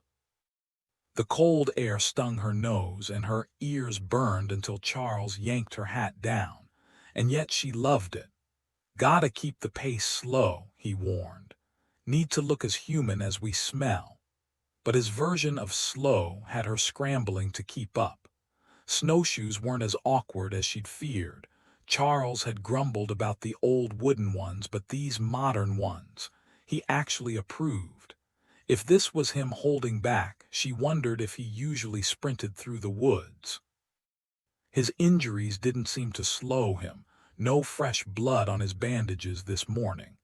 She quickly pushed away the memory of why she'd noticed those bandages so closely. Still, she caught herself stealing glances at him, a small smile tugging at her lips. Out here, bundled in layers, the snow muffling everything, the fear of closeness faded. And Charles, he had a lot of good qualities, one she could appreciate without overthinking. She caught him glancing at the sky, tracking something, maybe a bird, maybe just the weather shifting. For a second he looked almost wistful. "You know," she said, kicking snow at him, "if you wanted me to chase you, you could just asked." He smirked, and for once the wilderness didn't feel so lonely. She knew the exact shape of his shoulders beneath his coat, the way his skin darkened slightly behind his ears. His scent sent her pulse racing, and when he leaned over her, his weight felt like security, not confinement. Walking behind him, she could study him freely, safe from those sharp eyes that always saw too much. Even in snowshoes, he moved with effortless grace, pausing now and then to scan the trees for anything out of place. The wilderness brought out the wolf in him. She noticed it in the way he inhaled deeply, eyes shut, or how he communicated more with gestures than words. "Game's thicker down here," he murmured, nodding toward a buck half hidden in the brush. "Higher up it gets colder, scarcer." After that, silence settled between them, broken only by the rustle of wind through branches. He offered her jerky, then freeze-dried apples, tucking the extras into her pocket when she shook her head. Normally, she'd fill the quiet with chatter, but something about these woods demanded stillness. Maybe it was the towering pines, their shadows stretching long and eerie despite the early hour. Or maybe it was the odd familiarity of it, like walking through downtown Chicago, where skyscrapers loomed just as these mountains did, swallowing the sky. Charles's neon yellow backpack stood out like a beacon, a small comfort in the wild. He moved as easily here as she did in her apartment, though the sleek black rifle slung over his shoulder reminded her this wasn't a casual hike. Her dad had taught her to shoot, but this weapon was another beast entirely. The climb grew steep, her thighs burning as she adjusted to the awkward rhythm of snowshoes. Charles matched her pace, patient. When they finally crested the ridge, the world opened below them, vast, untouched. Anna froze, breath catching at the sight the valley stretched out below them, a breathtaking expanse of snow-dusted evergreens and jagged rock. It was stunning and eerily empty. Was the whole world like this once? Anna whispered, her breath curling in the cold air. Charles paused ahead of her, his gaze sweeping over the untamed landscape. "Not all of it," he said. "The Badlands were always harsh, but this spring I'll take you to the missions. If you think this is something, wait until you see those peaks." He flashed her a knowing grin. He'd clearly noticed how much she was enjoying herself. "Just don't expect it to be a walk in the park. Those mountains don't mess around. Straight up, straight down, no mercy. And honestly, this hike isn't exactly a picnic either." By the time people decided to protect the wild places, only the toughest terrain was left standing. He dug into his pocket and tossed her a granola bar. "Eat, now." She rolled her eyes but tore open the wrapper, crunching into the chocolatey coating while he unwrapped his own. "You're worse than my mom," she muttered. He just shrugged. "If you were human, you'd be shivering right now. It's barely freezing, but trust me, the cold sneaks up on you. You're burning energy just staying warm, and you didn't exactly start this trip with reserves. So yeah, I'm gonna shove food at you until we're done. Might as well embrace it. We got a late start, Charles admitted, adjusting his pack. But we've covered good ground. Barry Lake's close, but we'll stop here before dark. The trees have shed most of the snow, so they'll block any fresh powder tonight. Anna eyed the spot skeptically, and he couldn't help but chuckle. Don't worry, sleeping won't be the hard part. It's crawling out of your sleeping bag tomorrow that'll test your willpower. She nodded, seeming to trust his judgment, and he felt a flicker of satisfaction. When do we check out where Heather and Jack were attacked? We don't, he said firmly. I don't want our scent anywhere near that place. We need to look like easy targets, not investigators. You really think that'll make a difference? Charles dropped his pack onto a snow-crusted boulder, its shape jutting up like a breaching whale. If this guy's just a rogue defending his turf, maybe not. But if he's here to stir up trouble for my father, he won't risk drawing attention by attacking hikers who might spread the word. She mirrored him, setting her pack aside as he fished out a bag of raisins, his last stash. With an exaggerated sigh, she took them but popped a handful into her mouth anyway. While she ate, he scanned the campsite, mentally mapping out the best spot for the tent. The wind had carved little drifts around the trees, but the ground was solid. It would do. They found a decent spot by the lake. Charles had planned to get there by early afternoon so Anna could rest. He knew from experience that the first day on the trail wasn't the hard part for beginners. It was the third or fourth that really wore them down. But the wilderness didn't run on schedules, and flexibility was key. They could have pushed to his original campsite before nightfall, but giving her a chance to recover after the hike mattered more. The place hadn't changed much since he was a kid. Same flat rock, same quiet hum of the woods. He pressed his boot against the crumbling stump of an old Douglas fir, long gone but still marking the spot where he'd once taken shelter. The bushes crowding the rock were new, though. Time had a way of shifting things, even if the land itself stayed familiar. He spread out a tarp but skipped the tent. No point in boxing themselves in unless the weather turned. Tents were noisy, claustrophobic, and worst of all, blind spots. If something out there was hunting back, he wanted to see it coming. He'd only packed it for Anna's sake, just in case. Gathering firewood took a little effort, but deadfall from a couple of ancient trees gave him plenty to work with. When he got back, Anna was sitting on the rock beside his pack, her snowshoes propped against the base. She watched as he set up the fire, her curiosity obvious. I thought Native Americans rubbed sticks together for fire, she said dryly when he pulled out a can of sterno and a lighter. He smirked. I can do it the old way, but I'd rather eat before midnight. The tension between them had eased since the car ride. She dozed off then, and by the time they hit the trail, she'd started loosening up. The last stretch had her tugging at his sleeve to point things out, Wolverine tracks, a raven eyeing them from a pine, even a snowshoe hare blending into the winter white. Once the fire was steady, he melted snow in a pot. What's for dinner? He asked. Anything but jerky, she groaned. My teeth need a break. He tossed her a foil pouch. Sweet and sour chicken. She peered inside, skeptical. This looks like brown mush. Smell it, he said, already digging into his own. It wasn't gourmet, but for freeze-dried trail food, not bad. The tang of vinegar and sugar hit his tongue, and he grinned. Tastes better than it looks. Anna took a hesitant bite, then shrugged. Okay, fine, you win this round.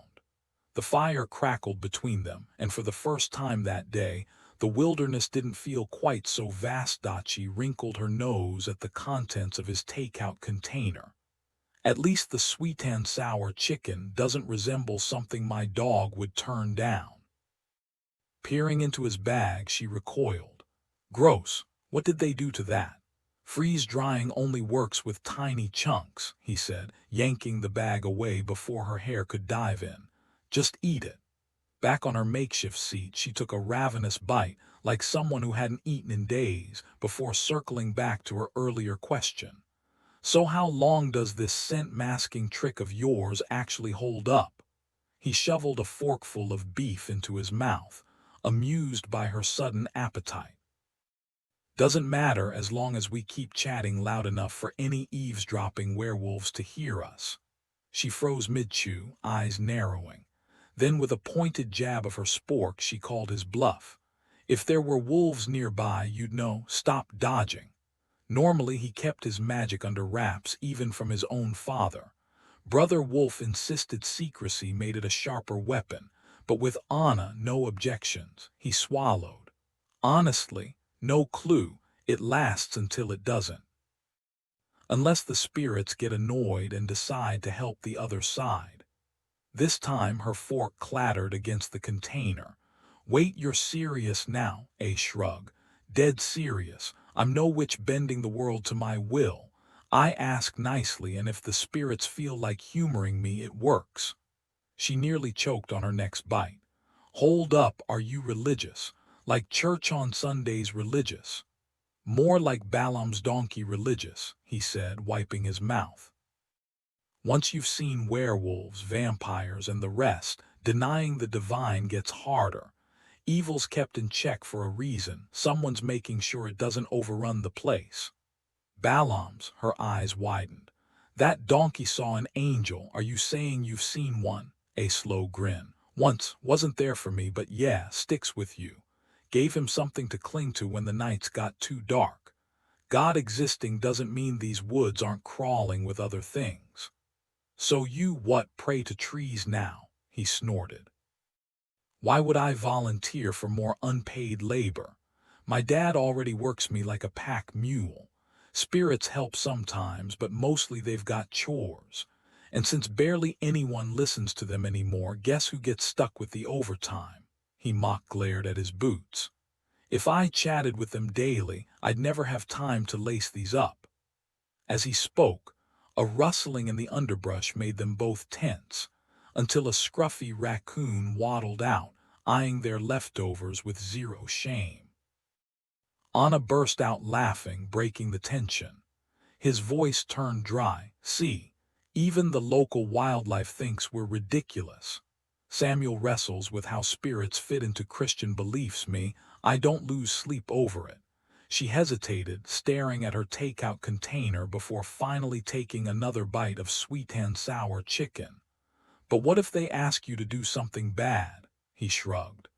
Most spirits aren't good or evil, just kind of annoying or helpful. Then, because he couldn't resist messing with her, he added, except for the ones that lurk in these woods, waiting to drain the brains of clueless hikers who camp under the wrong trees. Don't worry, though, I'll keep 'em off you. Ass, she muttered at her food, but there was no real heat behind it. Somewhere in the distance, a lone wolf howled, deep, haunting, unmistakable. 20 years ago, wolves had been gone from Montana, but they'd been creeping back down from Canada, reclaiming their territory. The sound made him grin. His dad always fretted that the world had no room left for predators, but if humans could make space for wolves again, maybe they'd eventually accept werewolves too. Walter found the hunter slumped against a pine, his bright orange vest stark against the snow. The guy must have taken a bad fall from the rocky ledge above, snapped his leg, and dragged himself a few feet before the cold finished him off. No wonder search parties had been combing the woods, though they'd been looking in all the wrong places. This far from any road, without even a mule to carry gear. Stupid way to die. By spring, the scavengers would have picked him clean. Digging a grave wasn't an option, not with snow piled high and the ground frozen solid. No shovel either. He swapped his own worn boots for the hunter's sturdy pair, took the gloves and parka but left the vest. The rifle gave him pause, ammo was scarce, and gunshots would draw attention. He bowed his head, fumbling through a half-remembered childhood prayer, fighting the hunger gnawing at him. The body wasn't just a corpse, it was food, and the beast inside didn't care about morality. Then the demon's howl split the night. His gut twisted in response, a snarl rising in his throat, but he choked it back. He knew how to hunt monsters. For a second, he was back in the desert with Jimmy, moving silent as smoke toward their target's tent. The quiet sobs of the girl from the village masked their footsteps. For a split second, Jimmy's face flashed in his mind, so vivid it was like he was right there beside him again. Then reality snapped back, and he found himself staring down at another lifeless body, this one sprawled in the snow with a knife wound across its throat, just like the commanding officer all those years ago. That little girl had kept their secret, never breathing a word, though he and Jimmy had spent weeks sweating bullets, waiting for the hammer to drop. They could have silenced her too, but that would have made them no better than the official story. Sniper fire. He and Jimmy had smirked at that. Since when did snipers carve up their targets with blades? He crouched, lifting the stiff corpse. No way could he leave it here with a knife wound screaming for attention. He trudged through the snow, carrying the body a good mile off the beaten path before carefully tucking it under a tangle of Oregon grape bushes. A metallic tang hit his tongue, blood. His stomach twisted as he glanced down and saw the wound glistening, cleaned by something. His own saliva. He scrubbed his mouth with a handful of snow, torn between disgust and a gnawing hunger he didn't want to name. The body had been frozen solid. No way he'd swallowed anything. He turned and walked away fast, fighting the urge to run. "Anna," Charles finished zipping the sleeping bags together, but she didn't answer. She'd stripped off her coat and boots, standing barefoot on the rock again, wool socks clutched in one hand. If they'd been anywhere else, he might have thought she was admiring the scenery. But here, surrounded by nothing but trees, she wasn't looking at anything, just avoiding him and the sleeping bags. Since dinner, she'd shut down completely, and now the temperature had plummeted with the sunset. Even a werewolf could get frostbite, and it hurt like hell. But forcing her into the bags wasn't an option. He yanked off his own boots, stuffing the socks into his pack before pulling out 2 fresh pairs and tucking them into the sleeping bag for morning. Grabbing the extra blanket, he draped it over his shoulders and climbed onto the rock beside her, squeezing in shoulder to shoulder. "My cousins used to court their women with blankets," he said, keeping his eyes forward. She didn't react, just curled her toes against the cold. "Called it a snagging blanket," he continued. "They'd stretch an arm out slow like this." He held the blanket's edge and slipped it around her shoulders. If she didn't duck away, he'd pull her close. A gentle tug and she stepped into him, the blanket wrapping them both tight against the chill. "A snagging blanket." Her voice held a teasing edge, but her shoulders stayed tense. Wolf, he noted, but not entirely. If he hadn't been paying attention, he might have missed the wild, earthy scent of her wolf beneath the soft floral perfume that was purely Anna. "Samuel's got a smoother touch with it than I do," he admitted, shifting closer until her icy toes rested on his bare feet. She exhaled slowly, her breath a visible puff in the cold air, her body finally relaxing against his. "Tell me about mating," she murmured. His arms tightened around her. "Honestly, I'm still figuring it out myself." "You've never had a mate before?" "Nope." He breathed her in, letting her scent settle deep in his lungs, warming him from the inside. "I told you some of it. Courtship isn't all that different from humans, dates, promises, eventually a wedding. But for us, the wolf has to accept her too. And if it doesn't, then it just doesn't." He kept his tone light, though the thought twisted something inside him. I'd pretty much given up on finding someone until you. A grin tugged at his lips, remembering the sheer, disbelieving joy of that first moment. Brother Wolf took one look at you and claimed you. Can't argue with his taste. She tilted her head. What if you'd hated me? He exhaled against her hair. Then we wouldn't be standing here. I wouldn't want to end up like my father and Lee. Does he hate her? Charles hesitated. No, not exactly. It's complicated.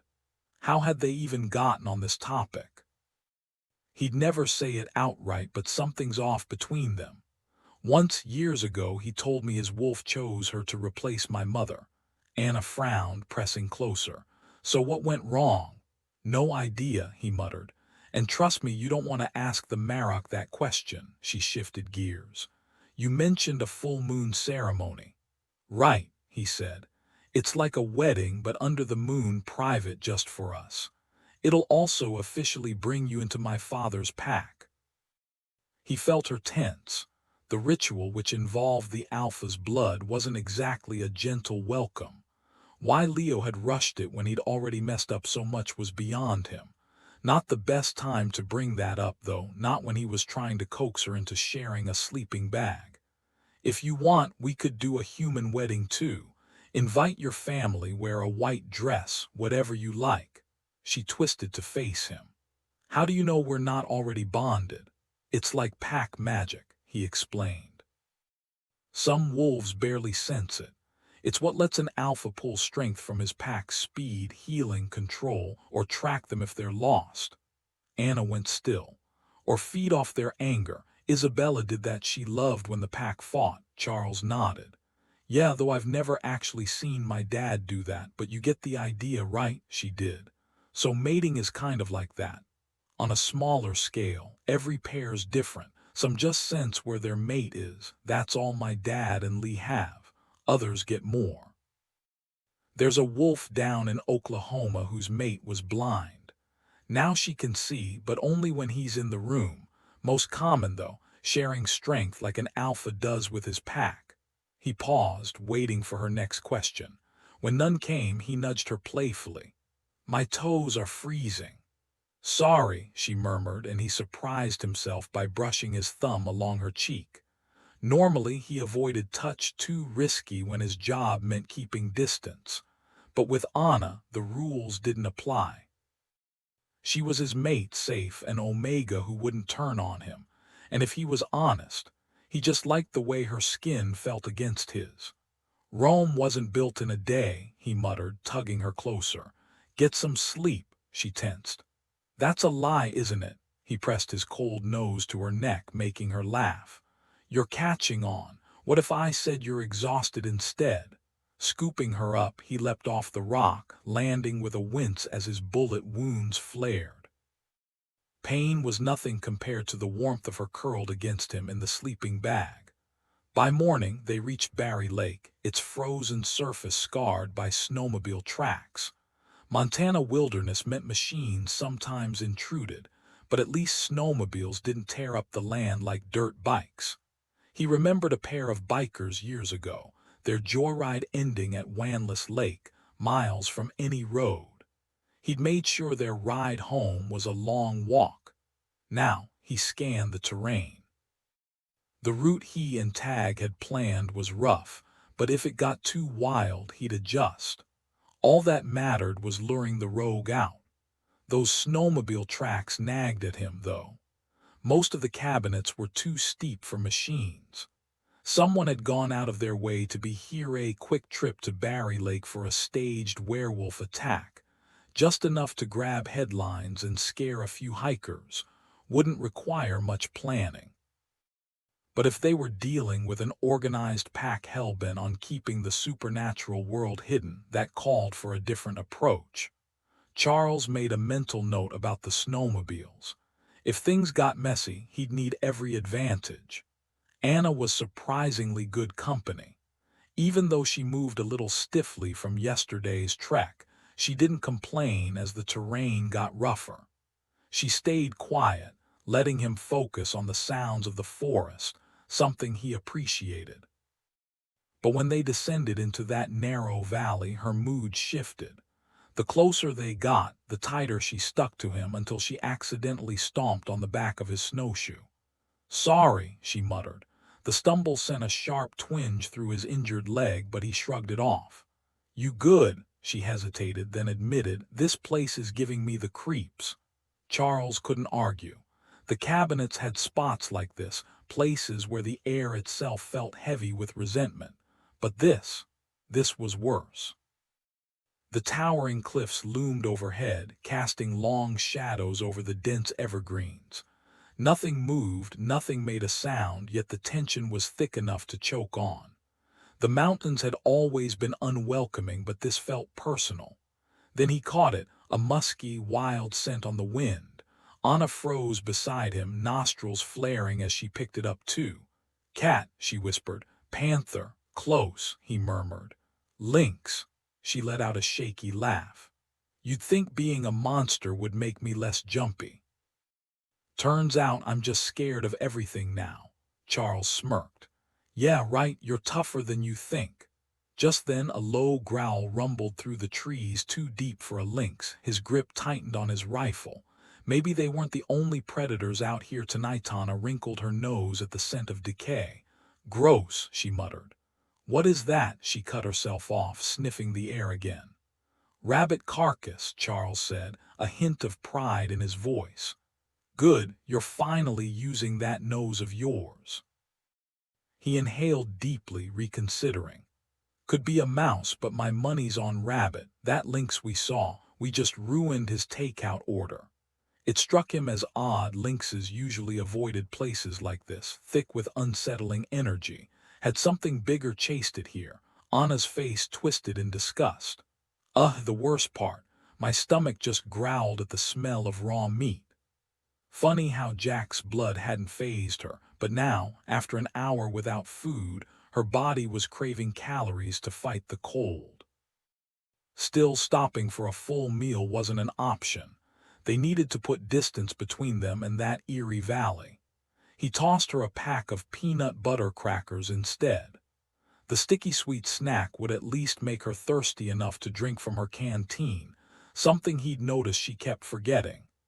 By the time they cleared the valley, the oppressive weight lifted, confirming his suspicion.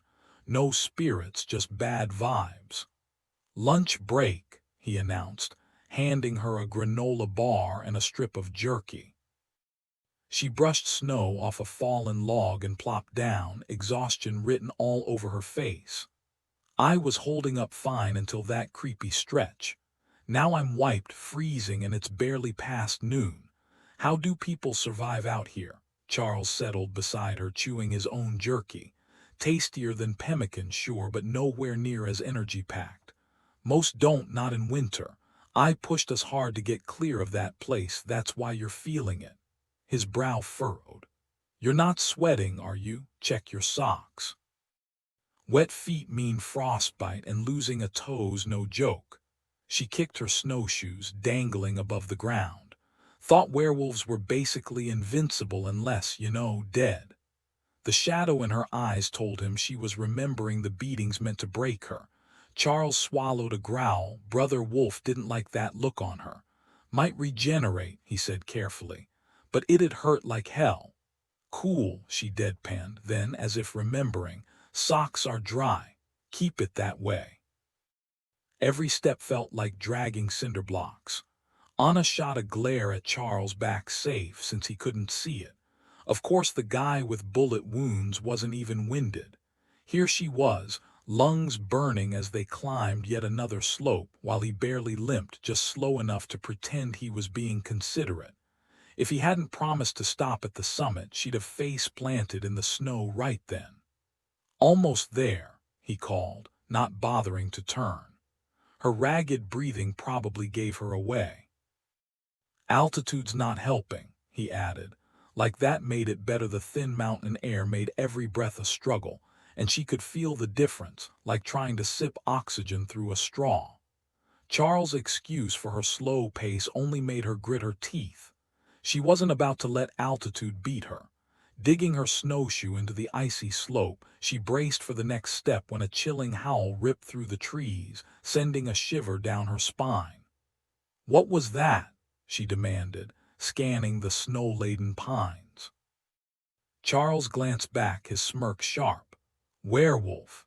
Can you tell where?" "East," he said, tilting his head. "Sound carries out here, he's miles off." She swallowed hard, though fear was ridiculous. She was a werewolf now, right? And she'd seen Charles take down her old alpha like it was nothing, even bleeding from bullet wounds. "He won't touch you," Charles assured her. When she stayed quiet, his gaze softened. "If my nose bothers you, try dousing yourself in perfume. Works wonders."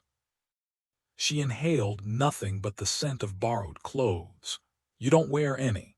His grin flashed white against his dark beard. "Too fancy for me. Learn to keep my emotions in check instead." Then, with a quiet roughness that melted her knees, he added, "Until you." He turned back to the climb, leaving her scrambling after him, heart pounding. Why her? Was it just because she was an Omega?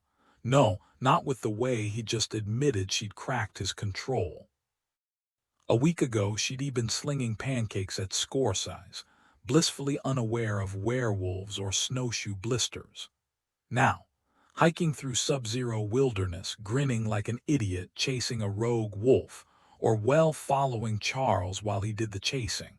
And honestly, the view from behind wasn't bad. "Are you laughing?"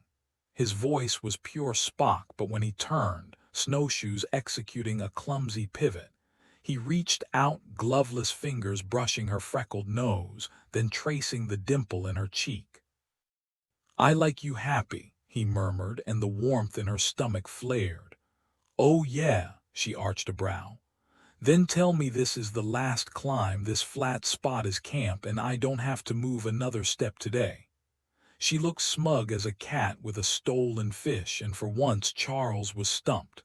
He knew people, had centuries of practice, and Brother Wolf practically read minds. But her?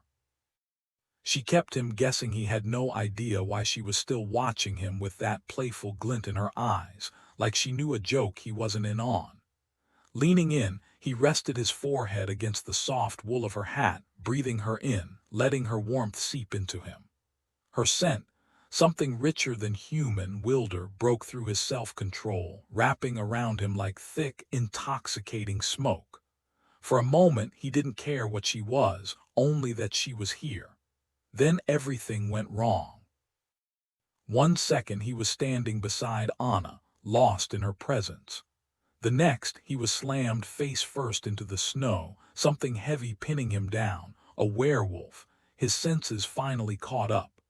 Teeth tore at his jacket, shredding fabric, scattering freeze-dried meal packets like some bizarre wedding toss. Anna squirmed out from under him with the speed of a stage magician's trick, but instead of running like he'd ordered, she stayed. The wolf wasn't even looking at her. It was too busy mauling his backpack like it held the last stake on Earth. Rogue, Charles thought. Too far gone to switch targets, too lost in frenzy to go for the kill. Lucky him.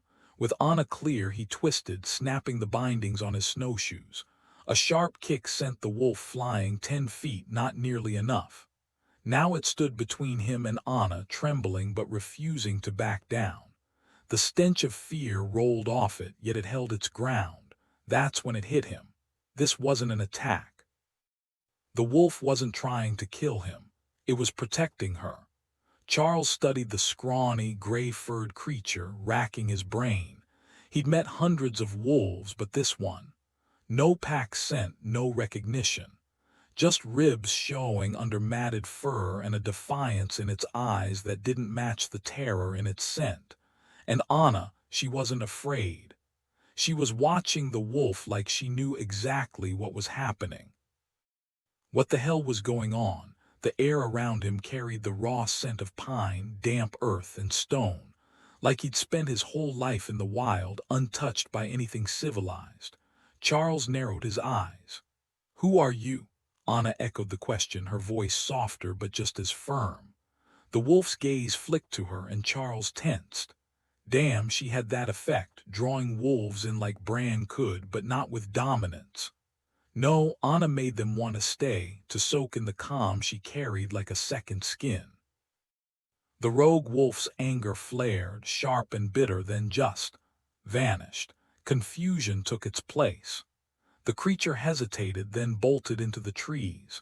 Charles didn't waste time. He yanked off his jacket, fingers already shifting, claws slicing through the stubborn bandage around his ribs. Pain flared, but he ignored it. His bootlace tangled with a strip of leather. Snap. Gone. Stay here, he growled, the words rough as Brother Wolf surged forward, stealing his voice.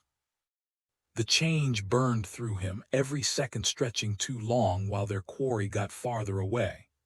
I'll be here, Anna promised. Then quieter, don't hurt him. He gave a sharp nod before vanishing into the forest. No bloodshed today, not if he could help it. With Anna's influence, maybe this one could be saved. The moment he was gone, the woods turned eerie. Anna rubbed her arms, suddenly freezing despite her coat. The towering pines, once just part of the scenery, now felt like silent watchers. Shadows stretched too long, too dark. Get a grip, she muttered. But the words fell flat in the unnatural quiet. No wind, no birds, even the usual rustle of squirrels was gone. Her skin prickled, something was out there. Her nose said no, but it had missed the rogue wolf too, and that moment, when she'd felt him, not just seen him, but known him, his pain, his desperation. She'd reached out, certain he'd respond. When he ran, it had yanked her back to reality, leaving her hollow. Now alone in the too still woods, she clenched her fists. I'm not prey, she told the shadows. But the silence didn't answer. The wolf's actions left her baffled, like trying to describe a sunset to someone who'd never seen one. She was certain, though, he'd lunged to shield her, not harm Charles. The air prickled with unseen eyes, but no matter how hard she searched, sniffing pine and damp earth, scanning the trees, she found nothing. Circling the clearing twice changed nothing. A third lap would just waste time. Panicking wouldn't help, and bolting after Charles like some frantic damsel. Yeah, that really won him over. Not that she'd ever managed to. Her arms tightened across her stomach, a dull ache spreading, anger maybe. 3 years of swallowing her pride, letting the pack strip her bare, letting Leo treat her like property. Justin's face flashed in her mind, his sour breath, the crack of his palm against her nose. She flinched, fingers brushing her face. No blood now, but she could have sworn she felt it drip onto her jacket, staining the snow. She scooped up a handful, pressing it to her skin until it stung. Clean. No swelling, no fresh blood. So why the hell had it bled at all, and why was Justin haunting her now? Altitude, stress. Charles would have had an answer. She scrubbed her face with snow, then a scrap of fabric from the wreckage. The blood on her jacket smeared stubbornly. With a groan, she eyed the chaos. Her pack untouched, but Charles's gear strewn everywhere, foil-wrapped rations tossed like confetti. Typical. Men left messes, women cleaned them. She shook snow from his clothes, crammed them into her bag, then stacked meals on top until the seams groaned. No way anything else was fitting in there. Anna scowled at the shredded remains of Charles's gear scattered across the snow. Leave no trace principles weren't just suggestions. They were rules, and broken ones at that. The backpack was beyond salvage, the sleeping bag torn to ribbons, and the snowshoes. Well, they looked like they'd gone through a wood chipper. She picked up the rifle, its barrel bent at an unnatural angle. Not exactly precision shooting material anymore. Then she spotted it, the ground cloth from last night, half buried under the wreckage. As she knelt to gather it, the sharp scent of pine and something metallic hit her. She ignored it, focusing instead on bundling the scraps into a makeshift pack. Everything but the useless rifle. Even damaged, its weight in her hands was oddly comforting. A rustle in the trees made her tense. Not a werewolf, human. Whoever it was had been watching long enough to make her uneasy. "Looks like you had a mess on your hands," a cheerful voice called out. "Bear trouble." Anna turned to see a woman stepping into the clearing, snowshoes strapped to her boots, ski poles in hand. A thick wool scarf covered most of her face, but dark curls spilled out from under her gray beanie. Friendly, maybe, but Anna wasn't buying it. She forced a laugh. "Yeah, a bear scared it off, but not before it wrecked our gear." She gestured at the shredded remains. "Took off with our lighter pack, you know, the one with all the useful stuff." The woman, Mary Alvarado, she introduced herself, threw her head back with a laugh. "Classic wilderness luck, huh? So what brings a city girl like you out here in the dead of winter?" "Anna Cornick," she said, testing Charles's last name. It felt right. "Newlywed adventure gone sideways. My husband knows his way around, but me, not so much." Mary grinned. "Search and rescue. Figured I'd check the area after reports of a missing hunter." Anna raised an eyebrow. "Isn't that a two-person job?" Mary shrugged. "Partners around here somewhere." The words hung in the cold air, just a little too casual. Anna tightened her grip on the bundled cloth. Something about this didn't add up. Anna and her friend had just had a blowout, and the other girl stormed off in a rage. But Anna wasn't worried. She knew her friend's temper flared fast and burned out just as quick. "She'll cool down soon enough and let me smooth things over," Anna said with a knowing smirk. "She's always been a firecracker." The woman took a hesitant step toward Anna, then froze, her eyes darting around the shadowed trees. Anna felt it too, an unnatural chill, like something wicked was breathing through the leaves. A low, guttural growl rumbled through the air. Meanwhile, a soul snipped away at the withered petals in his greenhouse. His roses weren't the breathtaking masterpieces he'd cultivated back in Spain, but they were a far cry from the bland, store-bought varieties he'd started with. Those Spanish blooms had been his pride, the result of generations of meticulous care. Leaving them behind hadn't stung at the time, but now the loss gnawed at him. Not as deeply as the absence of Sarai, but close. He liked to imagine someone had salvaged his garden, though the chaotic state he'd left his estate in probably meant his roses had withered before anyone could save them. Still, he'd spent decades trading cuttings with fellow enthusiasts. His legacy wasn't completely lost. Somewhere out there, his roses still thrived. Maybe if Bran insisted on keeping him alive a little longer, he'd go track them down. The door swung open without warning, and Sage's voice cut through the humid air. "Hello? Anyone home?" She always announced herself like this, as if checking whether he was in a mood to tolerate visitors or murder them. Early on, he'd wondered if Bran had sent her as a sanity check. Not that he blamed him. These days, he couldn't bring himself to care. "Right here," he muttered, not bothering to glance up. She'd hear him even if he whispered, and he was done pretending to be polite. Sage sidled up behind him, her presence as bright and unapologetic as ever. Sarai would have smacked him for admiring another woman, even though she'd known he'd never betray her. Now, without her around, he barely noticed anyone else. Flirting didn't feel like a betrayal, but the absence of her playful scolding left an ache he couldn't ignore. Then again, ruffling Charles' unshakable calm was always worth a little nostalgia. "You're grinning," Sage observed. "Did someone kick the bucket, or are you just happy to see me?" She didn't wait for an answer. "Need a hand with anything?" "Deadheading," he replied dryly, though she could see the shears in his hand. Some things never changed.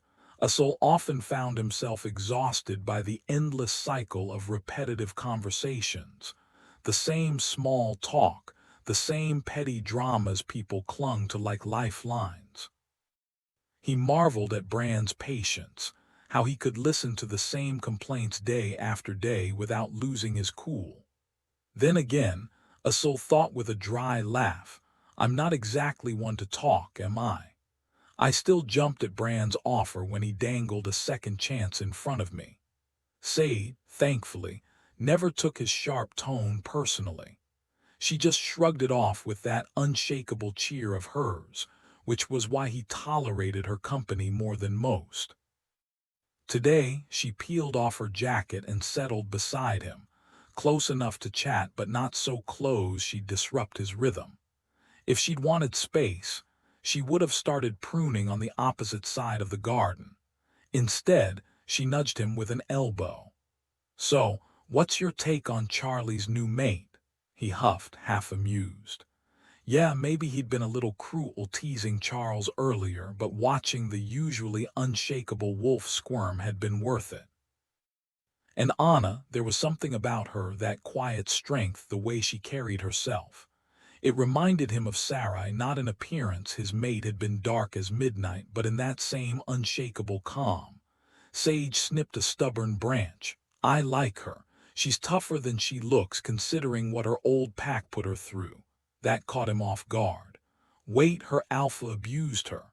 "Yep," Sage said, her voice tight. "Leo was a real piece of work. Let his psycho mate slaughter half the pack, then forced the change on Anna himself. Honestly, I'm surprised Charles didn't wipe out the whole Chicago pack. None of them lifted a finger to help her." Usul frowned. If Leo forbade them from interfering, they wouldn't have had a choice. Unless they were nearly as dominant as him, which, let's be real, wasn't happening. He'd known Leo. Respected him, even. The idea that the man had fallen so far was unsettling. Any idea why he went off the rails? Sage wiped her hands on her jeans. His mate lost it, went full-on paranoid, killed every female in the pack, then started turning random guys for kicks. Leo thought keeping an Omega around would stabilize her. It kinda worked, but he had to break Anna to keep control. A cold weight settled in Usul's gut. Brutalized. That wasn't just abuse. That was something darker, something deliberate. No wonder Charles had been ready to tear his head off earlier. He remembered the way Anna had stiffened when he'd handed her those flowers. Had she been scared? Damn it. He really needed to stop poking Bear. Sage clenched her fists in the dirt, her knuckles turning white as memories of her own violent past resurfaced. The same trauma that had driven her to seek refuge in Aspen Creek years before Usul arrived. He winced, realizing how thoughtless he'd been to dredge up those wounds. Smooth move, Usul. Really classy. What do you think they did to her? She finally asked, her voice thick with shadows. "Allah," he murmured, shaken. He'd never pushed Charles that far before, and now he'd left that poor girl to pick up the pieces, assuming any Omega could calm her mate. But he hadn't known she'd already been broken. Maybe Brand should have put him down decades ago. "What's wrong?" Sage pressed. "I need to talk to Charles," he muttered, tossing his knife aside and standing. Age had made him careless, too quick to assume he knew everything. He'd thought the boy was waiting to heal before claiming his mate. Turns out he'd been giving her time. And if Charles had come asking about Omegas this morning, that wasn't about Sarai. It was about Anna. Sage snorted. Good luck with that. He took Anna and went after some rogue in the cabinets. No cell service out there. The cabinets? Usul's stomach twisted. He'd noticed Charles favoring his leg in church yesterday, hiding it better today but still stiff. "He's injured." "Yep," Sage confirmed. "Got shot in Chicago Silver. But this rogue's already killed one person and mauled another. Heather Morrill's partner barely made it out. If Brand doesn't contain this fast, it'll hit the news. And who else can he send? Samuel just left for Washington. Rumor is Brand thinks it might be the Europeans testing him, seeing if they can force his hand before he goes public, so he needs a dominant wolf." Usul barely registered his own words. "He could have sent me." Sage arched a brow. "Really? After how you were at church yesterday?" "He could have sent me," he insisted, but her sharp look told him she was onto him. She was starting to doubt his madness was real. Bran likely assumed everything was under control. After all, he hadn't put a soul down despite years of begging. 15 years of not yet had lulled them into thinking his instability was manageable. But they were wrong. His madness wasn't the explosive kind. It was slow, corrosive, and just as deadly. If he had any courage left, he'd have forced Bran's hand long ago instead of lingering like a shadow, dangerous to everyone around him. At the very least, he should have dealt with that rogue wolf himself. Bran deserved that much. Sage's voice cut through his thoughts, soft and placating. Charles didn't seem too hurt. He scoffed inwardly. Charles was good at hiding pain, but not good enough. The way he'd moved at the funeral, stiff and deliberate, betrayed the truth. Still, Charles knew the Cabinet Mountains better than anyone. Even injured, a lone rogue wouldn't stand a chance. Usul exhaled, guilt gnawing at him. He'd been petty, pushing Charles just to prove something. What exactly? That he still mattered, that he wasn't the only one drowning in regret. Anna's presence had stirred up old memories, sharp and painful. Sarai, you'd hate what I've become. He grabbed his shears, gripping them too tight. I'm fine. But something didn't add up. Why send just one wolf? Unless they hadn't. What if Charles was walking into an ambush? The thought twisted his gut. He owed him more than a belated apology. He owed him backup. Bran's office was his next stop. He barely registered the icy slap of Montana winter as he left the greenhouse, Sage scrambling after him. When he finally voiced his concerns, less politely than intended, Bran just leaned back unbothered. Probably just a rogue. The mountains attract loners. Even if it was the Europeans, Heather drove one off. There's no pack lurking out there. Usul folded his arms, unconvinced. Bran smirked, propping his boots on the desk. Relax. Charles isn't alone. Anna's with him. Between the two of them, they can handle a few wolves. More than that, and I'd have sensed them near Aspen Creek. Logically, it made sense. So why did it feel like a storm was coming? Every nerve in Usul's body screamed that sending Charles after this rogue werewolf was a terrible idea. When had his concern shifted from Charles's safety to the creature they were hunting? The description of the wolf gnawed at him, tan with dark markings, a saddle-shaped patch and white on its front paws, just like a German shepherd, just like Sarai. Bran's study door flew open and Sage rushed in, breathless. He's here. What's going on? Nothing to worry about, Bran replied, calm as ever. Usul, go home, rest. I'll update you when I know more. Usul barely registered Sage as he stumbled out, his mind spinning. That coloring was common in German shepherds, sure, but in werewolves. Rare. Too rare. Sarai had looked exactly like that, tan with deep brown accents, that same white paw. His hand shook as he wrenched open his car door, snapping the handle clean off in his haste. He didn't remember the drive, just the suffocating need to hide, stronger even than his alpha's command. His house loomed ahead and he abandoned his car in the driveway, letting the night swallow it whole. Inside, he went straight to the closet, fingers brushing the worn fabric of Sarai's favorite shirt. Time had stolen her scent, but the memory of her lingered in the threads. He pressed it to his face as he collapsed onto the bed, the fabric cool against his skin. This was madness. Sarai was dead. He'd held her lifeless body, washed her wounds, burned her remains with salt and holy water to ensure no dark magic could ever touch her again. She would never kill without reason, and she was gone. Gone because of Mariposa, the witch who had hunted her, who had hunted him. He'd fled then, too afraid to face what she'd become. But time hadn't killed her. Instead, it had sharpened his grief into something jagged and relentless. He'd come to Bran's territory ready to die, to finally be with Sarai again. Yet here he was, still breathing, still waiting. Maybe Mariposa had given up. Or maybe she'd grown too powerful to care. The thought twisted in his gut, bitter and unrelenting. He should have ended her when he had the chance. The Marok's power might have shielded him like the rest of the pack. But as his soul collapsed onto his bed, gasping for air, the certainty settled in. His time was up. With deliberate care, he smoothed the folded shirt beside him before pushing himself up and marching toward the front door. He'd make Bran listen this time, but his fingers froze inches from the knob, defiance crumbling under the weight of obedience. A furious roar tore from his throat, but it didn't change a damn thing. Bran's command was absolute.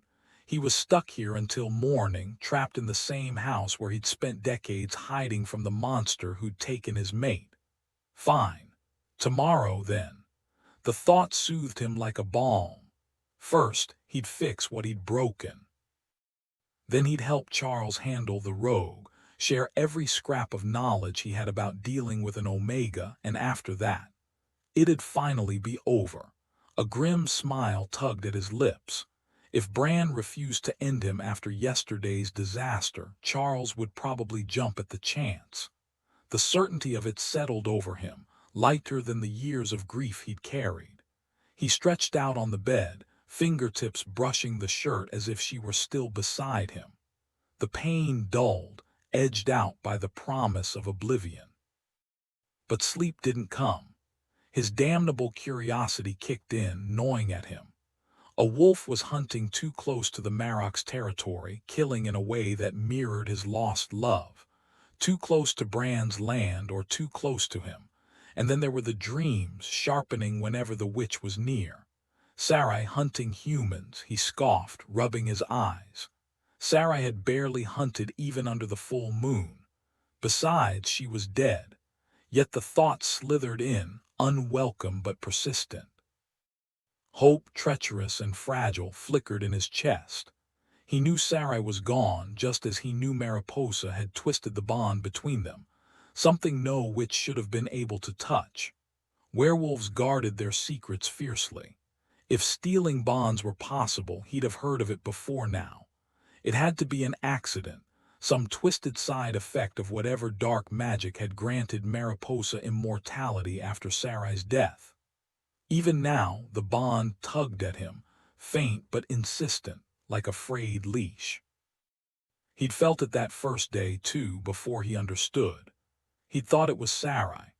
The distance had masked the truth, leaving only the gnawing sense that something was wrong. He jolted awake in the dark, cheeks wet with tears he couldn't explain.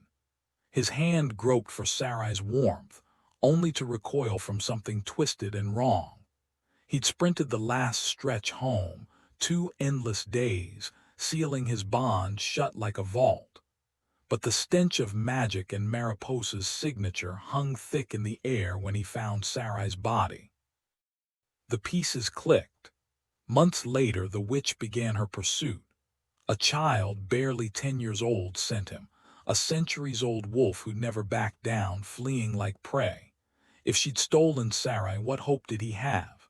Power made him a liability, not a prize. Dead or alive, he refused to be her puppet. Grief was a blade, but doubt lingered. What if Mariposa had twisted Sarai's wolf form into some grotesque illusion? 3 attacks, 2 survivors. Since when did humans outrun werewolves? His mate had been an herbalist, trading with witches before their feuds turned lethal. Illusions were witchcraft 101, but lethal ones, unheard of. Yet the certainty settled in his bones. Mariposa was hunting him. He scoffed at his own paranoia. Bran called the rogue a he. Maybe it was just some feral wolf, or maybe Bran assumed female werewolves were rare after all. But the witnesses were human. Would they even notice? Half a century had passed since he'd last caught her scent. He'd buried Sarai himself 200 years ago. No illusion could harm flesh unless the corpse he'd burned was the trick all along. Bran's order to rest felt like a cage. His body obeyed, but his mind raged. The alarm buzzed at midnight, technically morning. Rules were flexible when answers waited in the shadows. Anna didn't hesitate. Her body moved before her thoughts could catch up. Mary lunged forward, fingers tangling in Anna's hair as the other woman yanked free, planting herself between the human and whatever lurked in the trees. The growl sounded like a werewolf, but the wind refused to carry its scent. Had Charles's prey circled back, then the thing stepped into the open and Mary's breath caught. This wasn't the wolf Charles had chased. This one was massive, built like an overgrown German shepherd but with the weight of a grizzly and teeth that gleamed too long in the moonlight. It moved with eerie grace, more panther than dog. Two werewolves, her stomach twisted. What if there were more? What if Charles was walking into an ambush? The beast ignored Mary entirely, its yellow eyes locked on Anna. When it sprang, Anna bolted too. Snowshoes clattered awkwardly, but she didn't need speed, just reach. 3 quick strides and her fingers closed around the splintered remains of Charles's rifle. She swung it like a bat, channeling years of weekend softball leagues and every ounce of werewolf strength she had. The wolf clearly hadn't expected that. It didn't even try to dodge.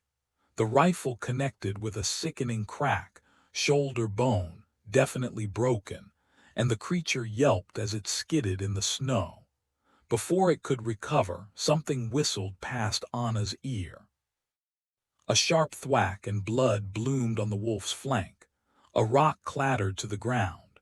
The beast snarled, gaze darting past Anna before it turned tail and vanished into the trees. She didn't chase it, but her fingers tightened around the rifle's broken stock, muscles coiled. Then Charles's voice cut through the tension. "You okay, sweetheart?" Relief hit her like a wave. She'd hoped it was him, though part of her had braced for Mary's missing partner instead. The rifle dropped from her grip as she sprinted to him. "Hey," he murmured, pulling her into a hug that was equal parts comfort and possession. His coat, deep burgundy, way better than the shredded neon one, smelled like pine and gunpowder. "Just a big, nasty mutt. You're safe now." Anna muffled a laugh against his shoulder, safe and victorious. She'd faced down a monster and won. The rush of it drowned out everything else. The fear, the cold, even the lingering ache in her ribs. "Nice aim with the rock," she muttered. Charles grinned, the warmth in his voice belying the tension still in his shoulders.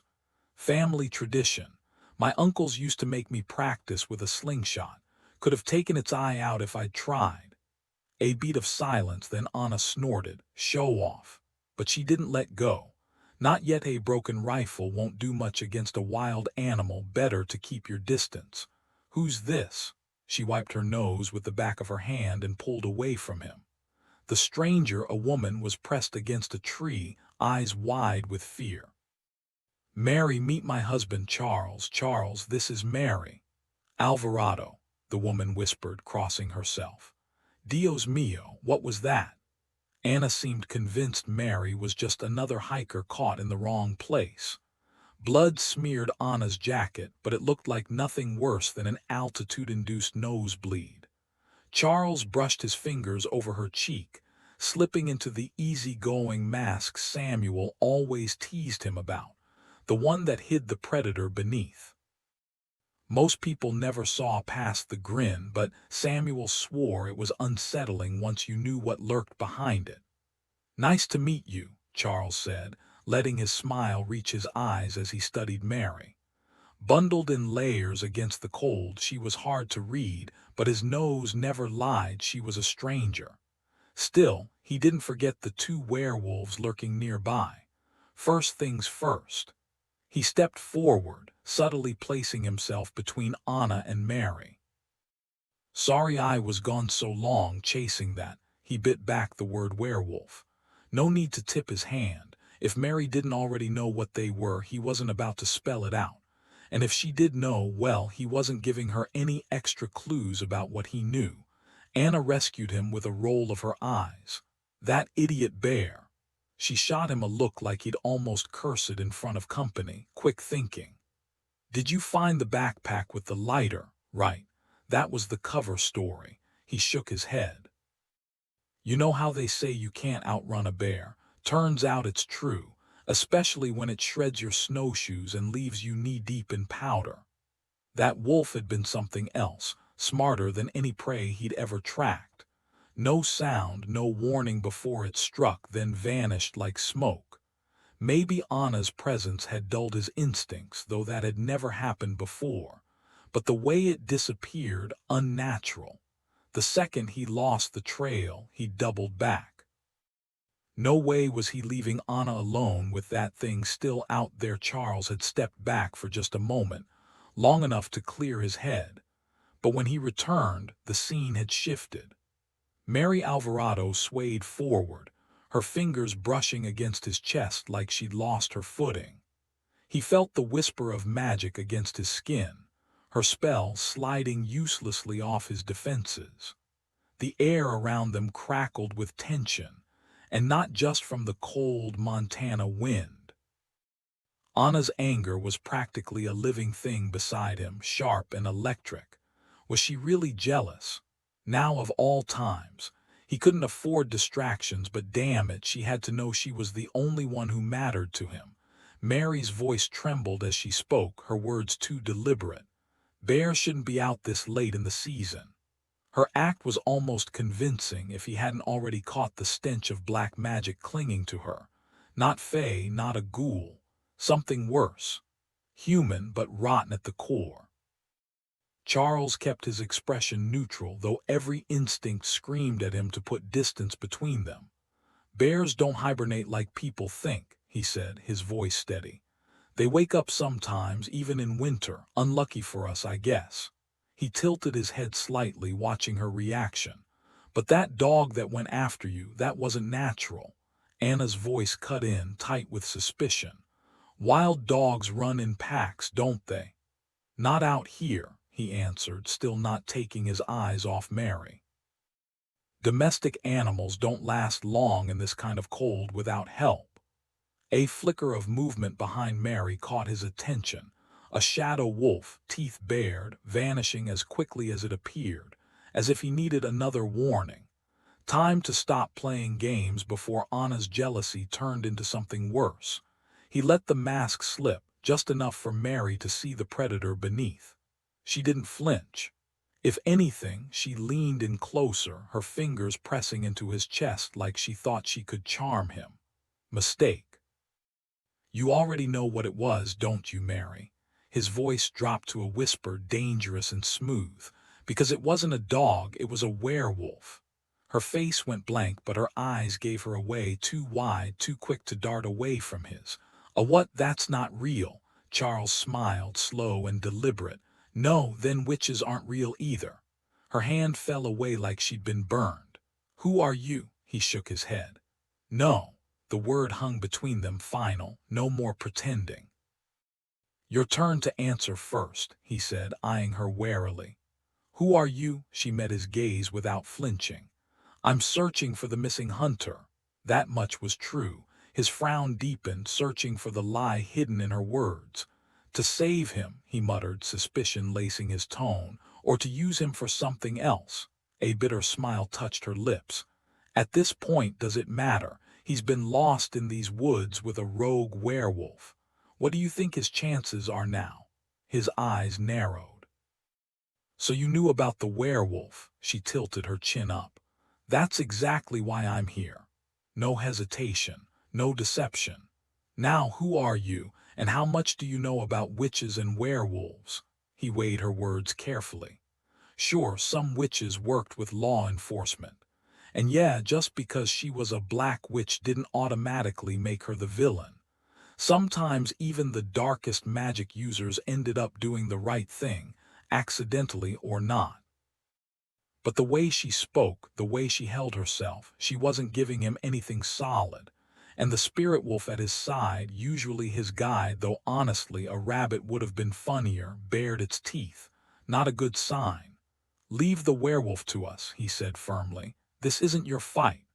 "Oh, but it is," she replied, her voice smooth as honey. And this time he could tell she meant every word. A witch personally invested in a werewolf. That was new. "You really don't want to stand in my way," she murmured, her breath warm against his skin. He stumbled back, shaking his head, but his thoughts were suddenly foggy. What had he been about to say? If he'd had any sense, he would have grabbed Anna and bolted the second he realized what this woman was.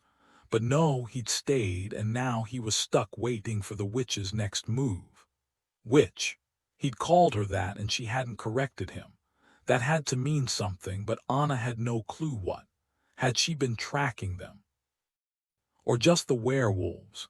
Either way, if she didn't take her hands off Charles in the next 3 seconds, Anna was going to introduce her to the concept of pain, possibly with some blood for emphasis.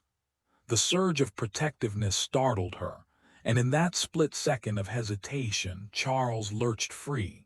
Something had shifted. The air crackled with tension, the scent of ozone sharp in the stillness. The hairs on Anna's arm stood on end, like she needed another warning that things were about to go very, very wrong. Too bad her instincts didn't come with instructions.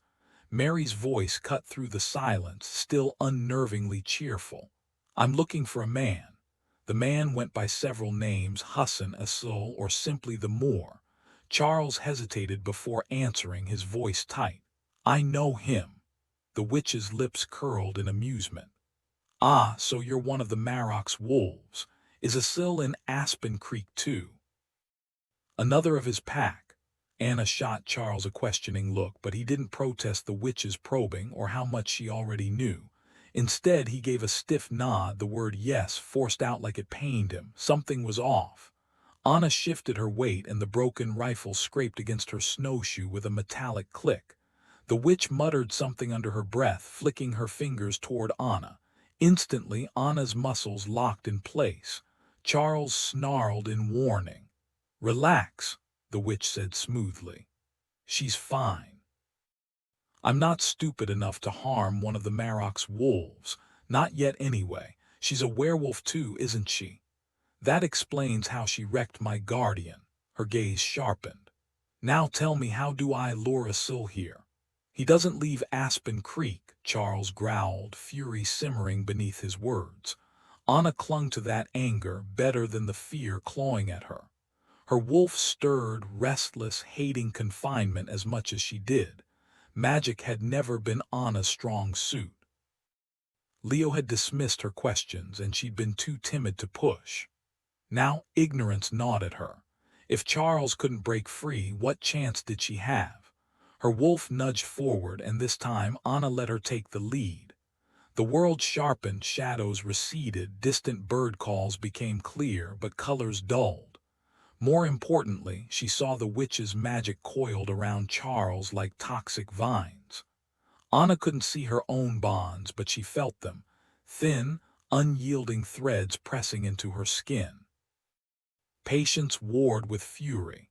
Her wolf had endured beatings, humiliation, retreating into numbness. But this, her mate was in danger. Rage burned in her chest, but she forced it down. Timing was everything. The witch tilted her head. "If you died, who would the Marrock send next?" The ominous warning sent a rush of blood roaring through Anna's ears, drowning out Charles's response. Fury burned through the witch's immobilizing spell like acid, making every muscle scream in protest. "He'd show up personally," Charles growled, his voice cutting through the tension. "Mary Alvarado," because of course the witch had a name that sounded like a villain from a telenovela, pursed her lips, weighing whether that was a threat or an opportunity. Anna might have been frozen in place, but the wolf inside her wasn't about to play nice. Pain lanced through her limbs as she forced her hand to move, fingers closing around the thick, braided magic binding her like some cursed Spider-Man web. She wound it around her palm, gritting her teeth against the searing agony, then grabbed hold with her other hand. The strands shimmered unnaturally, making her vision swim if she stared too long, but she didn't need to see them. The magic burned against her skin like hot wire. She yanked hard, expecting resistance, but instead the spell stretched like cheap taffy, thinning with each desperate pull. If Mary had bothered to glance her way, she might have noticed. But no, the witch was too busy sizing up Charles, who had that infuriating and, right now, very useful habit of stealing all the attention in the room. Anna tuned out their back and forth, every ounce of focus on the weakening spell. Finally, with one last wrenching tug, the magic snapped silent, invisible, unnoticed. Now for the hard part. Charles's restraints were thicker, stronger, and touching them sent white-hot pain shooting up her arms.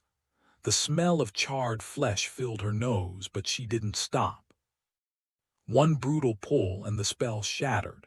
No hesitation. She snatched the broken rifle from the snow and hurled it straight at Mary's smug face. The crack of impact was deeply satisfying. "Run!" Charles barked, shoving her forward before she could lunge again. Easier said than done. Snowshoes were a special kind of torture, catching on every rock, snagging on branches, sending her face first into the snow twice. If not for Charles hauling her upright, she'd have tumbled straight down the mountain. And jumping fallen logs. Yeah, that was a workout she hadn't signed up for. Charles was struggling without snowshoes, sinking deep into the snow with every step while Anna moved easily, though she wasn't exactly enjoying the advantage. Fear had turned her into an Olympic sprinter, and after their frantic slide down the steep slope they'd spent hours climbing, time blurred into one endless chase. She focused on the flash of Charles's red coat, following him blindly until they finally slowed, alone in the silent forest. Even then, he pushed them forward at a punishing jog, picking paths where the snow was thinner so his lack of gear didn't slow them down. He hadn't spoken since ordering her to run, and she suspected he couldn't. His teeth were bared, his eyes burning gold. Whatever reason he had for staying human, it was clearly tearing him apart. Her own wolf had settled after the initial panic, but his was barely restrained, simmering just beneath the surface. Questions piled up in her mind. Could the witch track them? How had Charles even recognized her magic? And why did her hands still ache like she'd grabbed a live wire? Finally, Charles staggered to a stop, his breathing ragged. "I think," he managed between gasps, "Asul has some explaining to do." Anna frowned. "You think he knows her? Why would she be after him?" The idea that someone could overpower a werewolf, especially Charles, was unsettling. She'd always assumed they were untouchable. "Not sure," he bit out, words clipped as he fought for air. She wasn't in Aspen Creek when he locked himself away, but if she's hunting him, he'd know why. She walked beside him, willing her presence to calm him the way an Omega should. His breathing steadied before hers did, but when he finally spoke again, his voice was rough with fury. "She shouldn't have been able to do that. Made me grovel like some damn pet." Anna hesitated. "I thought witches could control people with magic." "Humans, maybe," he snapped. "The only one who should have that kind of hold over a wolf is their alpha." His hands clenched, knuckles white. "And even my father couldn't make me kneel like that." The growl in his voice sent a chill down her spine. This wasn't just anger, it was humiliation. He could freeze me in place, but forcing me to act against my will, that wasn't happening. Charles drew a long breath, his jaw tight. "Maybe it's not her, maybe I'm slipping. That first werewolf, I never heard a thing, and I've gone over it in my head. He wasn't downwind. I should v caught his scent, heard his movement, but he vanished like smoke." Anna almost reached out to comfort him, but stopped herself. He knew more about magic and tracking than she ever would. Instead, she searched for logic. "You were shot just a couple days ago," she offered carefully. He shook his head. "Wounds don't slow me down. If anything, pain sharpens my focus. This was different." A thought struck her. Could the witch be controlling the werewolves too? If she messed with your head, maybe she messed with your senses. His shrug was tense, his discomfort obvious. And he was in pain. She could see it in the tightness of his shoulders, the way he favored his side. The running had to be hell on his injuries. "Do you need fresh bandages?" she asked. "Probably," he admitted. "But we don't have supplies." "There's a decent first aid kit in his car, and that's where we're headed." She blinked, surprised he wasn't pushing forward. Dominant wolves didn't retreat easily. "You're not going after her." "She caught me once," he said, voice low. "And I still don't know how. Normally I'd shake off a binding spell, I've done it before, but hers held. Until I figure out why, charging back in is a good way to get us both killed before we can warn her. The wolves are dangerous, but she's worse." Something nagged at her as they moved, and after a few steps it clicked. "Why here? She was hunting us all, but she didn't even know if he was in Aspen Creek until you told her. So why set up in the middle of nowhere instead of going straight for him?" Charles' expression darkened. "Because this was a trap. Du was right, just not about the target. Kill a few people, make it look like a rogue werewolf, and the Marok sends someone to investigate. Then she grabs them for questioning. Safer than walking into Aspen Creek and facing my father head-on." "Are both wolves hers?" she asked again, uneasy. She'd felt something with that first wolf, a strange pull. The idea of him working with a witch left a bitter taste in her mouth. Charles gave a half-hearted shrug, wincing at the movement before muttering, "Your guess is as good as mine." He trudged forward a few more steps, boots crunching in the snow. "But yeah, odds are high. That wolf wasn't normal, especially since an Omega like you should have been its first target." He froze mid-step, his expression sharpening. "Wait, we ran the same path as the one that attacked you." Anna frowned, replaying their escape in her mind. "There was a trail through the underbrush," she admitted. "But I didn't see tracks or blood. You shoved me ahead so fast." "You shot her," Charles cut in. "That rifle tore open her shoulder. She was bleeding hard. You telling me you didn't see any of it?" Anna hesitated. "There was blood where I hit her, yeah. Then it led into the trees, but after that, nothing. We were plowing through fresh powder. She must have taken a different route." Charles turned to face her, his jaw tight. Pain lined his face, and the ashen tint to his skin told her he was worse off than he'd ever admit. His voice dropped low. "She." A humorless smirk tugged at his lips.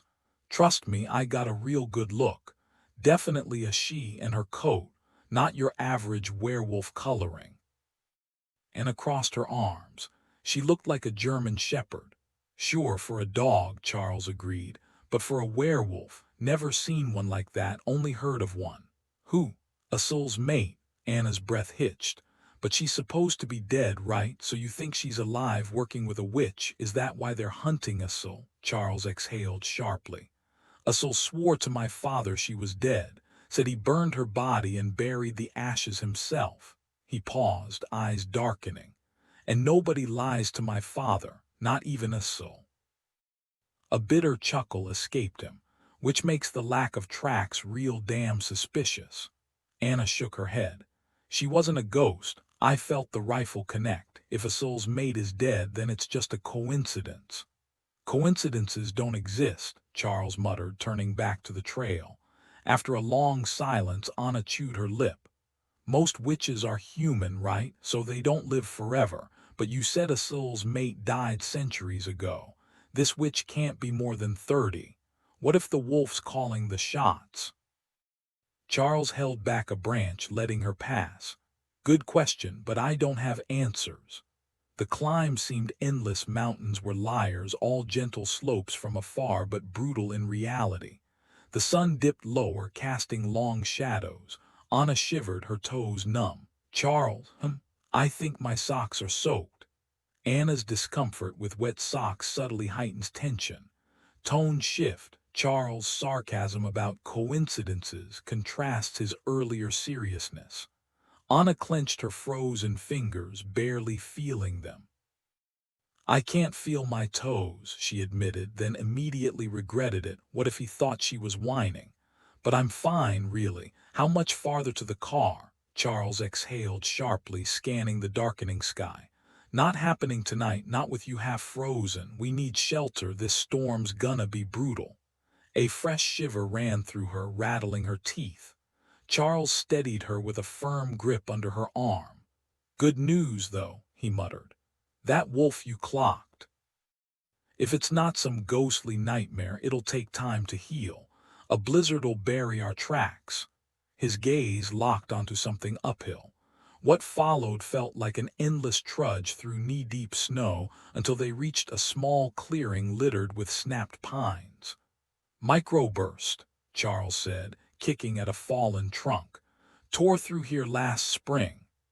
Anna barely managed a nod, exhaustion weighing her down like lead. Charles pushed through the wreckage until he found a makeshift shelter, two massive trees leaning against a ridge, forming a snow-covered hollow. No food, he grumbled, and you need calories to fight this cold. I could hunt, Anna offered, though the idea of trudging through the wilderness made her bones ache. Charles was in worse shape, limping badly since the fight. Still, he shook his head. Not a chance. I'm not sending you out alone with a storm rolling in, a witch on the prowl, and two werewolves lurking like bad Yelp reviews. He suddenly went still, nostrils flaring. Speak of the devil, he murmured. Anna sniffed the air but caught nothing, just pine, frost, and the musky scent of wolf. Then from the shadows below, boots crunched through snow.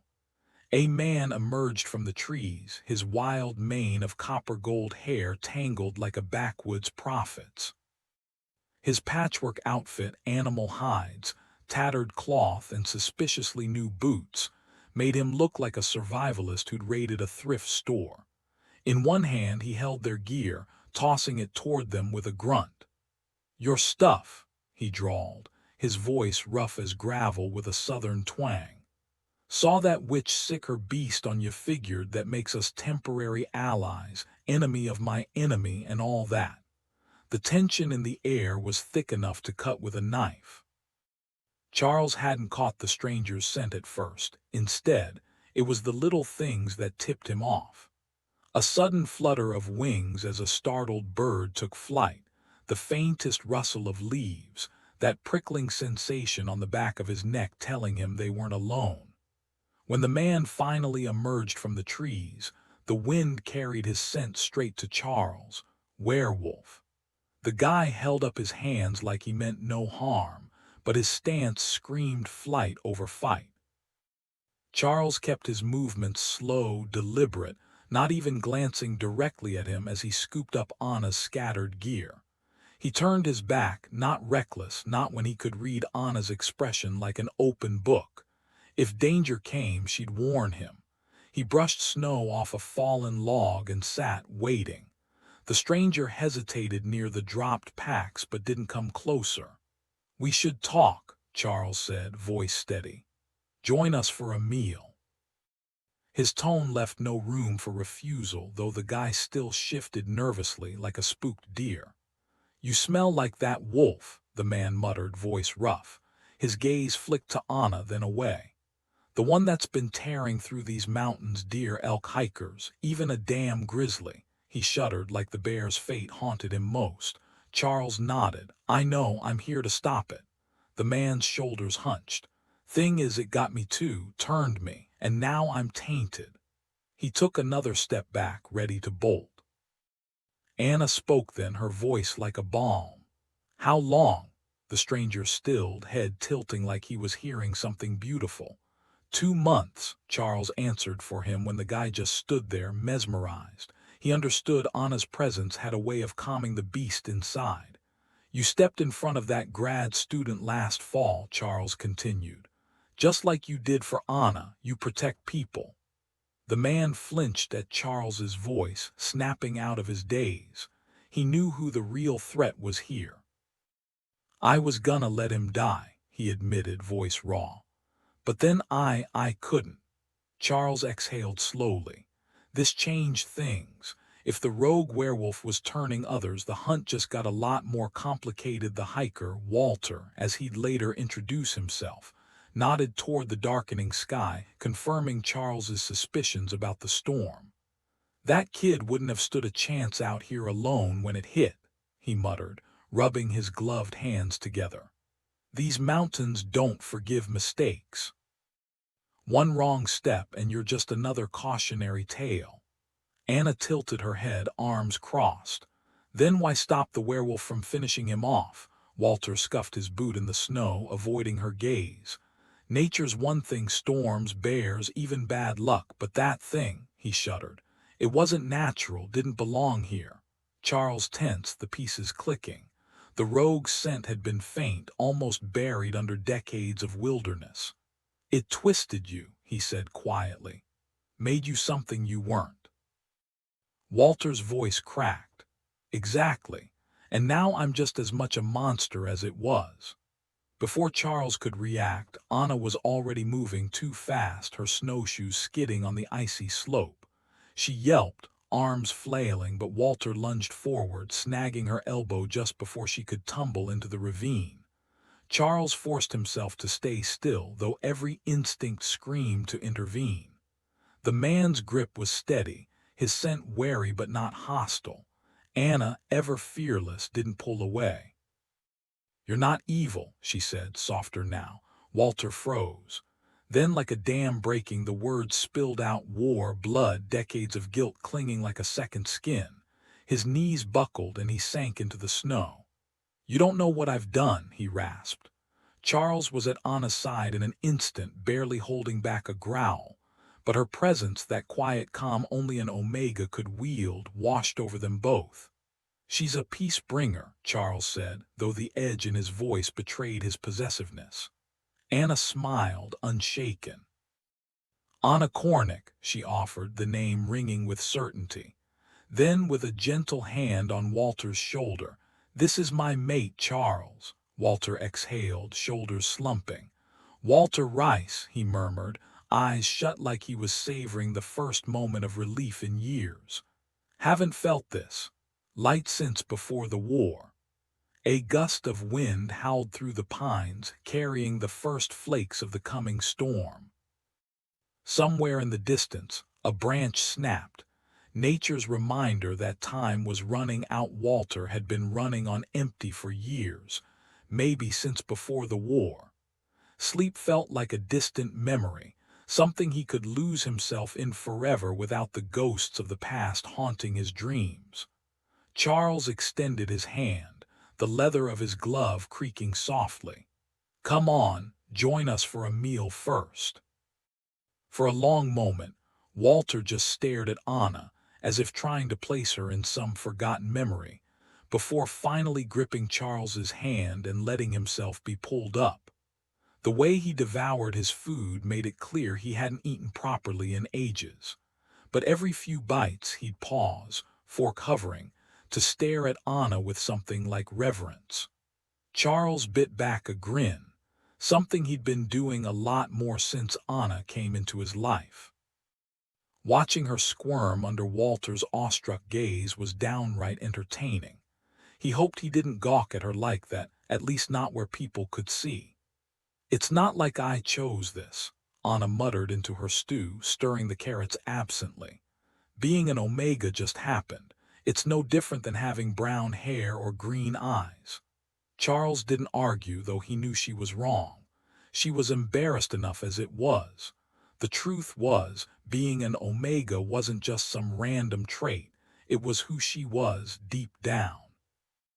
Like dominance, it came from choices, not just chance. His father always said identity was part blood, part upbringing, but mostly the roads you chose to walk. Anna carried peace with her wherever she went, when she wasn't scared or angry anyway. Sure, being a werewolf amplified it, but the real magic was in her. The stubborn kindness that made her stand by a sill when he tried to frighten her. The instinct that had her pulling Walter in from the cold.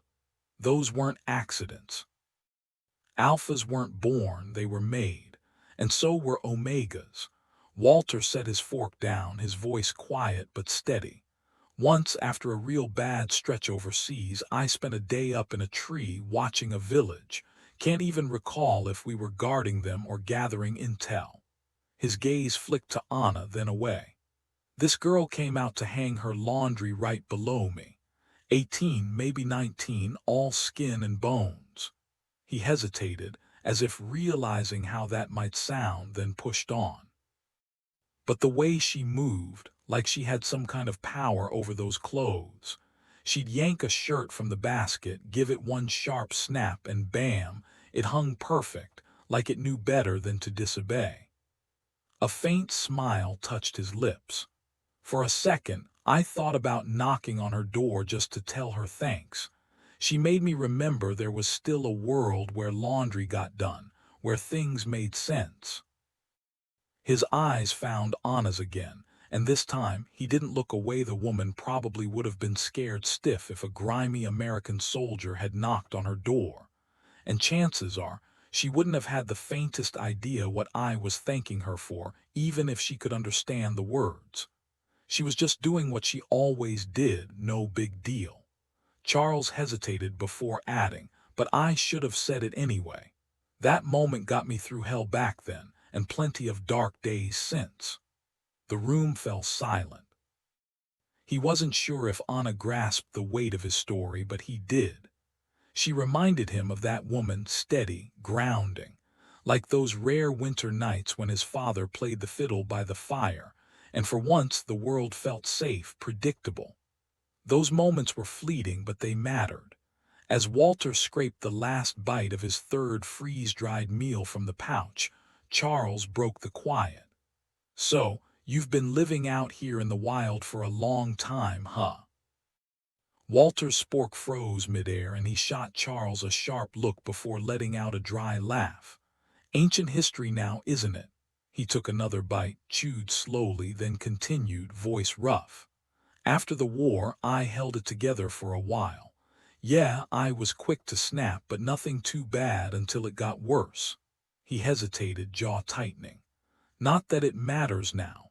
Started reliving the war like it never ended. Gunfire that was just a car backfiring. The smell of smoke when it was just someone's fireplace. Then one day I saw an enemy soldier behind me, just the uniform, you know. I reacted, hurt him bad, maybe worse." The last words came out strained, and Walter's gaze dropped before he forced himself to meet Charles' eyes again. His voice turned icy, detached, the tone of a man who'd done things he couldn't take back. "I killed him. Then I realized he wasn't Viet Cong, just a mailman. That's when I knew I couldn't be around people anymore. Thought about turning myself in, but the police station, well, cops wear uniforms too. Next thing I knew, I was on a bus to Montana. My dad had brought me camping here once. Figured if I stayed in the mountains, at least I wouldn't hurt anyone else." Anna rested her chin on her hand, her broken nails catching the light. Walter nodded when she asked, "All these years?" He smirked, pulling a wicked-looking hunting knife from nowhere. Charles barely caught the motion. "Knew how to survive. Didn't need a gun. Half the time in the jungle, your rifle jammed anyway." The blade glinted as Walter turned it over in his hands. Charles narrowed his eyes. Fast, too fast. Even for a werewolf, Walter shot Anna a sideways glance before his eyes flicked back to the knife. Charles didn't miss the flicker of sympathy on Anna's face, or how Walter immediately tried to brush off his own struggle. "Honestly, ma'am, winters aren't so terrible," he said with a shrug. "There's an old shack I hole up in when the storms get too rough. Keeps me out of the worst of it." Charles knew the mountains had once been a refuge for broken men, veterans, drifters, the kind who couldn't face the world anymore. Most had either healed or died off years ago. He wouldn't have thought anyone still lived out here, not in these unforgiving peaks. The cabinets weren't exactly known for their hospitality.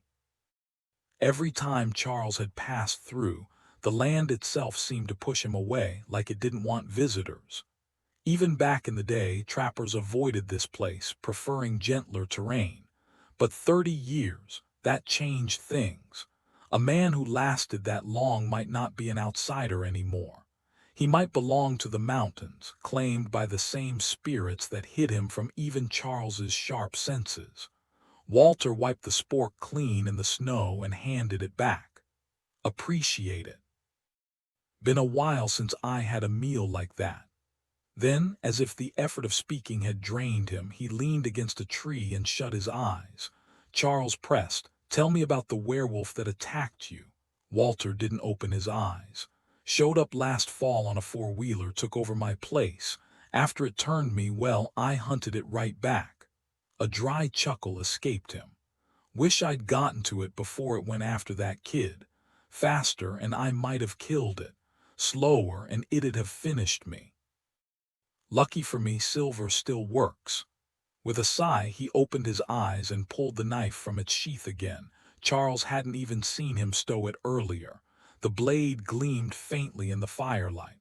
"This thing burns my hand now when I clean it," Walter muttered, staring at the weapon like it held answers. "Thought I was done for. Cut that demon deep, silver inlay, see? But it got me good before it ran." Anna's voice was quiet. "If a werewolf nearly kills you, you turn." There was something haunted in her tone, regret, anger. Charles felt the old fury rise, the urge to hunt down Leo and his whole cursed pack all over again. But then selfishly, he was grateful Anna was a werewolf. She wouldn't fade like Samuel's human wives had. Brother Wolf stirred, then settled, mirroring Walter's exhaustion. "The wolf that attacked you," Charles asked, "it never came back?" Usually, the ones who turned others couldn't stay away. It was part of the bond. Samuel had once suggested to him that it was some deep-rooted instinct, nature's way of ensuring an untrained werewolf didn't attract too much unwanted attention. Walter scoffed, shaking his head. "Like I told you, I found her myself after that first full moon, her and that other one. What even is she? No way she's human, no offense, ma'am. Not after what I've seen her pull off. First time I changed, she tried to lure me in. Didn't know what she was, just that she reeked like the beast. For a while I thought they were the same thing until I caught them together. The snow had started light an hour ago, but now thick flakes tumbled down, clinging to lashes and hair like tiny frozen stars. Charles felt some of the tension ease from his shoulders. Snow meant cover. Ever seen the wolf in her human skin? He had no idea what a soul's mate looked like, but a description might help. Walter snorted. "Nah. Maybe she doesn't have a human side. Maybe not." Charles couldn't shake the feeling that something was off about this other werewolf. They'd been moving fast, maybe he'd missed her tracks. But his gut rarely lied, and right now it was screaming at him. He studied Walter instead. 2 months as a wolf, and he'd had the discipline to stop mid-attack once he realized Anna wasn't prey.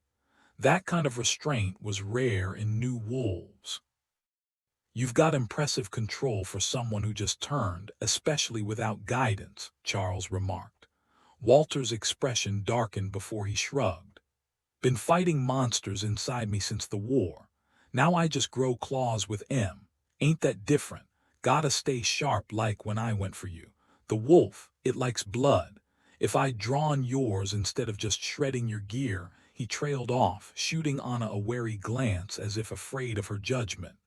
Anna met Charles's eyes, worry flickering in hers. Was she concerned for Walter? The idea that she might shield another male from him sent a silent growl rumbling through his chest. He forced it down before it surfaced. For a lone wolf with no pack 2 moons in, that's damn near unheard of. Charles locked eyes with Walter and the other man looked away. Dominant, but not enough to challenge him. Most weren't. "You thought Anna was in trouble, didn't you?" he murmured. Walter shifted, his makeshift fur cloak rustling. "Didn't know she was one of us." "Not till I was already in the middle of it." "But you knew I was," Walter nodded. Yeah, that scent, it pulls at me, he exhaled roughly. Lived solo for years, but now it's getting harder. Charles didn't hesitate. Wolves weren't meant to be alone. Charles had always been comfortable relying on his pack, but he knew some wolves never adapted to that kind of trust. You're welcome to come with us, he offered Walter, watching the man stiffen. Walter kept his eyes down, but Charles could feel the weight of his attention. I don't do well with crowds, Walter muttered. Too much noise up here. It doesn't matter if I slip up and think I'm back in the jungle instead of these woods. Anna snorted. Trust me, you'll blend right in. Walter's head snapped up, and she flashed him a grin so bright his ears turned pink. Charles's dad runs a pack full of misfits, she added. My father keeps them safe, Charles cut in. But Anna's not wrong. He takes in wolves who wouldn't survive anywhere else. If it doesn't work out, you can leave. After we deal with the witch and her rabid pet, that is. Walter's fingers twitched toward the hidden knife under his sleeve. Witch. Welcome to the supernatural circus, Anna sighed. Witches, werewolves, and all the creepy crawlies that haunt your nightmares. So what's the plan? Walter's voice was rough. The witch was hunting Asil, one of our oldest wolves, Charles explained. We'll track him down, have a chat. But first you need to meet my father. Otherwise he'll send me back to collect you. And trust me, you don't want that. Walter's gaze turned sharp. You think you can drag me in against my will? Anna shot Charles a glare. Apparently he'd messed up again, though he wasn't sure how. His father wouldn't let a rogue linger this close to pack territory, and he'd never grant lone status without a proper meeting. But Anna was already redirecting. What do you want, Walter? Stay here alone, or come with us, get backup, and come back to finish this? Charles arched a brow at her, and she mirrored the expression unapologetic. That rogue hurt him. For us, it's pack business. For him, it's personal. She turned back to Walter. Right. Evil spreads if you don't burn it out, Walter said quietly. Anna nodded like it was the most obvious truth in the world. Exactly. That night, Charles insisted they sleep in wolf form. Anna didn't argue, though the idea twisted her stomach. She'd grown used to curling up beside him, but adding another wolf to the mix set her on edge, no matter how respectfully Walter kept his distance. Still, as the sun vanished, the cold bit deeper, dropping another 10 degrees in minutes. With only one sleeping bag between them, she knew Charles was right. They didn't have a choice. She shifted 100 yards from the males, her bare feet sinking into the snow, after abandoning the fir tree's prickly shelter, where the so-called needles lived up to their name. The bitter cold amplified the agony of transformation, sending stars exploding behind her eyelids. She bit back a whimper as her body twisted, bones snapping and reforming beneath skin that split into fur. The process dragged on forever. When it was finally over, she collapsed onto the frozen ground, panting, too exhausted to move. Even the cold had a scent, sharp and metallic. But then, slowly, warmth seeped into her limbs, the first real comfort she'd felt since Charles had wrapped himself around her the night before. As the worst of the pain dulled into a dull throb, she stretched, claws flexing like a mountain lion's. Her spine cracked in a series of satisfying pops. The idea of curling up near a stranger made her uneasy. Not fear exactly, but reluctance. The wolf in her knew he wasn't a threat, but she wasn't keen on sharing space with anyone but Charles. Then from somewhere nearby came a soft sound, not quite a bark, more like a reassuring murmur. Charles. She wobbled to her feet, shaking snow from her fur before gathering her clothes in her jaws. Charles trotted over, snagging her boots in his teeth before leading her back to their makeshift den. Walter waited just outside, his posture tense, tail drooping. Poor Guy looked about as thrilled as she felt. Charles nudged him inside with a flick of his ear, then motioned for her to follow. Walter pressed himself against the trees, leaving just enough space for her to squeeze in. As she settled against Charles, she felt Walter trembling beside her. His distress softened her own discomfort. She nuzzled into Charles's thick fur, forcing herself to relax, hoping it might calm Walter too. This was Pack. Warmth radiated from both wolves, and for the first time she felt safe. Safer than she ever had with her first pack. Charles would keep watch, his instincts sharper than hers, and both of them had already proven they'd stand between her and danger. She closed her eyes. This was better. So much better. Walter took his time, easing out of his rigid stillness, finally settling against her with a quiet exhale. Only when he nuzzled against her hip, his breath warm through the fabric, did she let herself slip into sleep. 11 Pain gnawed at Charles, sharp and relentless, keeping him awake while the others dozed. His injuries, his leg throbbing, his chest burning, were a brutal reminder he'd pushed himself too far.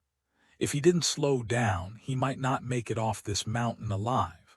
But it wasn't just the pain keeping him alert. The memory of the witch's control coiled in his gut like a sickness. He'd never experienced anything like it, that suffocating grip of obedience, stripping away his will until he moved like a puppet on strings. His father, dominant as he was, had never wielded that kind of power over him. The stories he'd heard hadn't come close to the reality. If he hadn't already believed in his father's strict vetting of alphas, this would have convinced him. The sheer terror of being so utterly controlled, even by someone you trusted, it made his respect for the submissives in his father's pack skyrocket. If Anna hadn't snapped the witch's hold, he sucked in a sharp breath, and Anna murmured sleepily, her presence a quiet comfort even now. The panic had faded, but the questions hadn't. How had the witch tapped into his father's pack bonds? That kind of breach shouldn't be possible. His father needed to know, needed to understand their magic wasn't as secure as they'd thought. The urge to bolt for the car and warn him was almost overwhelming, but his body wouldn't let him. Not yet. And then there was Anna. How had she known what to do? Most wolves had little magic outside pack bonds, and she'd never carried that scent.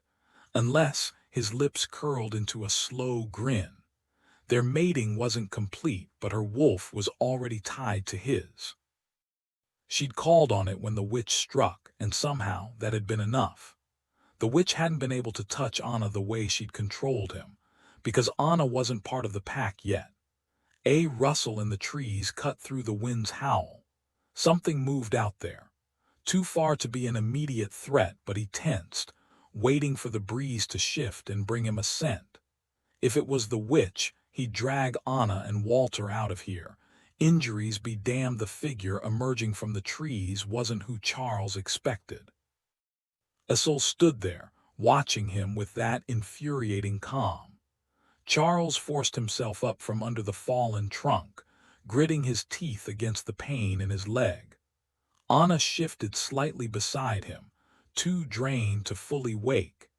He waited until her breathing steadied before moving toward the intruder. Seeing Ursel outside Aspen Creek for the first time since he joined the Marrock set off alarms in Charles' head. Nothing good ever came from unexpected visits, especially not in the middle of nowhere, knee-deep in fresh snow. He hated that he couldn't hide his limp, but pride made him summon his magic anyway, letting the transformation ripple through him as he walked. It burned, but he refused to let it show. If he'd been at full strength, maybe he could have conjured snowshoes instead of slogging through the drifts.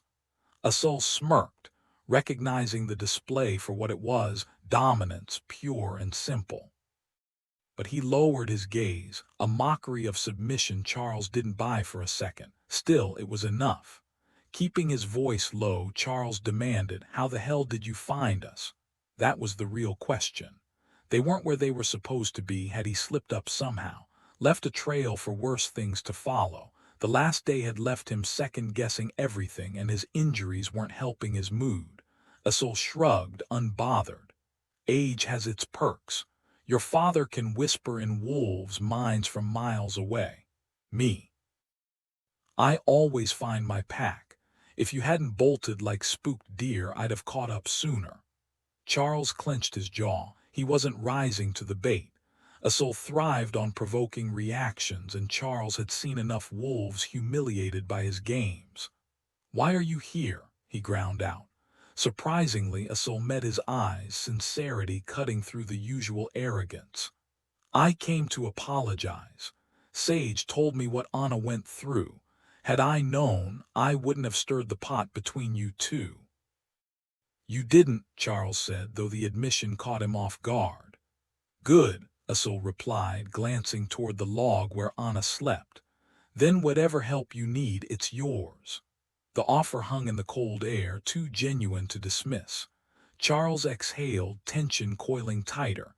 Trusting Asul was a gamble, but right now, options were thin. Charles exhaled sharply, the weight of the last 24 hours pressing down on him. "I thought I could help with your rogue problem," he admitted, rubbing his temple. "But clearly you've got this handled, or at least that's what it looks like from the outside." Asul's expression turned to stone at the mention of a witch. "A witch?" he repeated, voice flat. "Yeah," Charles said, keeping his voice steady even as his ribs throbbed. "She was asking about you specifically, or how to hijack my father's pack bonds to control me tighter than he ever has." Asul went rigid, then dropped to his knees like his legs had given out. The scent of raw anguish rolled off him, sharp enough to make Charles's jaw tighten. "I prayed she was dead," Asul whispered, his voice breaking. "Even when I heard the rogue's description, I lied to myself, but it's her." Charles clenched his fists. "You know this witch?" Asul dug his gloved hands into the snow, his golden eyes flaring. "She took something from me, and now she can't hide." Patience. Charles forced himself to breathe. "What did she steal, and who is she?" Asul's laugh was hollow. "You already know. She's the one who murdered Sarai." He dragged icy hands over his face. "And when she did, she stole our mate bond. Empathy, the rarest gift of their kind, twisted into something monstrous." Charles didn't ask if Asul was sure. The agony in his scent was answer enough. "This witch looks young," he said carefully. "Sarai died 200 years ago." Asul bowed his head. "I never thought she'd find me. Your father's protections held until now." His voice cracked. "I never should have let him bring me into the pack." A gust of wind cut between them, carrying the scent of pine and something darker. Charles hesitated, then crouched beside him. "We'll fix this," he said, though the words tasted like ash. Some promises were too heavy to keep. The cold bit into Charles's skin as he studied Asul, the weight of the Moor's words settling like the snow clinging to their coats. If the witch was reaching through the pack bonds, she'd have to go through him. Their mate bond was the only bridge. That thought sent a shiver down his spine. Asul's wolf eyes glowed in the darkness, sharp and haunted. "Tell me about the wolf who looked like my Sarai," he demanded, his voice cracking under the weight of grief. Charles hesitated, then softened his tone. "I never met your mate, but this wolf, she's massive, even for one of us. Fawn fur with black markings like a German shepherd, and a splash of white on her left paw." "First 2 toes," Asul snarled, surging to his feet with a fury that felt like a storm breaking. "How dare she wear Sarai's face?"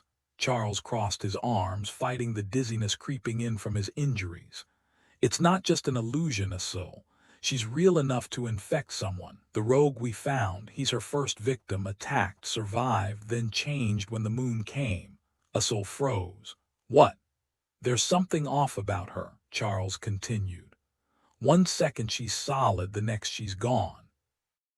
Anna wounded her, but her trail just vanished." A sharp inhale. "You know something?" Charles's voice dropped. "They're all dead, every last one. Who? The witches who knew we underestimated Mariposa. Usul's expression darkened. Mariposa, like the butterfly. I am not a witch, Usul snapped, which wasn't exactly an answer. Charles studied him. But you've lived centuries. Sarai was a healer. She knew things. You know what this wolf is. Usul's jaw tightened. Mariposa was the witch. Sarai and I raised her. His gaze drifted to the valley below, lost in memory. She came to us as a child, brought by a tinker after her family was slaughtered.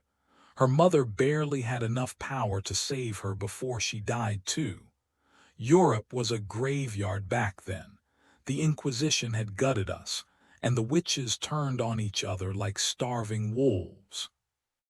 The wind howled between them, carrying the weight of centuries-old bloodshed. The fragile peace among which bloodlines was barely held together by Napoleon's influence. Without it, they might have wiped each other out completely. Charles already knew the history.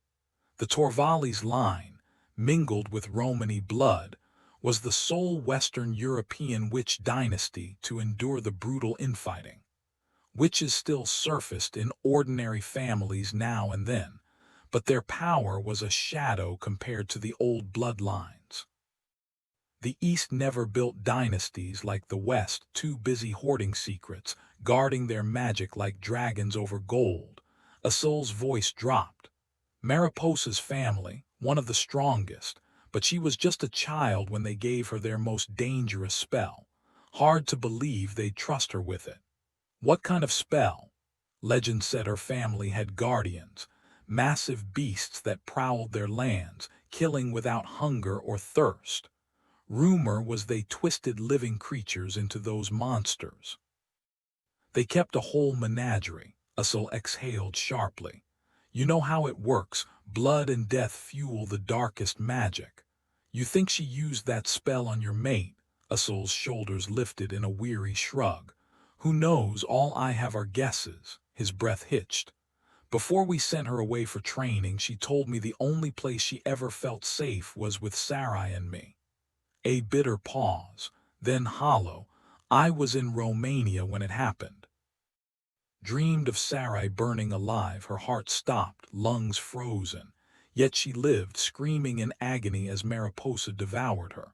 It took days for her to die, not long enough for me to reach Spain.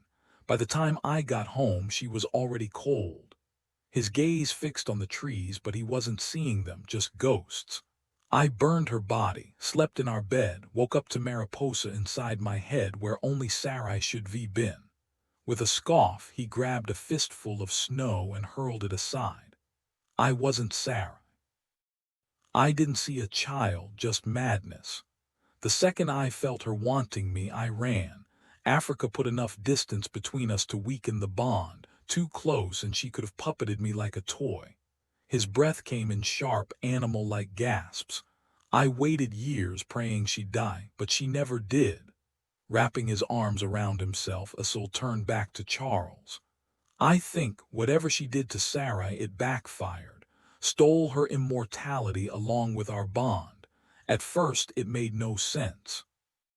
But if she was trying to recreate her family's monsters, then it all fits. A dark laugh. Guess I'm her masterpiece. The girl witnessed her entire family slaughtered before her eyes, saw her mother sacrifice herself to shield her from the deadly magic meant to wipe out everyone in their home. Charles caught the pity in the other man's tone and cut through it with cold facts. And in return, she murdered your wife. The woman who gave her shelter, kept her safe, and cared for her. She didn't just kill her. She made sure it was slow, agonizing, all to steal something that could protect her. His instincts had screamed black witch from the start, and those were never good news. Every last one of them was trouble. Now she's after you, probably for the same twisted reason. Usul's voice was barely audible. Yes, I've spent years running. Charles pressed his fingers to his temples, feeling the first throb of a headache. And yet here you are, walking right into her hands like a neatly wrapped present. A bitter laugh escaped Usul. Guess it looks that way. Until you told me she was here, I still hoped I was wrong. His amusement faded, replaced by grim resolve. But I'm glad I came. If she has even a piece of my Sarai left, I have to end this. Charles exhaled sharply. I thought about calling Bran in, but now I'm not so sure that's the best idea. Asul's brow furrowed. Who's stronger? Charles pressed. You or me? The other man's eyes, darkening throughout their talk, suddenly blazed with defiance. You. You already know that. Charles held his gaze until Asul finally looked away, defeated. Then explain how this witch, using your mate bond and pack ties, managed to control me. The moment Charles stepped outside to confront Asul, Anna began shifting. She needed to handle this wolf with words, not claws. He had a knack for pushing Charles's buttons, and her mate was already on edge after their run-in with the witch. Walter barely crossed her mind until she stood naked in the freezing night air, breath fogging in front of her. 3 years hadn't erased the awkwardness of stripping down in front of strangers, but Walter was already politely studying a nearby pine like it held the secrets of the universe. She stopped worrying about him, yanked on her freezing clothes and boots, and moved fast. Charles's anger was spiking. Asil had endangered the Marok and the pack, but worse, neither he nor Charles seemed to realize how close Charles was to snapping. Funny how she could tell. Boots laced, coat zipped, Anna rolled to her feet and left the shelter without bothering with snowshoes.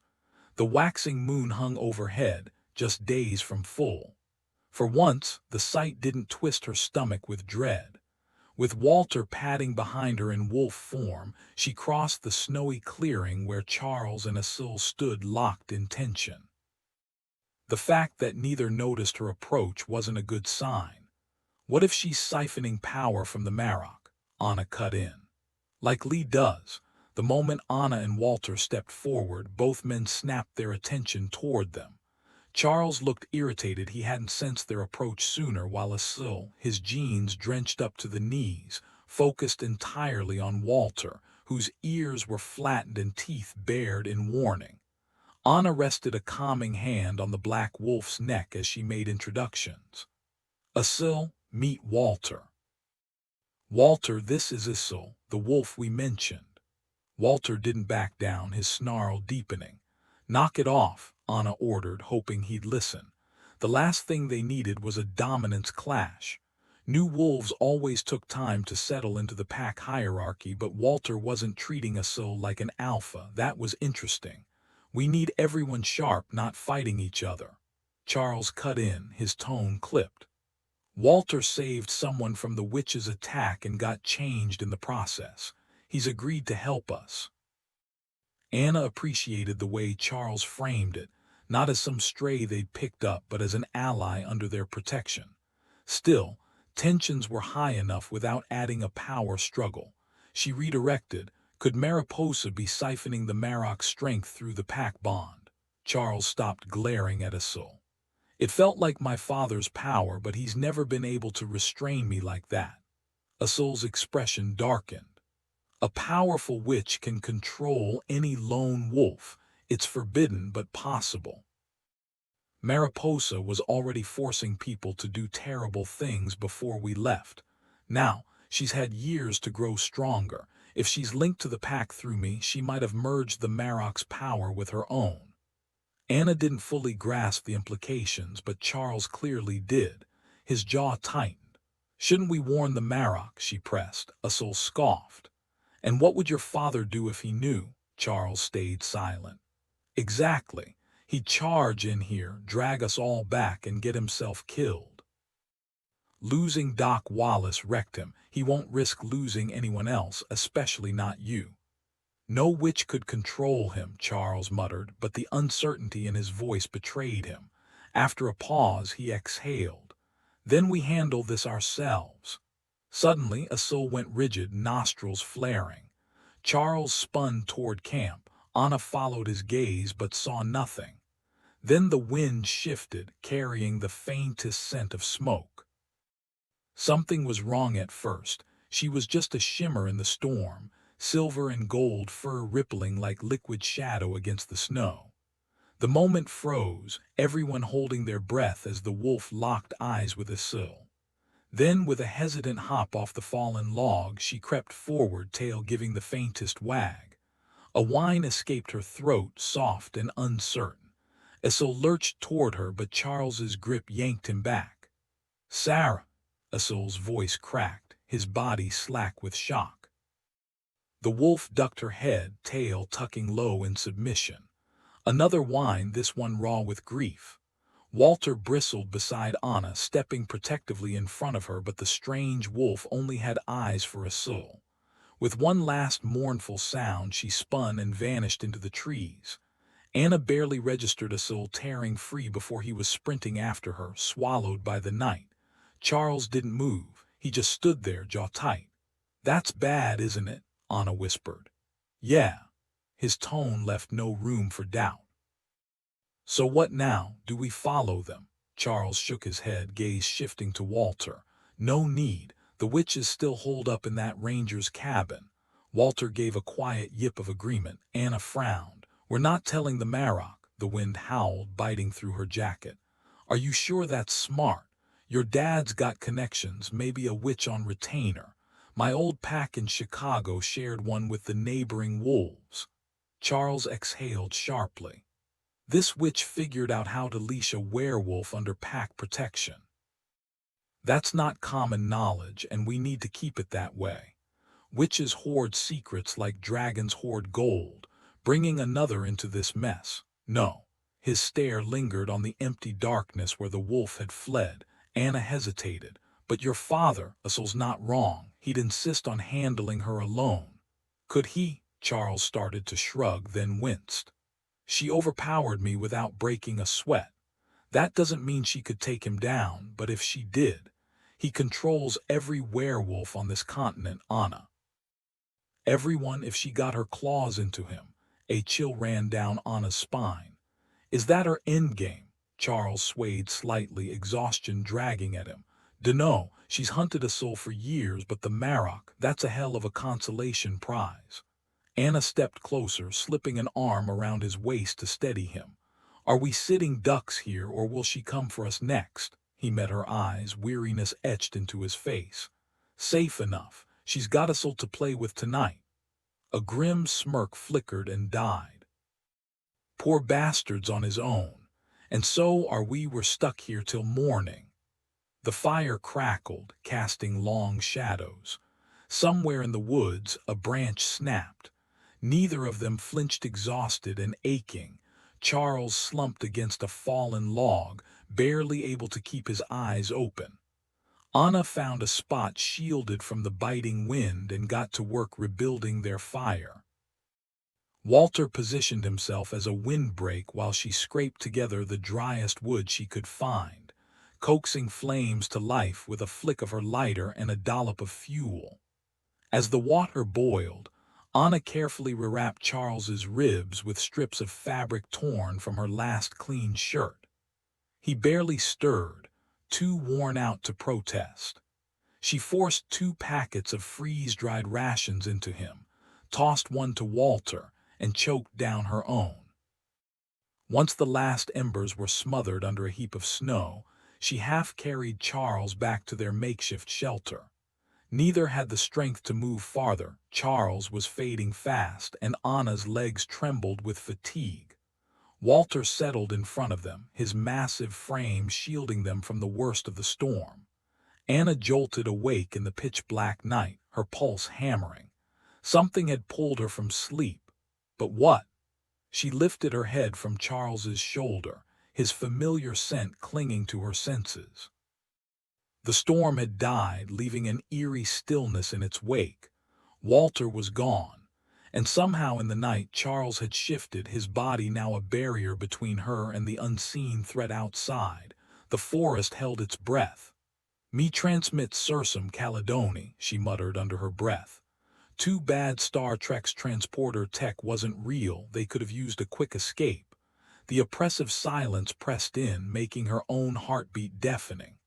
Charles, her whisper cracked. No response. She shook him and his body rolled limply onto the snow, moonlight revealing the horror beneath, his coat soaked through with blood, dark and glistening. Her stomach lurched. No, she scrambled up, cracking her skull against the log above them, but the pain barely registered. Her fingers came away slick and black. Charles, miles away, Bran shot upright in bed, gasping. The word witch echoed in his skull like a gunshot. Lee stirred beside him, her voice lazy with sleep. Bad dream. He dragged a hand down his face, but the details slipped away, all except that single chilling word. Then his phone buzzed. Samuel's voice, sharp with concern. "Duh, what's going on?" Bran blinked. He hadn't called anyone. The cold dread lingered, though. Maybe it was just his past creeping back in. He didn't dream of those days often anymore, but when he did, it never meant anything good. The moment the realization hit him, it wasn't about the witch. It was about the lives lost after she was gone. This wasn't just a memory replaying in his head. It was a warning, sharp and undeniable. The urgency that had jolted him awake returned, twisting in his gut. Something was off. "What exactly did I say?" His voice stayed steady, almost casual, but beneath it tension coiled. Samuel didn't miss a beat. "You told me to wake up," not exactly groundbreaking advice. Bran dragged a hand through his hair, exhaling. "Sorry for waking you, I was deep in it." Samuel's tone softened. "Nightmare." As if summoned by the question, a fragment of the dream flashed behind Bran's eyes. Charles in danger. "A rogue," Samuel sounded politely doubtful. "Since when does a rogue give Charles trouble? The guy barely breaks a sweat."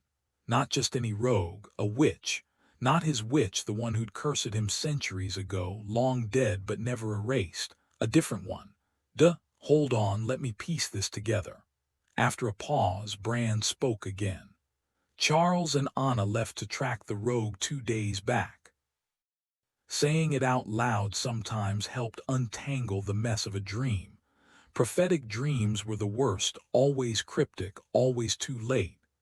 "Us'll stop by that night, pissed I sent Charles out so soon after his injury," Samuel snorted. "Us'll worried about Charles, that's new." "Right, shocking, but he wasn't that worked up until..." "Until what?" Bran rubbed his temples. "Damn it, I'm getting old, forgot the obvious, makes sense now." "Father," he chuckled, shaking his head. "Sorry." "Us'll took off yesterday morning, probably chasing after Charles. Just clicked why the rogue matches Sarai's description, his mate. She's been gone for centuries. 200 years. Us'll swore he burned her body, buried the ashes himself. And for all his years he still can't lie to me. She's dead." Lee slid out of bed, gathering her clothes without a word. She didn't look at him as she left, shutting her door with a quiet finality. He knew he'd stung her by confiding in Samuel instead of her, but there was no time to fix it, not when another realization struck. "Which?" "Samuel," Bran said slowly, testing the thought. "Why burn a body?" Samuel ticked off reasons like a checklist. "Hide who it was, too frozen to bury, religious reasons, disease control, mass casualties, no heavy machinery. Am I close?" No room for humor now. "Why would us'll burn Sarai's body in Spain during the Napoleonic Wars?" Samuel's answer was immediate. "Witch, witch," Bran exhaled. "I dreamed of one, a witch." Samuel's voice turned thoughtful. "The Moor's mate was tortured for days before she died. Always figured it was a vampire. Never thought a witch could hold a werewolf that long, kill one, sure." The conversation took a grim turn. "Not torture," Samuel insisted. Bran scoffed. "There's always an exception. Grandmothers long gone, hunted and devoured, remember." His tone was sharp, impatient. "But if one existed, others might too." Samuel hesitated. "Sarai was part of a pack, mated to the Moor. That's nothing like us, and she died centuries ago. Witches don't live forever." "Us'll's been dreaming of her," Bran countered. "I assumed he meant Sarai." Silence stretched between them. Samuel knew those dreams too well. Could be coincidence, Bran finally muttered. Maybe a vampire killed her. Maybe a soul burned her body out of grief.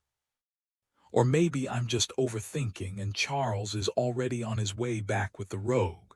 Samuel let out a dry chuckle. Funny how arguing against your own point makes it stronger. Says a lot about how your brain works. Or yours, Bran shot back, though a reluctant smile tugged at his lips. I'm heading out to check on Charles. Good, need me there. Samuel's voice carried that familiar mix of smugness and concern. I am your son. Where else would I be? Mercy's place, obviously. Bran hung up, shaking his head. He dressed quickly, pausing outside Lee's door. The distance between them was old, unchangeable. He didn't knock. She wouldn't care where he was going anyway. Meanwhile, Anna was curled over Charles's motionless form, her throat raw from sobs. Tears and blood streaked her face, freezing in the biting cold. Her fingers ached from the snow. He was gone because she hadn't noticed how badly he was hurt. She'd barely had time to know him. She forced herself up, sitting back to study his face, sharp, beautiful, full of centuries she'd never get to hear about. What had his childhood been like? What trouble had he caused? She didn't even know his favorite color. Green, like his room. Red, it's red. The whisper sent a jolt through her. Impossible. She reached for him, then blinked, and suddenly she was flat on her back, staring up at a very much alive Charles. His face was torn, one side ravaged by claws. Her own hand stung, shifting back from wolf form. Had she done this? Her heart lurched back to life. Charles, she choked out. His grip loosened just slightly, relief flickering in his eyes before he schooled his expression. But she felt it, the unspoken "I'm here" for a moment. He pressed his face into the curve of her neck, his breath warm against her ear. Then he pulled back, rolling away with a quiet sigh. You know, he murmured, all it would have taken was one question. She sat up, her head spinning. A question? Like, hey, what's your favorite color? She blinked at him, unsure if he was mocking her. You were dead, she insisted, her voice cracking. I woke up covered in blood and you weren't breathing. A low growl from behind made her jump. Walter. She'd forgotten he was there. Charles tilted his head, the deep gashes on his face already knitting together. I smell it too, he muttered. Magic. Did the witch take anything from you, Anna? Hair, blood. Mary had yanked at her hair earlier. Hair, she rasped, barely recognizing her own voice. Witches love personal ties, he said grimly. Your hair let her slip into your dreams. If you died there, it would have been real. That should have mattered more, but right now, all she could think about was his back. Frantic, she tugged at his coat zipper. He caught her hands. What do you need?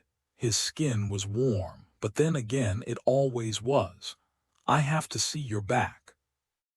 Without hesitation, he shrugged out of his coat, turning so she could inspect the makeshift bandages.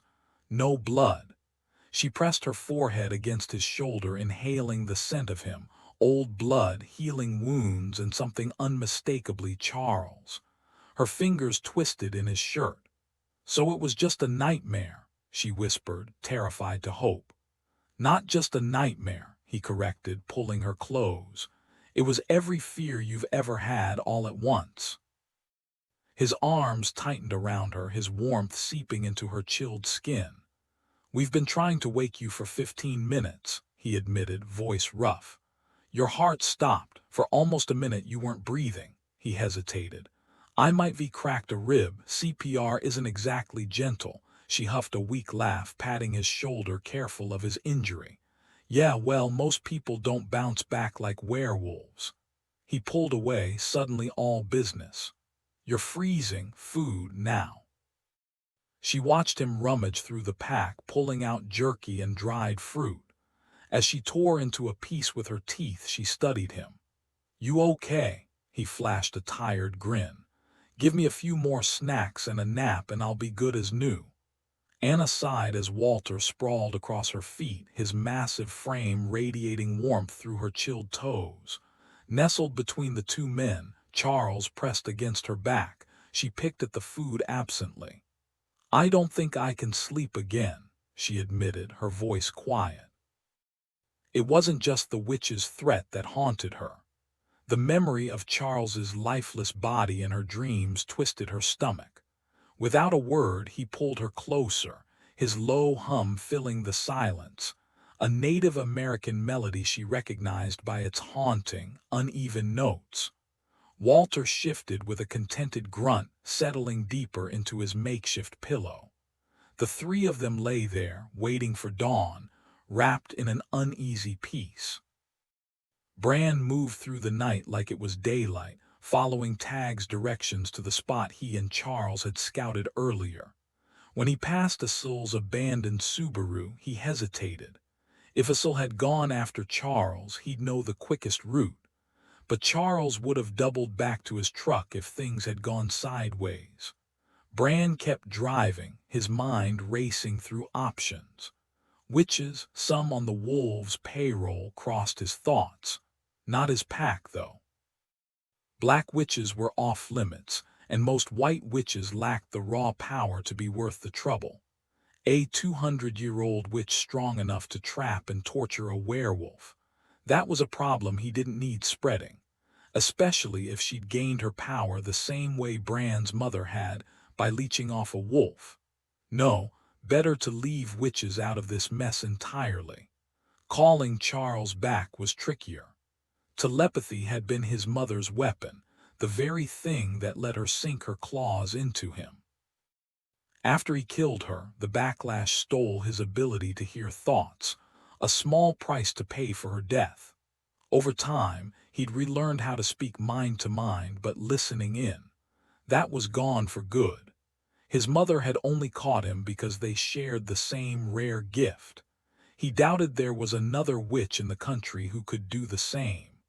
Still, fear kept him from reaching out, not until he knew Charles was free of whatever trap Asil's witch had set.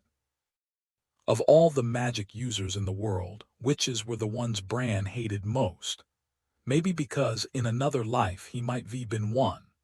The highway gave way to Silver Butte's winding path, where fresh tire tracks, wider than usual, marked Charles's route. At least he'd made it this far. Navigating the narrow trail in Charles's truck forced Bran to focus, pushing his worries aside, until he rounded a blind curve and nearly slammed into the V, its front end kissing a tree. He braked hard, leaving barely half a foot between the two vehicles. Bran killed the engine and left the truck where it was, no way to push through the dense trees, and that pristine snow could easily be hiding a deep drop. He hadn't seen a decent turnaround spot for the last stretch, and the thought of reversing the whole way out later almost made him laugh. Almost. If things went south, backing up would be the least of his worries. Asil had already linked up with Charles by now. The old Moor knew his way around witches, and between him and Bran's son, they should be able to handle whatever waited in these woods. If Charles stuck to the planned path, Bran figured he'd catch up to them before dark and drag them all out of this mess. He left the keys in the ignition. Who the hell would steal a truck this deep in the wilderness? And if someone did, well, Charles would have words with them. No point in a coat. He'd be shifting soon anyway. Stripping down in the warmth of the cab, he braced himself before leaping out mid-transformation. Fumbling with car doors as a wolf wasn't impossible, just messy, and Charles might never forgive him for scratching up his precious truck. Once in wolf form, Bran settled into an easy, ground-eating lope. It had been years since he'd run these mountains. Never his favorite hunting grounds, though he couldn't say why. Charles claimed the cabinets had a way of making outsiders feel unwelcome. Maybe he was right. Backtracking Charles's route seemed like the best bet. The full loop wasn't more than 30 miles. He could cover it and circle back to the trucks by nightfall. The cabin looked almost exactly as Charles remembered it from decades ago, right down to the flaking green paint on the porch. Just another old Montana log structure, weathered by time, one of hundreds left behind by Depression-era work crews. A beat-up four-wheeler with fresh snow tracks sat tucked between the cabin and the encroaching forest. Charles pulled Anna to a stop a safe distance downwind, still hidden by the trees. The moment they paused, Walter dropped to the ground at her feet like an overgrown, deadly loyal hound. If hounds weighed as much as bears and could rip a man apart without breaking a sweat. Charles didn't mind the display. Walter's devotion wasn't about attraction. It was about exhaustion, about the kind of bone-deep weariness that comes from too many nightmares. That desperate, "I think I could sleep," still echoed in Charles's head. He knew what it was like to be hunted by memories. If Anna could give Walter even a little peace, he wasn't about to stand in the way. Eyes locked on the cabin, Charles swallowed hard. Fear wasn't something he was used to anymore.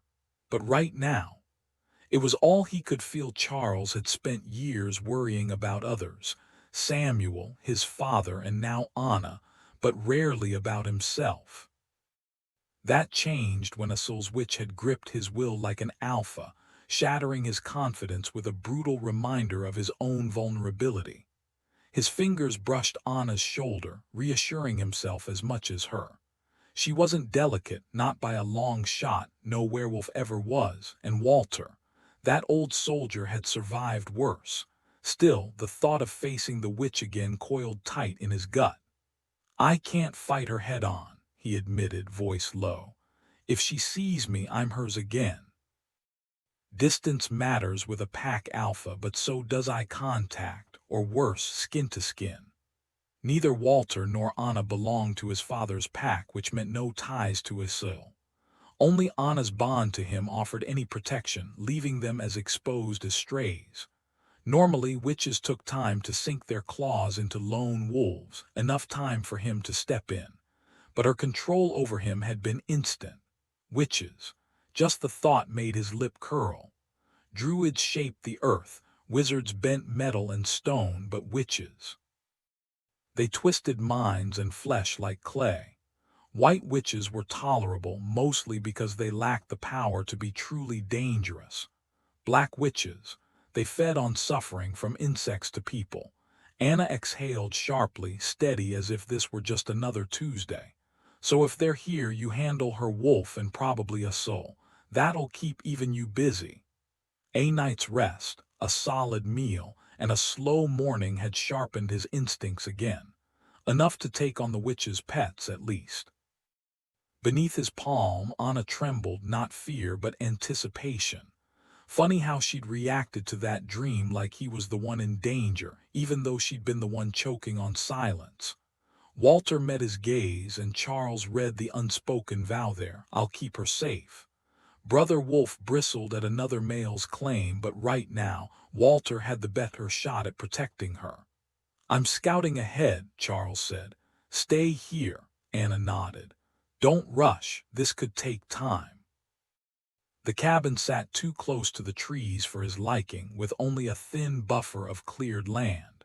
Not exactly a fortress against werewolves. But then the witch didn't seem afraid of him. Why would she be? He'd given her no reason. To his surprise, Walter shadowed him, melting into the forest until only his scent betrayed his presence. The woods had claimed the old wolf, wrapping him in their whispers. Maybe that would be enough. Charles' grandfather had always vanished without a trace, just like this. Standing just outside the cabin, Charles was certain it was abandoned. Then Walter trotted ahead, his tail wagging in slow, deliberate sweeps, confirming his suspicion. Still, he circled the tiny structure, pushing open the creaky door before signaling Walter to fetch Anna. Inside, the cramped space barely held a narrow cot and a rickety table, the only furniture aside from a thin mantel above the fireplace. The cot looked freshly bought, tags still dangling, while the table seemed older than the cabin itself. The hearth held the faint warmth of a recent fire, but the real giveaway was the gutted animal sprawled on the floor. Witches and death were never far apart.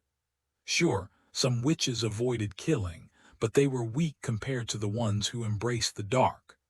The floorboards told their own story: fresh nails, splintered edges where someone had pried them up and hammered them back down. Stepping closer to the cot, Charles recognized the hum of a power circle beneath his feet. Some witches used them for protection, others to hoard energy like a twisted savings account. Since the cabin hadn't repelled him, this had to be the latter, meaning more dead things were hidden below. He inhaled deeply, but the only decay came from the slaughtered animal. Either it hadn't been dead long enough to rot, or the witch had masked the scent, another trick in their arsenal. His father once said Charles could have been a witch if he'd bothered to study. Bran hadn't pushed him, but he hadn't stopped him either. A witch in the pack would have been a weapon. Still, the quiet magic of his mother's bloodline suited him better. Standing in this wretched place, though, he almost wished he'd learned more. The sleeping bag still carried the witch's scent from the night before. On the table sat a half-melted black candle reeking of blood, and a mortar crusted with ash, probably Anna's hair, a sickening link to her dreams. "What is that?" Anna's voice trembled from the doorway. Just her presence lightened the room as if the shadows recoiled from her. One day he'd tell her that, just to watch her scoff in disbelief. He was learning her well enough to picture it. His eyes followed hers to the skinned carcass by the hearth. "Raccoon, I think." His tone was dry, but his grip tightened on the doorframe. The witch had left in a hurry, and whatever she'd buried under the floor wasn't staying quiet for long. The stench hit them first, a mix of rotting flesh and something far worse. The wooden floorboards bore deep gouges, as if something had fought desperately against its fate. Walter lingered behind Anna in the doorway, neither willing to step inside. Charles kept his thoughts to himself, sparing Anna the grim truth that the creature had likely still been alive when the witch carved into it. What was she trying to accomplish? Anna asked, her voice tight. Charles shrugged. Dark magic feeds on suffering. Maybe she siphoned its pain to fuel whatever she did to you last night. Anna paled. Guess being a werewolf isn't the worst thing out there, huh? Not even close, he muttered. Not all witches are like this, but the good ones. They're rare. Near the mutilated raccoon, a scrying bowl sat untouched, the water inside still liquid despite the cabin's freezing air. They just missed her. Against his better judgment, Charles pressed a hand to the animal's body, then recoiled as it twitched weakly. His knife flashed, ending its misery in an instant. His stomach turned. Nothing should have survived that kind of torment. His gaze dropped to the floor. If the raccoon had been alive, what else was? Walter let out a low growl, and Charles didn't blame him. She left it like this on purpose, Anna whispered. Yeah, and she'll know we put it out of its misery. He wiped his blade clean on a discarded sleeping bag before sheathing it. So now what? Burn it all, Charles said flatly. Witches draw power from their spaces. Destroying this will weaken her, and free whatever else she'd trapped beneath the floorboards. No need to mention that part yet. Anna spotted a gas can strapped to the ATV, and Charles drenched the cot, then piled firewood in the center of the room. He sent Anna and Walter back before striking a match. The fumes burned his throat as flames roared to life. He waited, ensuring the fire took hold, then bolted. The explosion hit before he reached them, throwing all three into the snow. Anna spat out dirt, coughing. What the hell, did she rig the place to blow? Charles gritted his teeth, ignoring the pain flaring in his chest. Magic and fire don't always play nice. Sometimes they get creative. The cabin burned like a beacon in the wilderness, and for the first time, Anna looked at Charles with something like fear. Not of him, but of what they were up against. Walter stared at the wreckage, letting out a low whistle under his breath. The cabin was gone, just a few scattered stones marking where the fireplace had once stood. Debris from the structure and the ATV littered the ground, and nearby trees were shredded like they'd been hit by a tornado. Anna's voice cut through the silence. "Holy crap, you okay, Walter?" The massive wolf shook himself off, his golden eyes locking onto Anna with unmistakable devotion. Charles exhaled sharply. "She knew we were coming," he muttered. "Tried to cover her tracks. I didn't catch her scent earlier, did you, Walter?" The wolf gave a slight shake of his head. "So what's the plan?" Anna asked, kicking a piece of splintered wood aside. Charles rubbed his temple. "As much as I hate to admit it, we need backup. Time to call my dad." He shot Anna a tired smirk. "We're close enough to the truck and he already knows something's up. Woke me last night. That's how I knew you were in trouble. Trust me, he's not clueless, and he's got connections with other witches who might help." Meanwhile, Bran had been running for hours when the voices reached him. "Told you he'd send Tag," Usul's voice carried, smooth and mocking. "Bran's not reckless enough to come himself." Bran skidded to a stop, claws digging into the dirt. Usul hadn't shouted, but he'd known Bran would hear, which meant escape was already off the table. Witches had a way of making themselves invisible unless they wanted to be found, especially if they had leverage. And Usul? He wasn't talking to Charles. That meant he was under the witch's control. And since Usul belonged to Bran, that was connection enough for her magic to work on him. He turned and saw them. Usul perched on a boulder the size of a minivan, his posture relaxed but his eyes burning with fury. Beside him, a petite woman bundled in layers clung to his arm like she might get swept away by the wind. "Honestly," Usul drawled, "why Tag would be any more useful than me is beyond logic." The woman slid down the rock with eerie, unnatural grace, her boots barely making a sound. "Come here, senor," she cooed, her voice a mix of American twang and aristocratic Spanish. Bran's instincts prickled. She'd been here long enough to pick up the accent, but her roots were unmistakable, just like the rumors of the witch who'd slaughtered Usul's mate back in Spain. And then she moved again, too fluid, too precise. No human had reflexes like that. But Bran had seen it before. His own mother had moved the same way when she'd enslaved him centuries ago.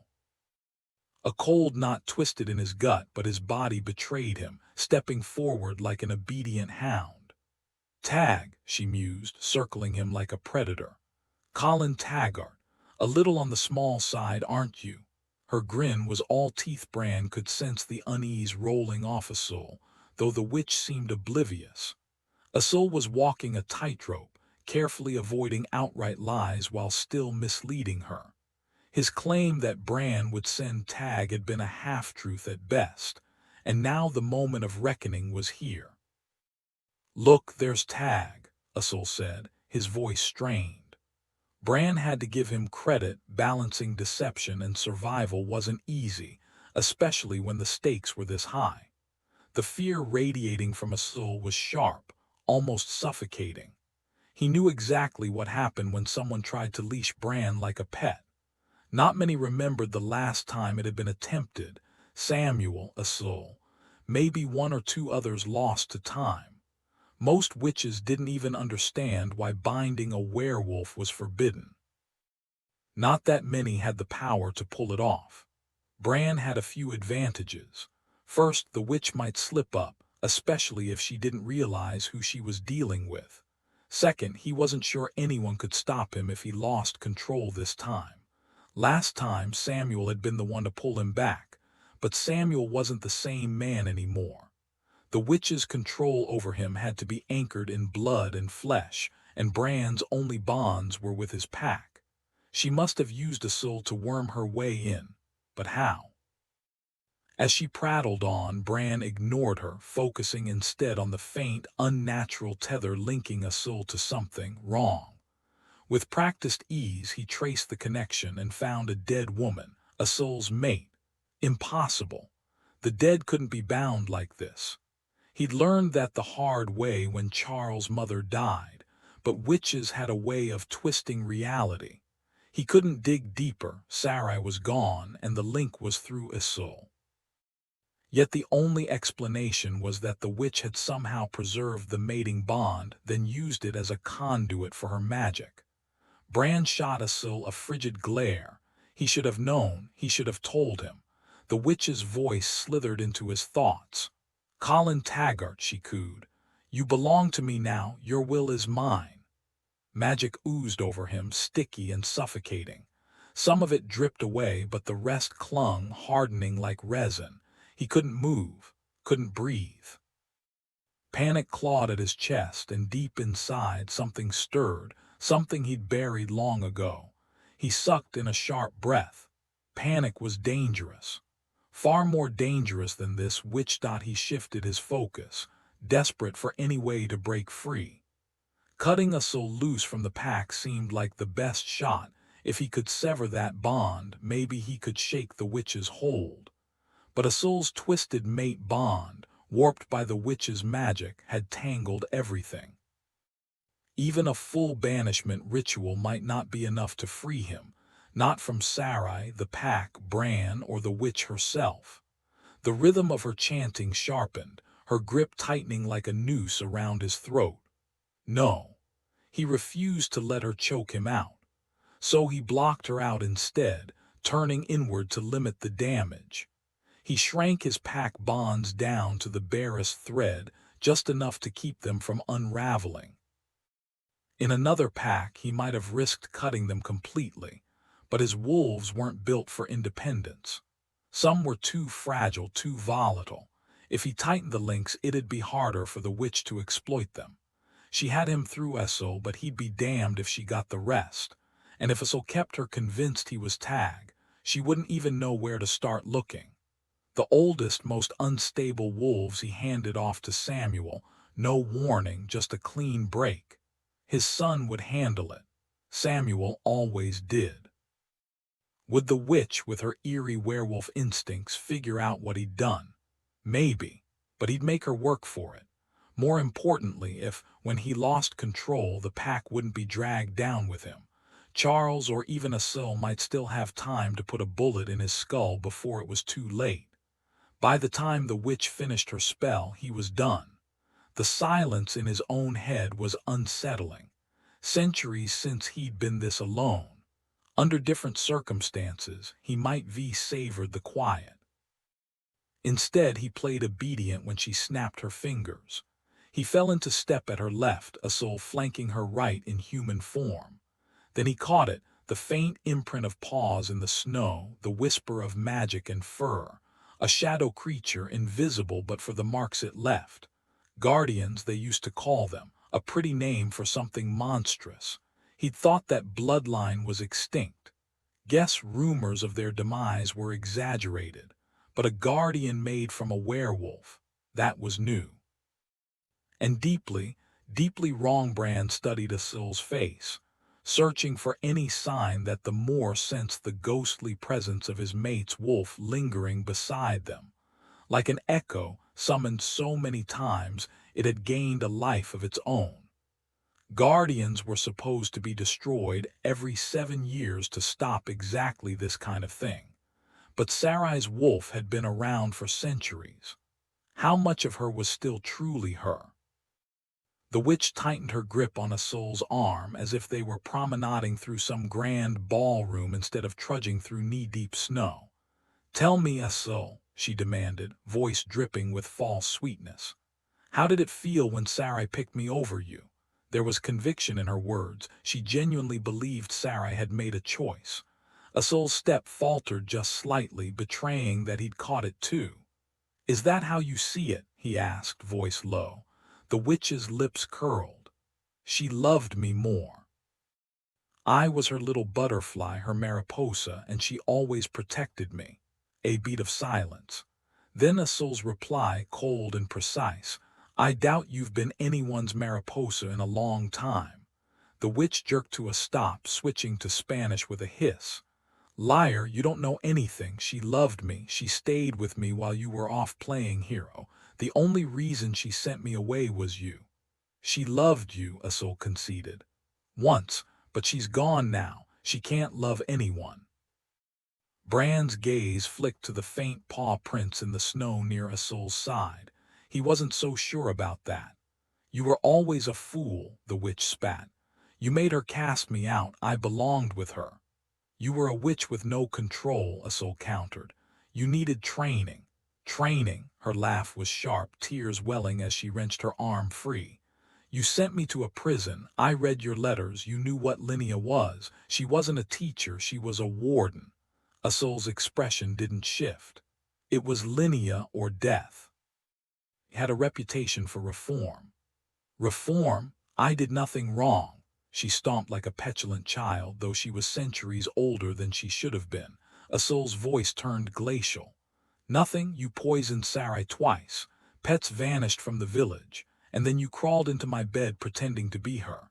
I think that last one was the unforgivable part. The witch's scream tore through the air, raw and feral, and somewhere in the distance something exploded.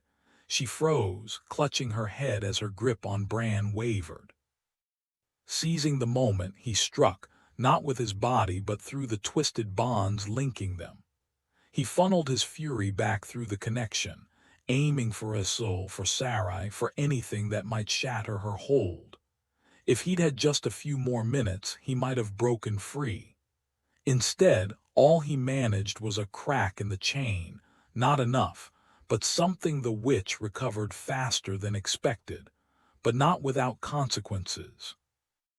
She shoved Bran out of their mental link and reinforced the magical bindings to block him from trying again. When the struggle ended, he remained her captive wolf, but she wiped a thin trail of blood from her nose. You told me he was weak, she hissed, her voice trembling with fury. If she hadn't been injured, Bran suspected she might have slit Asul's throat right then. Just like you claimed sending me away was for my own good. Fool me once, shame on you. Fool me twice. This wolf is sharper than you let on. When you failed, Bran wouldn't send just anyone, he'd send his best. You spin lies like they're gospel.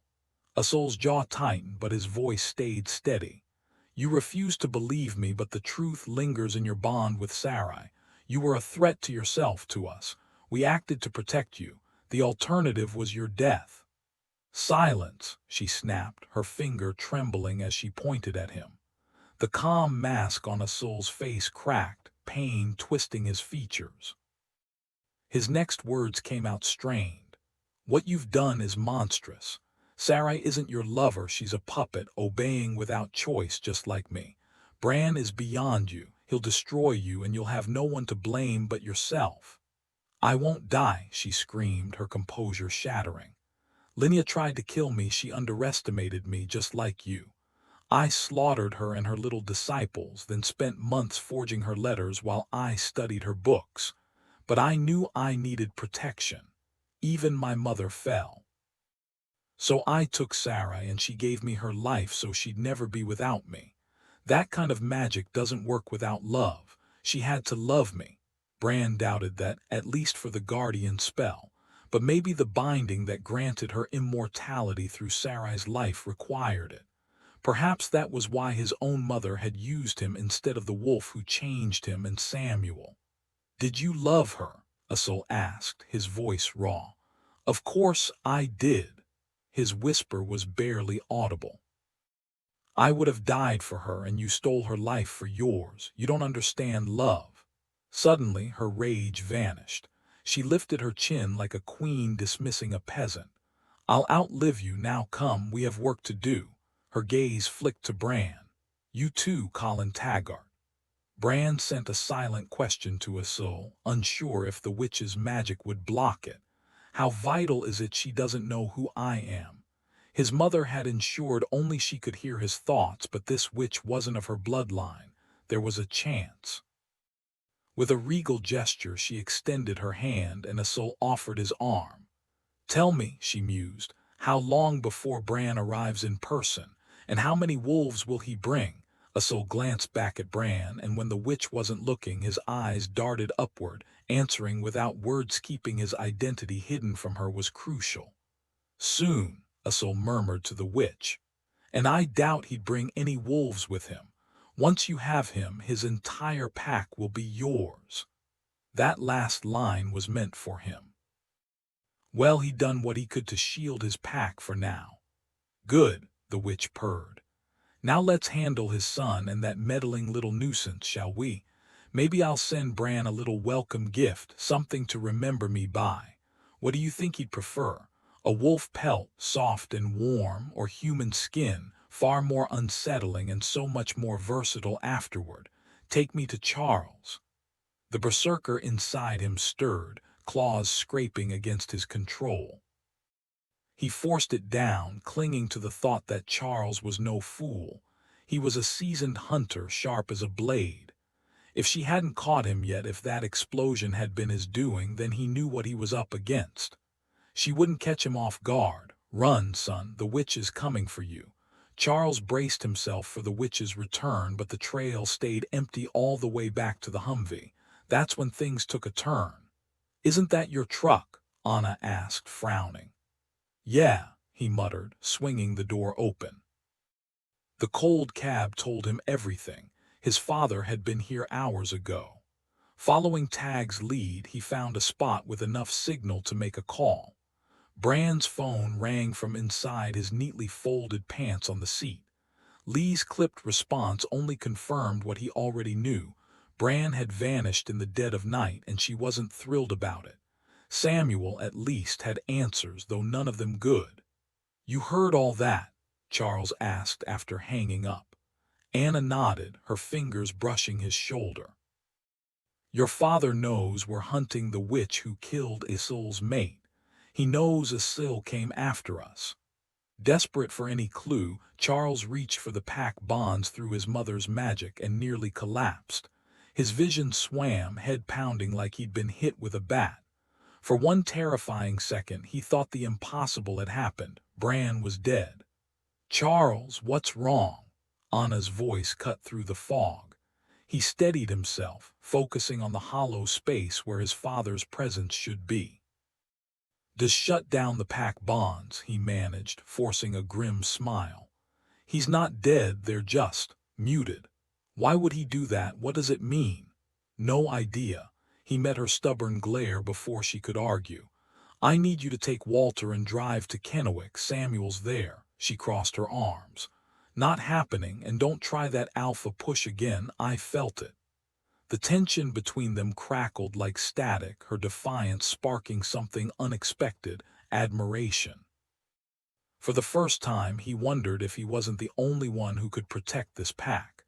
"You can throw your weight around all you want, but it won't change my mind. If she's tapping into the pack bonds, Walter and I might be your only advantage. I'm not staying behind, so quit wasting your breath trying to convince me." His glare could have sent seasoned warriors running, but she just poked his chest with a smirk. "Nice try.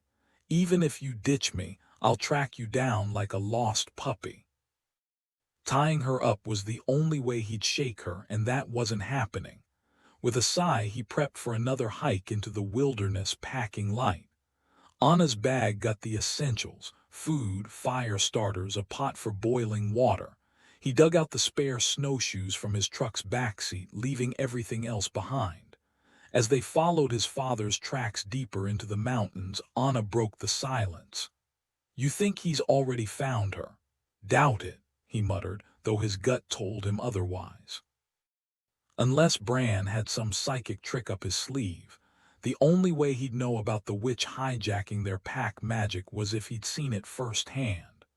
Part of him wanted to believe in the untouchable legend of the Marrock, but the smarter part, the one that had stood frozen under the witch's gaze, knew better. His father was powerful, not invincible. Every step ached, his chest, his leg, worse than before. The pack's borrowed strength was fading, and without it the snowshoes felt like lead weights. If the witch had Bran, their odds of survival were slim. He kept that thought to himself, not because Anna couldn't handle it, but because saying it out loud might make it true. Then the voice cut through his thoughts like a blade. "Watch out, my son. The witch is after you. Run." "Real helpful, duh," he snapped aloud. "How about some actual intel, like where you are?" Anna frowned. "Charles, my father can project thoughts," he grumbled. "But apparently he's got selective hearing." No replies, no details, just cryptic warnings. What did he say?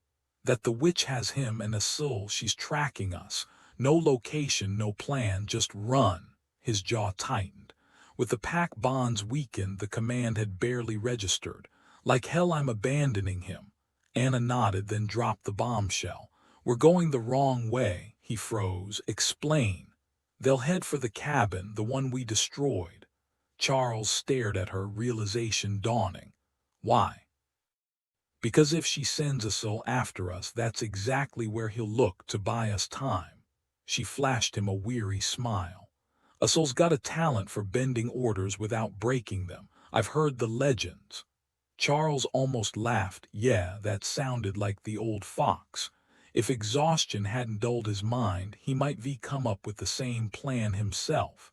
At least this was better than retracing his father's path. He glanced at Walter. "You know the quickest route to the cabin from here." Even as they turned to follow Walter, doubt gnawed at Charles. His father had been right, they should have run. Every instinct screamed it. But abandoning Bran wasn't an option. Instincts were guides, not commands. His father's words echoed in his head. Anna understood why he tried to send her and Walter to safety. She'd have done the same. Charles was slowing, partly from trudging through snow that ranged from ankle-deep to waist-high. Even with snowshoes it was brutal. Mostly, though, it was his injuries.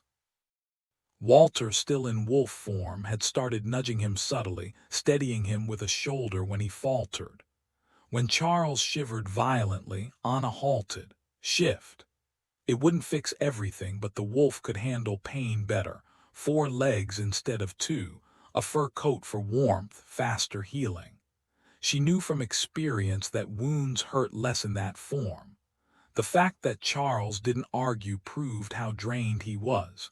He just stripped down, stashing his gear neatly in the brush.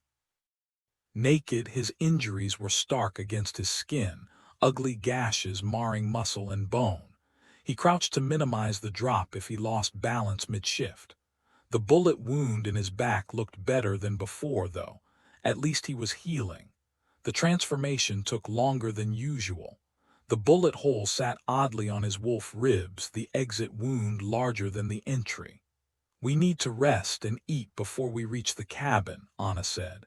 "Showing up half dead won't help your father." No response.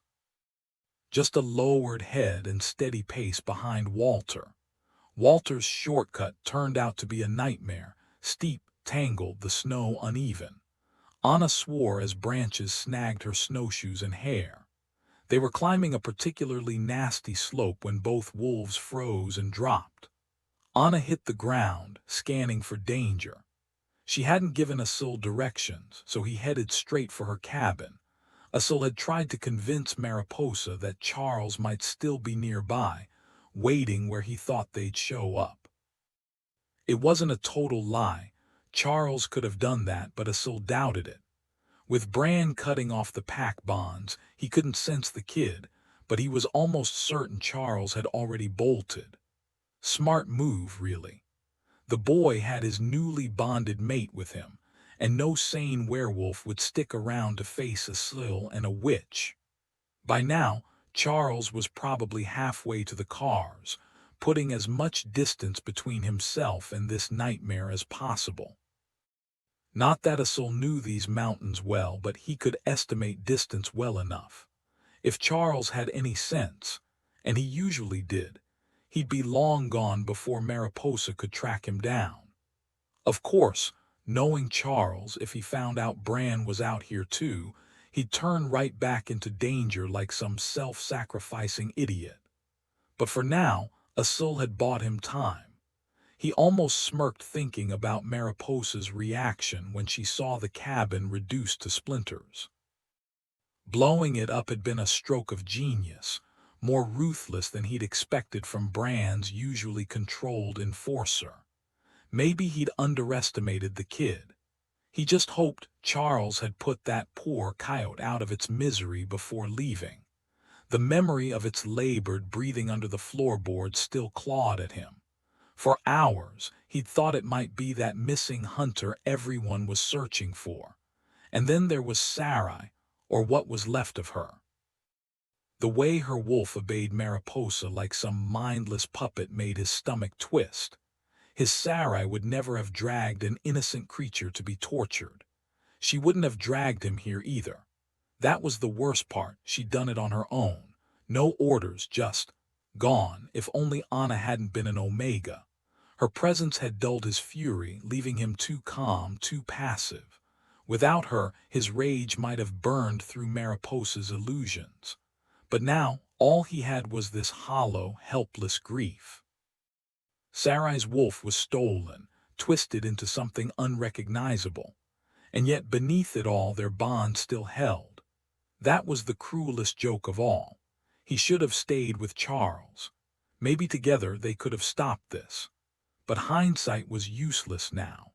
All he could do was watch and wait, and hope Mariposa never realized just how much of Sarai was still fighting back the moment the wolf resembling his beloved Sarai vanished into the trees. Asil had no choice but to follow. He was too old to shift blame. Anna had never been at fault. The fault was his alone. Happy endings were for fairy tales, not for men like him. The only kindness he could offer Sarai now was ensuring her wolf met its end. When Mariposa's scrying revealed a new wolf approaching, he'd known exactly who it was and the chaos she'd bring if she reached Bran. So when she pressed him about which wolf Bran would send next, he'd spun the truth like a knife. Tag. That was the answer, and it wasn't a lie.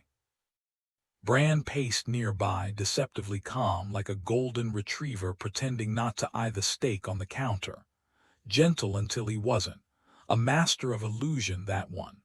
Asil had hoped, despite the cracks he'd left in Bran's defenses, that the old wolf would slip free. Maybe if he'd warned him sooner, if he'd spilled everything when he first arrived in Aspen Creek. Too late for regrets now. Asil wasn't one for false humility. He knew his own worth, and yet he'd still fallen to her. Why had he ever thought Bran stood a chance when he hadn't? At least she didn't know Bran's true nature, not yet. He wished it had been Samuel in those woods instead of Charles. Charles was brute force wrapped in silence, lurking behind Bran like a shadow with teeth. Impressive, sure. But what they needed now was finesse, not a wrecking ball. Samuel had centuries of cunning. Charles, a killer with a fragile new mate clinging to him. Nothing like Sarai, who'd fought like a storm given flesh. Something brushed his hip, phantom fur beneath his fingers, a ghost of a touch invisible to every sense but memory.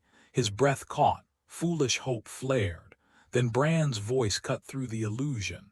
Can the witch change shape? Mariposa noticed his pause. Something wrong, plenty, Asil drawled, masking the tremor in his voice. She was still sloppy with her questions, easy to mislead. Bran, not so much. My Sarai is dead, I'm not. He inhaled deeply, letting the crisp forest air anchor him. The wilderness, at least, never lied. Something moved in the trees, not a bear, but something bigger, something dangerous.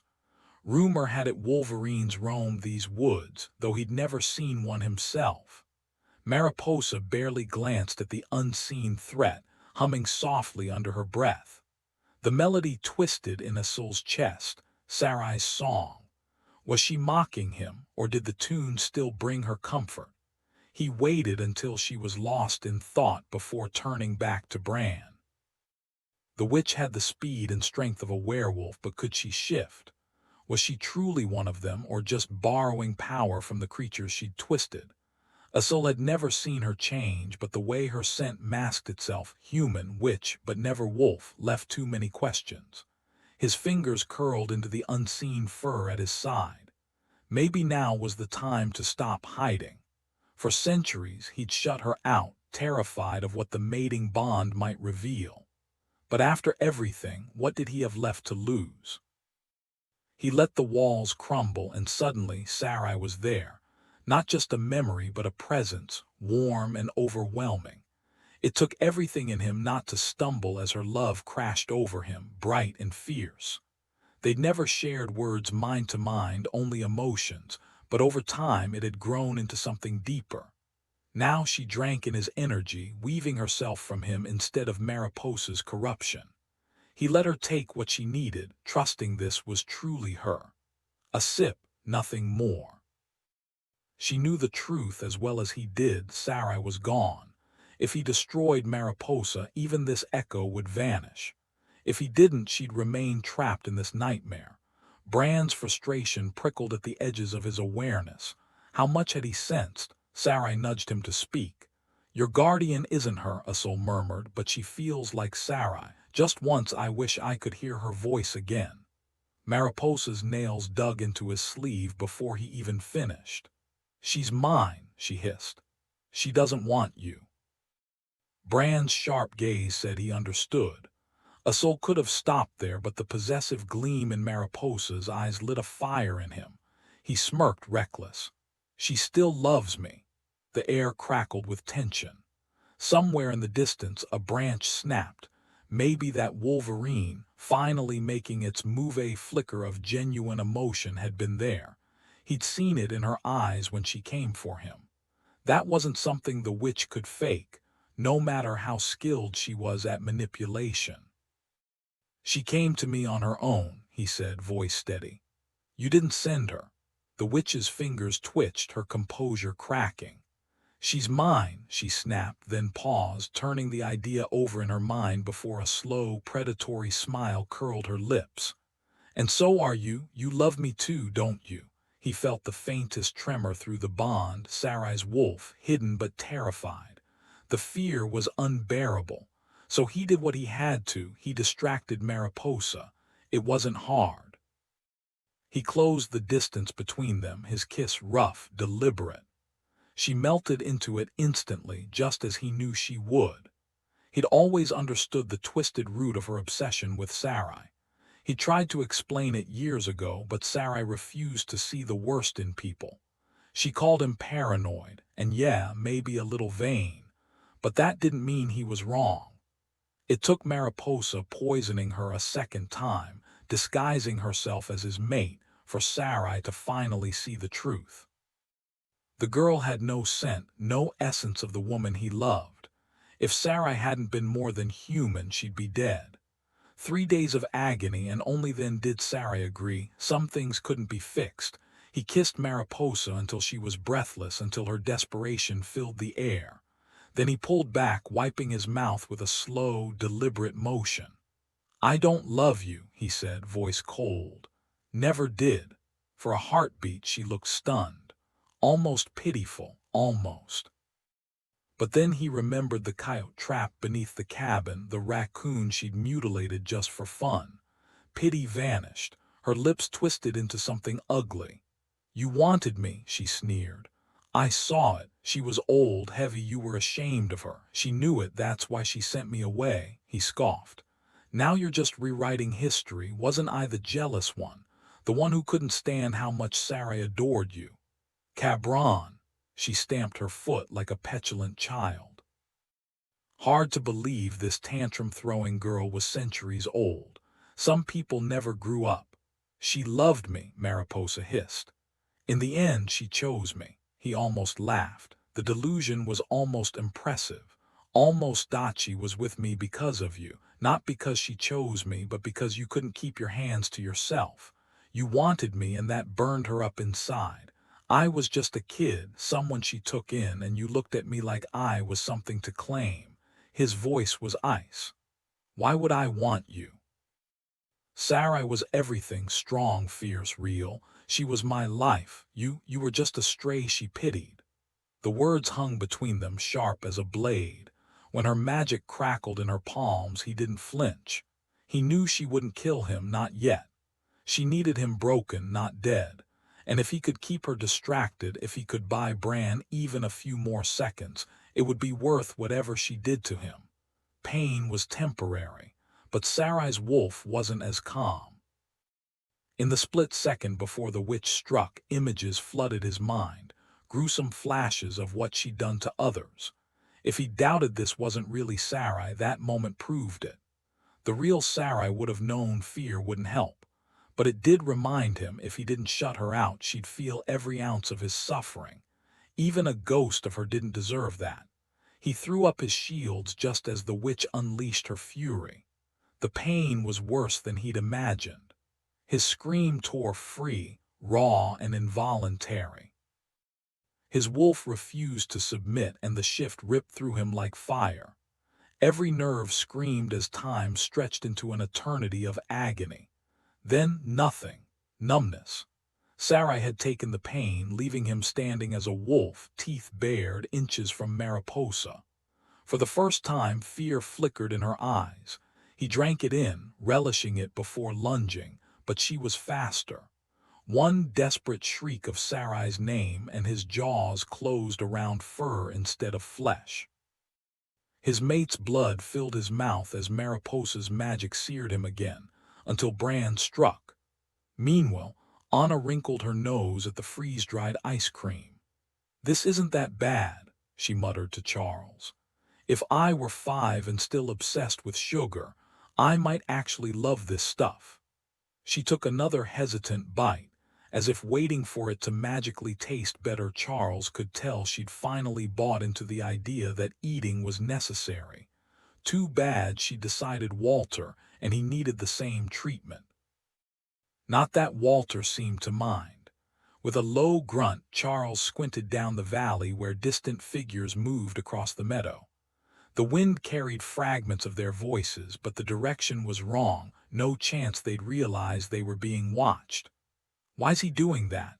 Anna murmured as Asil shifted into his wolf form.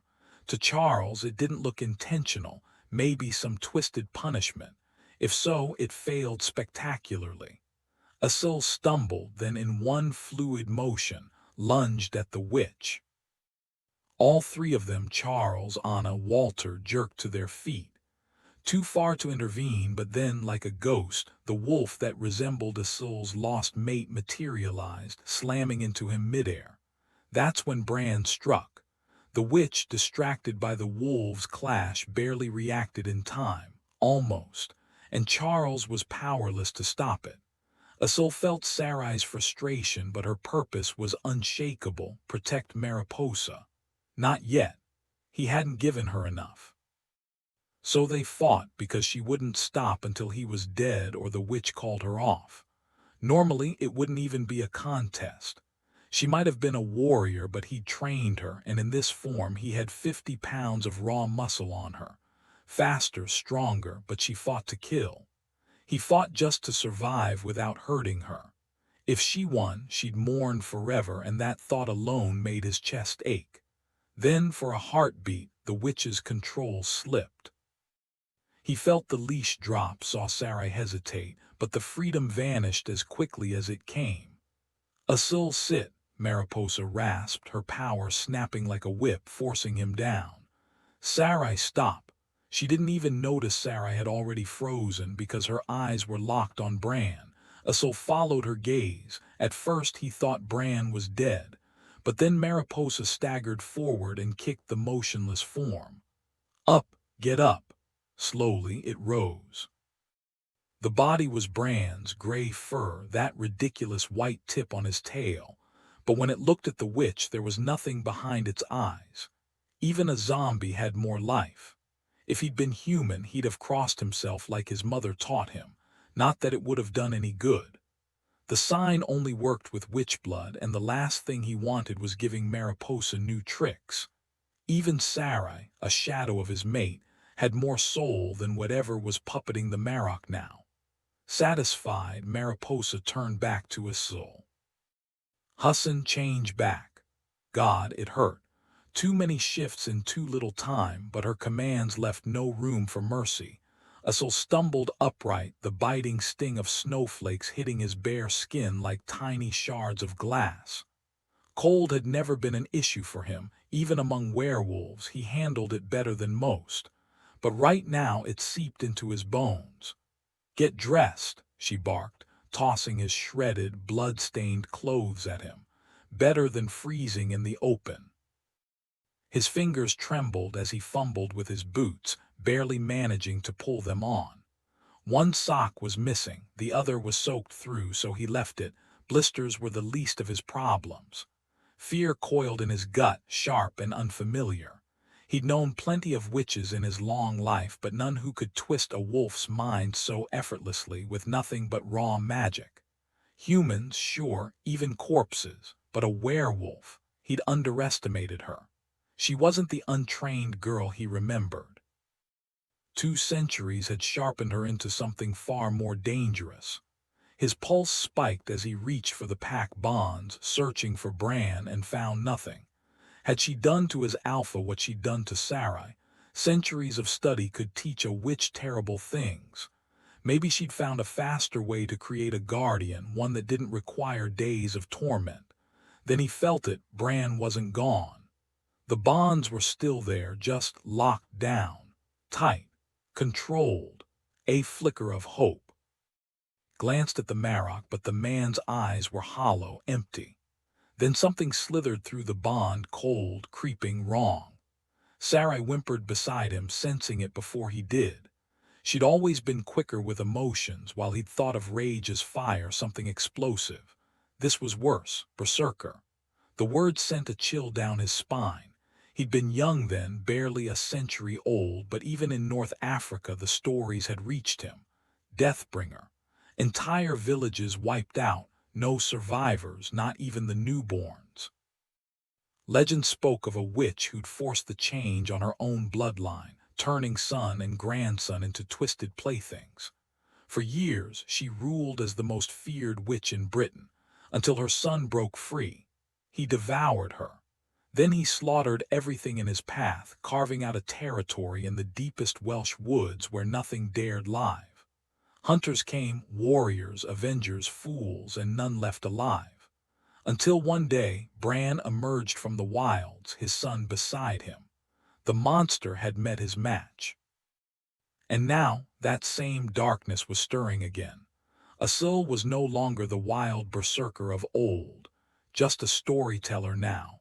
A lone wolf with a harp and too many memories. Time had a way of turning even the darkest horrors into distant legends, then fading them into nothing. He suspected he and Samuel were the only ones left who truly understood the witch's mistake. She believed she had the Marok under her thumb, but Mariposa had always twisted reality to fit her delusions. From his eyes shone a flaming, baleful light. Usul murmured, the ancient words slipping out before he could stop them. Mariposa's face tightened. "What did you say?" "Beowulf," he replied, watching her closely. "A rough translation anyway, I'm no poet." She shot a wary glance at Bran, but all she saw were dull, lifeless eyes, brown now, not their usual amber. Usul knew because he kept checking too. That line from the old poem, it fit Bran better than Grendel ever had. The berserker rage in his alpha's gaze was gone, replaced by something colder, blacker, seeping into every wolf bound to him. It wasn't just the pack at risk, this could spread. Death on a scale not seen since the plague that wiped out a third of Europe, and after, no werewolf would ever know peace again. "You're afraid," Mariposa sneered.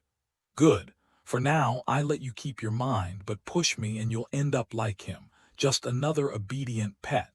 No thoughts, no will. I could have made you a guardian like Sarai. Don't make me regret my mercy." She thought his fear was for her, and it had been until the monster she'd unleashed outgrew her control. She didn't even realize. 2 quick steps, then her hand cracked against his face. He didn't flinch. Small as she was, Sarai's strength made the blow sting. Blood welled on his lip, and he licked it away absently. "That's for lying," she hissed. You knew exactly who he was, the Marok, not some nameless wolf. You let me believe otherwise. He could have killed me. Your job was to protect me, remember? Or have you forgotten your duty? Old wolves lost their grip on reality in stages. First, when everyone they'd ever known died. Then when the world changed so much, nowhere felt like home. Mariposa had been unstable long before she murdered Sarai, but if she thought his concern was for her safety, well, that was almost funny. Dachi was clearly unhinged, but her voice dripped with false sweetness as she tilted her head. Your betrayal meant nothing, she said, flashing a mocking smile. I don't need you to protect me. This one belongs to me now. Her gaze flicked to Bran, sharp and demanding. Shift, show me your face. I've searched everywhere but Bran Cornick. No photos, no records, just whispers. Asul's chest tightened as his alpha obeyed. Would the agony of transformation shatter whatever control she had over him? The frigid air bit at their skin as they waited. Asul, his shadowmate, and the witch watching Bran's body twist and reshape. Their breath curled in the cold, and for a fleeting moment, Asul remembered a winter years ago when Bran had dragged them all to Yellowstone in the dead of winter, renting out an entire hotel just so they could run wild under the stars. You can't hide forever, Bran had told him when Asul hesitated. Some memories are worth making. Now Asul squeezed his eyes shut and whispered a prayer, something he hadn't done since Sarai was taken from him. He begged whatever power might listen not to let Bran become the monster this witch wanted. When he opened them again, Bran stood bare in the snow, unshaken by the freezing wind. His skin was almost translucent, veins tracing faint blue lines beneath the surface.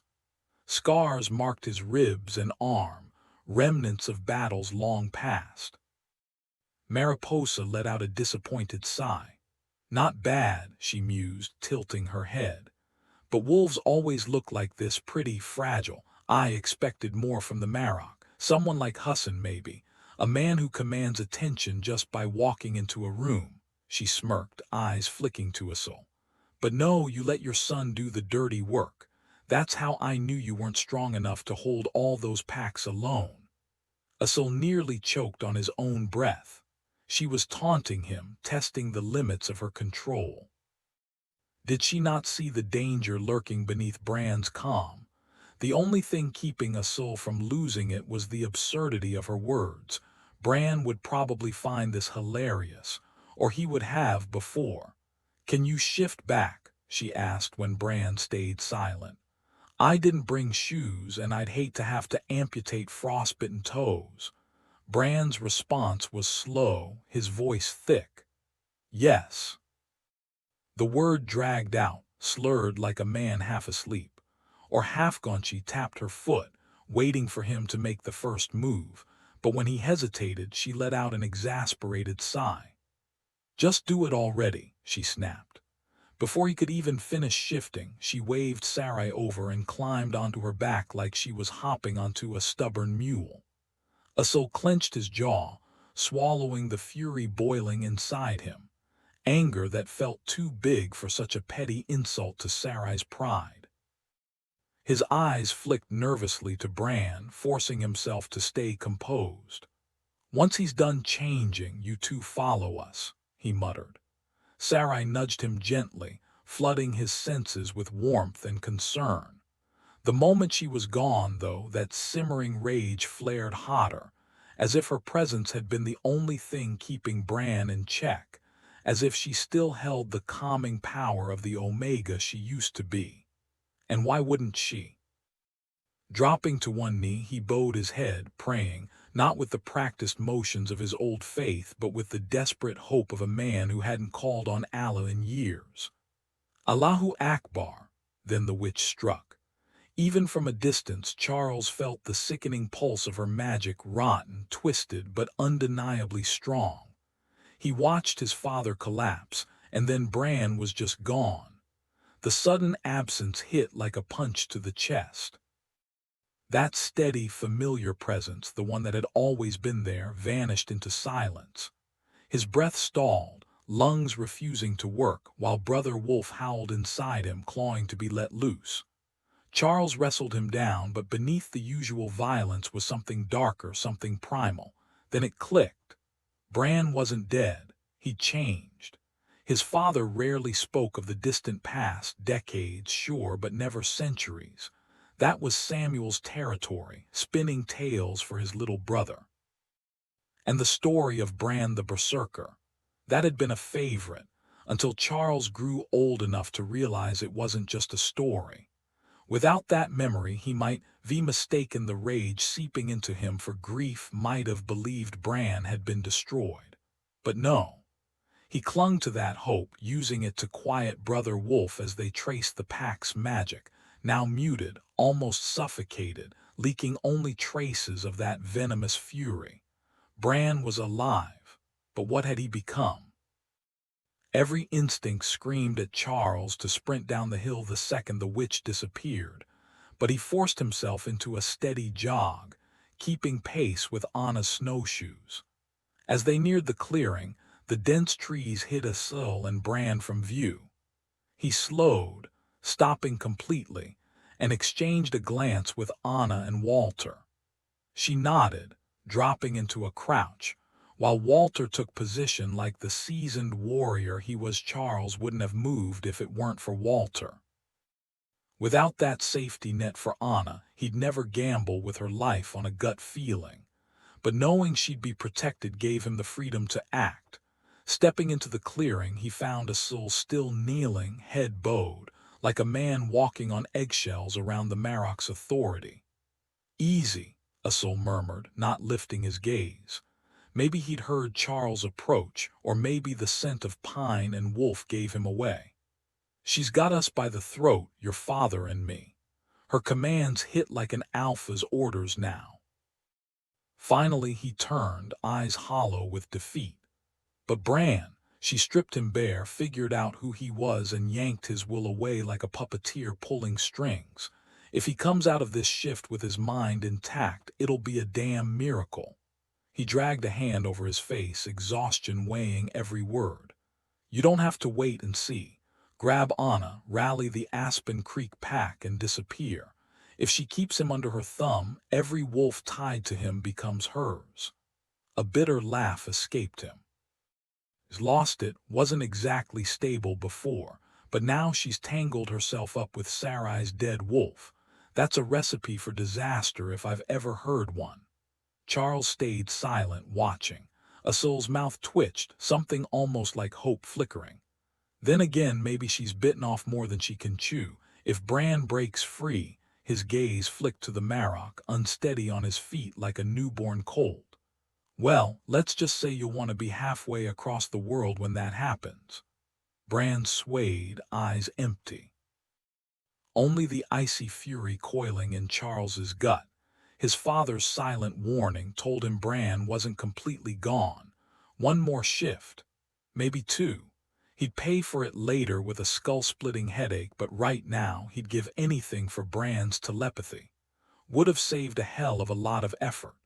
The change took longer than usual, his body protesting like an old truck on a cold morning.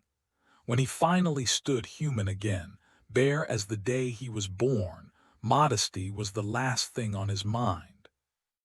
"Too late," he rasped. "She's already coming.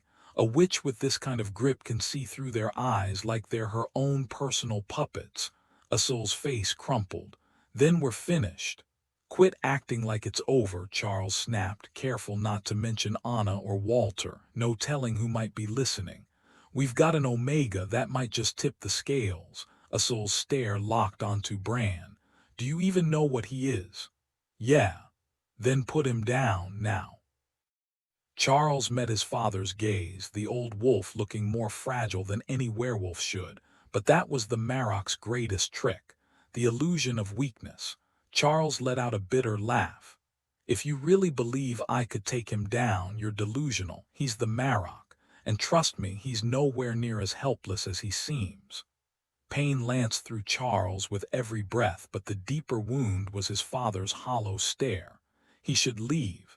He was nothing but a liability now. The witch had already proven she could control him.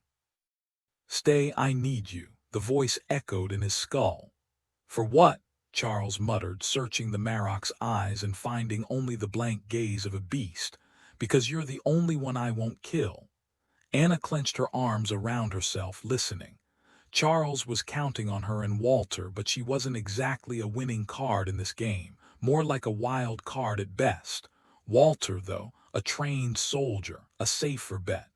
"Do you know this area?" she whispered. "Can we get closer without being seen?" Walter moved without a sound, leading her at an angle away from the confrontation. He slipped through the trees like he was part of the forest, guiding her to an ancient pine with low, thick branches. They crawled beneath, needles pricking at her skin as they settled into a hidden hollow just yards from where the Marok stood, watching his son. Anna pressed flat against the ground, peering out. They were uphill and upwind. She should shift, but the effort left her shaking. Too soon. Too weak. Walter's warmth beside her was the only comfort in the biting cold. She tugged off a glove and buried her fingers in his fur, stealing what heat she could. "He's talking to you," Charles silenced Asul with a raised hand. His father had a plan, that much was obvious, but whether he could share it was another question. "What does the witch want with me?" Charles demanded. Asul hesitated, then grimaced. "Sarai thinks she'll kill you. Break your father, reclaim the power she lost when you burned her cabin." He exhaled sharply. This isn't her first time taking over a pack. Sounds like a pattern. A gust of wind rattled the branches above them, carrying the scent of damp earth and something sharper, fear. Anna's pulse spiked. They were running out of time. Charles exhaled sharply, processing Asul's words. The others the witch had taken didn't just die, they faded, erased like footprints in snow. He rubbed his temples, the weight of it pressing down. Love was a stubborn thing, wasn't it? Maybe Sarah had already slipped through the witch's grasp, tethered to Asul instead. A problem for later. Right now he had bigger concerns. "If she thinks she can just waltz in and take over my father's pack," Charles muttered, "she's in for a rude awakening. Anna's not wrong, we're all a little unhinged." Asul's smirk was faint but unmistakable. Understatement of the century. Charles hauled him up, swaying like he'd had one too many. "You look like hell. Anything broken?" Asul brushed slush off his shredded jeans, though they were already drenched. "Just pride and fabric." His gaze flicked over Charles. "At least I'm not half naked in a snowstorm." Charles was too exhausted for their usual back and forth. "So the witch wants me dead," he said, eyeing his father. The old wolf's expression gave nothing away. "Probably," Asul agreed, shaking snow from his other leg. "But does it matter who pulls the trigger? Sarai, me, your dad, as long as she gets to watch. My money's on him, though." "She's got a flair for cruelty." The realization hit Charles like a punch. His father wasn't just playing defense, he was setting a trap. Clever bastard. "That's your move, huh?" Charles shot him a grudgingly impressed look. "What'd your mom do back then? Order you to kill Samuel?" Asul's retort died as a wolf crashed through the trees, the witch clinging to its back. Brother Wolf surged forward, icy focus replacing fatigue. Sarai positioned herself like a shield between them, bristling. The witch Mary, or Mariposa, whatever she called herself, slid down, smaller than he remembered, her face bare. Youthful, untouched by scars or time. "Charles," she purred. "Where's your mate?" He braced for compulsion, but nothing came. The severed pack bonds flashed in his mind. Had his father actually pulled it off? "Around," he said lightly. Her smile didn't reach her eyes. "Be specific." Charles tilted his head, feigning indifference. "Not where I left her." Brother Wolf's certainty hummed in his veins, though he couldn't explain why. Her stillness was sudden, dangerous. "Interesting."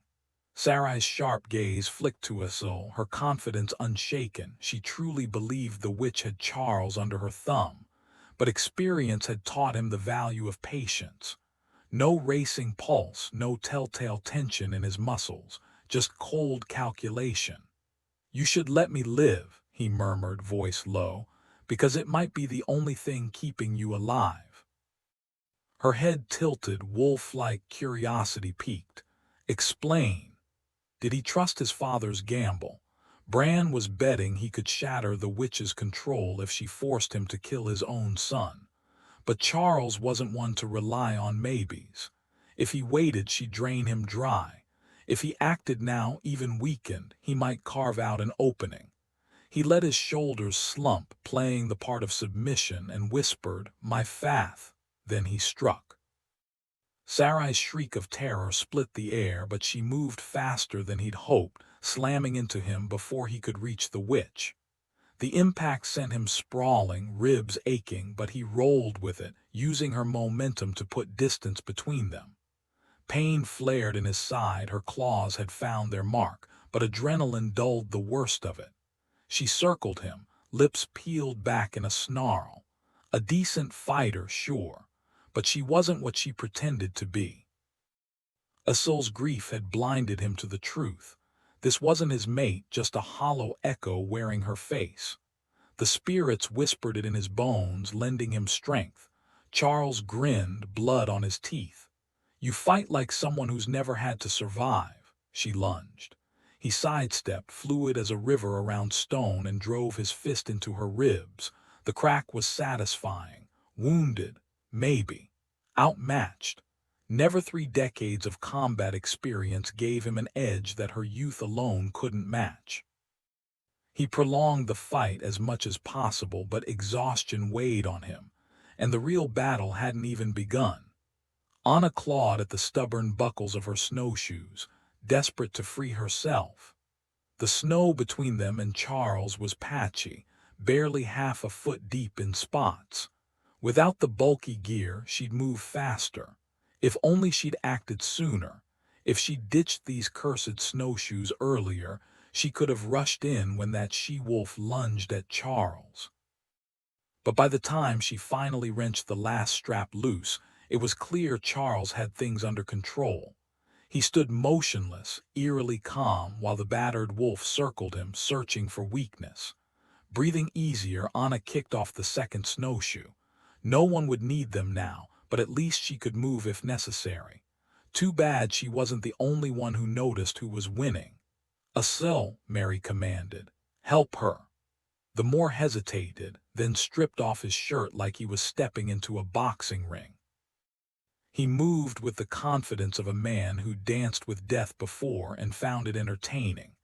If this were some action flick, Anna might have grabbed popcorn and admired the show. But the blood was real, the stakes higher than any movie. Her fingers dug into Walter's scruff so hard he yelped. She winced, loosening her grip with a muttered apology. 1 second Asil was strolling toward the fight, the next he was a blur. He shot past Charles at an angle, driving his elbow into Sarai's neck with surgical precision. She crumpled. Before anyone could react, he hauled her over his shoulders and bolted. "Asil!" Mary's shout went ignored. He hit the slope at a dead sprint, skimming down the mountainside like a downhill skier without skis. Help, Anna realized, came in unexpected forms. From her shelter behind the tree, she couldn't see him anymore, just heard the fading crunch of snow as he vanished beyond reach of further orders. The whole thing lasted maybe 20 seconds. Charles, meanwhile, wasn't distracted. He lunged for the witch, but she hurled something that sent him sprawling. Momentum carried him forward in a graceless slide, snow spraying around him. "No!" The witch scrambled back, her voice shrill with panic. It was easy to forget. She looked like a teenager, but she was ancient, as old as Charles himself. "I have to be safe. Sarai." Anna tensed, ready to jump in, but Charles pushed himself up slowly. Whatever she'd hit him with had hurt, though his face betrayed nothing. If he needed her, he'd signal. Right? Anna shot a quick look at the werewolf next to her. Alert, steady, but not a hint of concern on his face. He knew just as little about witches as she did, and he'd only met Charles yesterday. She wasn't the only one who'd picked up on how sluggish Charles had become. The witch pressed her hands to her cheeks, letting out a breathy, almost hysterical laugh. "Oh, I forgot," she gasped, then jabbed a finger at Charles and spat out words that sounded nothing like Spanish. His body jerked like he'd been struck by lightning, hands flying to his chest. "I forgot," she repeated, grinning. "I can defend myself." But Anna wasn't listening to the witch's gloating. Her eyes were locked on Charles. He wasn't breathing. Whatever dark magic she just unleashed would kill him if it wasn't stopped. Anna didn't know much about witchcraft, and most of what she thought she knew was probably wrong. But the witch had let Charles go once before when she got distracted. Maybe it would work again. No more waiting. Anna exploded from behind the tree, hitting full sprint in 2 strides. Her old track coach would have cheered. She ignored the burn in her thighs, the icy sting in her lungs, zeroing in on the witch. The wolf beside her was just a blur in her peripheral vision. The witch's hands dropped, her focus snapping to Anna. A slow, chilling smile spread across her face. "Bran Marrock, Alpha of the Marrock," she intoned, voice dripping with dark amusement. "Slay me your son, Charles." Then she flicked her fingers. Anna barely had time to register the movement before something slammed into her side, knocking her clear off her feet. The spell missed her by inches. Finally, Charles thought, his ears ringing, both from the witch's command and whatever curse she'd hit him with. Of course, it had to happen now when he was half-blind, stumbling, and had no clue how long it'd take his father to shake off her control, if he even could. But Charles refused to let his death be another weight on Bran's shoulders. Gritting his teeth, he forced himself to focus, using scent, instinct, the primal awareness of something hunting him, since his vision was shot. He lunged, fingers sinking into fur, and let his father's momentum flip him onto his back. Then he planted his feet and sent Bran flying over him. It wasn't graceful. His father was faster than Sarai had ever been.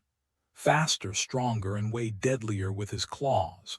But Bran's greatest weapon, his mind, was clouded by the witch's hold, and Charles managed to throw him without getting shredded.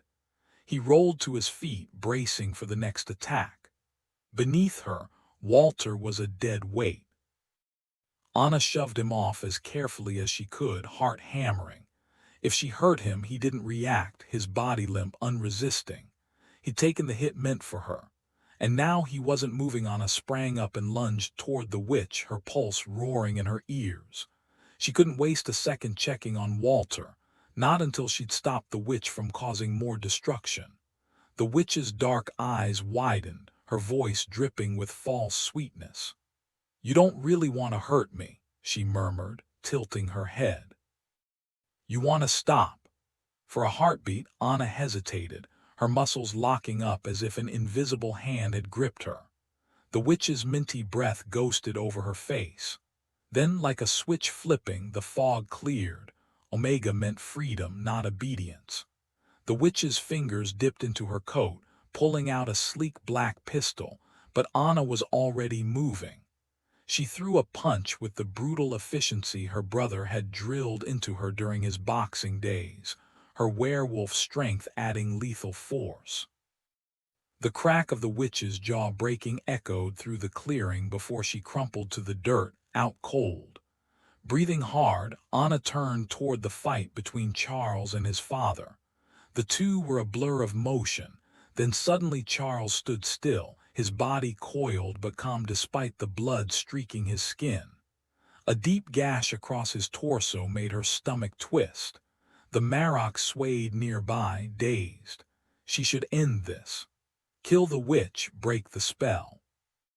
But when she looked down at the unconscious girl, something twisted inside her. This wasn't a monster, just a kid who'd made terrible choices. Killing in battle was one thing, this was execution. Then she saw Walter. His eyes, hadn't they been closed before? Now they stared, milky and unseeing, no breath, no pulse. This man who'd survived war and decades of solitude had died for her. Rage burned through the hesitation. She grabbed the witch's head and twisted. A sickening snap and it was over. Silence swallowed the forest, thick and suffocating. The world felt hollow, like she was the last person left alive. Then she turned. The Marok loomed over Charles's still form. Too late. As the dying sun painted the mountains in fiery gold, a soul cradled Sarai, his face buried in her hair. She was alive, beautiful, and for the first time in years, so was he. The distant sounds of battle still reached a soul's ears, but he and Sarai were far enough from the witch's gaze that her hold over him had weakened. He'd made his choice. Keeping them both out of the fight was the only way to avoid being forced into the wrong side. Now all he could do was wait. Cradling Sarai in his arms, he tried to memorize the weight of her, the warmth, the fleeting scent of cinnamon beneath the cold bite of winter. If Mariposa won, she'd make sure he paid for stealing Sarai from her again. If Charles or Bran succeeded, Sarai would vanish forever. A witch's creations never outlived their maker. So he clung to this moment, pretending it would never end, that the fur beneath his fingers was still her, not just a remnant of what had been. A bitter laugh escaped him. Funny how fate worked. If he'd known all those years ago what would come of taking in that broken child, would he have had the strength to end it then? He buried his face in his hands, fingers tightening around the scrap of fur. Even now, with Mariposa dead and Sarai's wolf finally free, he couldn't find relief. Not when the emptiness inside him twisted into something darker, something ravenous. The rage didn't ask permission. It seized him, ruthless and unrelenting. Somewhere on the mountainside, a howl split the air. A soul answered, his voice raw with grief and fury. The beast was awake. With one last breath, he let the wind carry away the last traces of Sarai before surrendering to the call of his master. Anna didn't realize she was running until her boots pounded through the snow, her pulse roaring in her ears. Charles couldn't be dead. She should have taken the witch down sooner. This couldn't be her fault. She barely registered the Marok's power as she barreled past, slipping and scrambling the last few feet. Charles lay motionless, blood staining the snow around him. Her fingers hovered over him, trembling. Then his eyes snapped open, and for a heartbeat she couldn't process it. "Don't move," he breathed, gaze locked on something behind her. "Don't even breathe if you can help it." Charles watched as the wolf that had once been his father advanced. Madness and cunning fused into something unnatural. Bran had gambled and lost. Maybe if the witch's control hadn't shattered unexpectedly. Maybe if Charles had trusted his father enough to offer his throat at the start. Or maybe none of it would have mattered. Not once the witch had sunk her claws in deep, just like Bran's own mother had centuries before. The why didn't matter now. His father, the man who'd always been a master of disguise, was gone. All that remained was the beast. Charles wasn't just hurt, he was wrecked. The thing standing over him wasn't his father anymore, not the man who'd taught him to hunt or patched his scraped knees as a kid. This was something else, something feral, something that had clawed its way through his ribs and left him gasping, drowning in his own blood. He knew the feeling too well. Another punctured lung, another fight he might not walk away from. Just as he was about to let the darkness take him, Anna burst in like a hurricane, barely sparing Bran a glance, as if the most dangerous creature on the mountain was just some yappy lapdog. And damn if that didn't snap him back to life. She looked like she'd been dragged through hell, hair plastered to her face, wind-burned cheeks streaked with dirt and tears. He tried to warn her, but she just smiled at him like he'd told a bad joke. Terrifying, sure, but also kind of hilarious. "Charles," she said, voice shaky but stubborn. "Thought you were dead. Don't move." Her hand pressed down on his shoulder, and he would have laughed if it didn't feel like his ribs were knitting themselves back together wrong. Then a soul growled, low and hungry, and the moment shattered. The wolf wasn't as massive as Charles or Samuel, but he was still a nightmare in the fading light, ears flat, jaws dripping. Anna wasn't stupid, though, her eyes, like his, locked onto Bran. The Marok wasn't attacking, he was waiting, watching. Like a cat with a mouse, just waiting for the right moment to pounce. Anna's fear hit Charles like a punch, and he forced himself upright. Stupid move, but instinct was a hell of a drug. Bran's attention snapped to her, and suddenly Anna's fingers tangled with his. Then boom! The mating bond slammed into place, warm and solid, like slipping into his favorite leather jacket. Pain, gone. Exhaustion, gone. Even his father's fury, gnawing at the edges of his mind, faded into background noise. Anna blinked at him, wide-eyed, and he could practically hear her thoughts. "You said we needed sex for this. Some expert." Reality came crashing back. He yanked her behind him, putting himself between her and the two wolves who were staring at her like she was the last stake on earth. She let go of his hand. Smart, he told himself. He needed both hands free. But then her icy fingers settled on his shoulders, her body pressing against his back. He expected her to argue, to fight him, but instead she took a deep breath and started to sing. The moment she began singing Simple Gifts, the same shaker hymn his father had chosen for Doc Wallace's funeral, a wave of serenity washed over Charles like a warm breeze, something he hadn't felt since those first few hours after meeting her. Asil had been right. She couldn't share peace she didn't possess. So she poured herself into the melody, letting its quiet strength fill her before passing it to the wolves. By the third line, Charles harmonized with a soaring descant, his voice weaving perfectly with her rich alto. They sang it twice, and when they finished, Asil collapsed into the snow like a man who'd run a marathon. Anna chose the next song, The Black Velvet Band, and Charles couldn't help but smirk when she slipped into a playful Irish brogue, probably picked up from listening to the Irish Rovers on repeat. But it was during the wreck of the Edmund Fitzgerald that Bran, exhausted and battle-worn, finally trudged over and rested his head in her lap with a sigh. Charles made a mental note to tell Samuel later. His little brother had spent years trying to calm their father's rage, and Anna had done it with nothing but her voice. Gritting his teeth, Charles forced himself up, wincing as fresh wounds protested. The moon hung bright in the sky, not yet full but strong enough to cast silver light over the carnage. Asil was out cold, not even stirring as Charles stepped over him to check the bodies. The witch's neck was snapped, but he wouldn't rest easy until she was nothing but ashes. Walter was gone. Anna's voice trailed off as she whispered, "It was for me." Charles turned to her. "The witch aimed at you." Walter stepped in. She looked fragile, pale, bruised, her nails ragged, her knuckles split from throwing a punch probably at Mariposa. Even with the food she'd been scarfing down, she'd lost weight. She trembled, whether from cold or shock he couldn't tell. Bran curled tighter around her, sharing his warmth, and guilt twisted in Charles' gut. Walter had been right, he hadn't been taking care of her. "He died the way he lived," Charles said softly. "A soldier, a protector. No regrets." The cold finally forced Anna to move. She couldn't keep staring at the bodies. The man who'd given his life for her, the woman she'd killed. But it was the biting chill, seeping into her bones, that finally made her rise, disturbing the wolves who'd huddled around her in a futile attempt to keep her warm.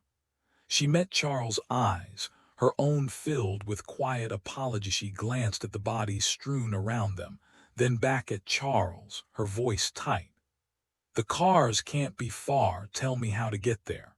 I can't take another minute in this place." Charles pushed himself up with a pained grunt, swaying until Bran steadied him. Usul rose too, though only Bran seemed steady on his feet. "I'm sorry," she admitted, teeth chattering. "I can't eat enough to keep warm, and shifting isn't an option." The temperature had plummeted since sunset, and the cold gnawed at her bones.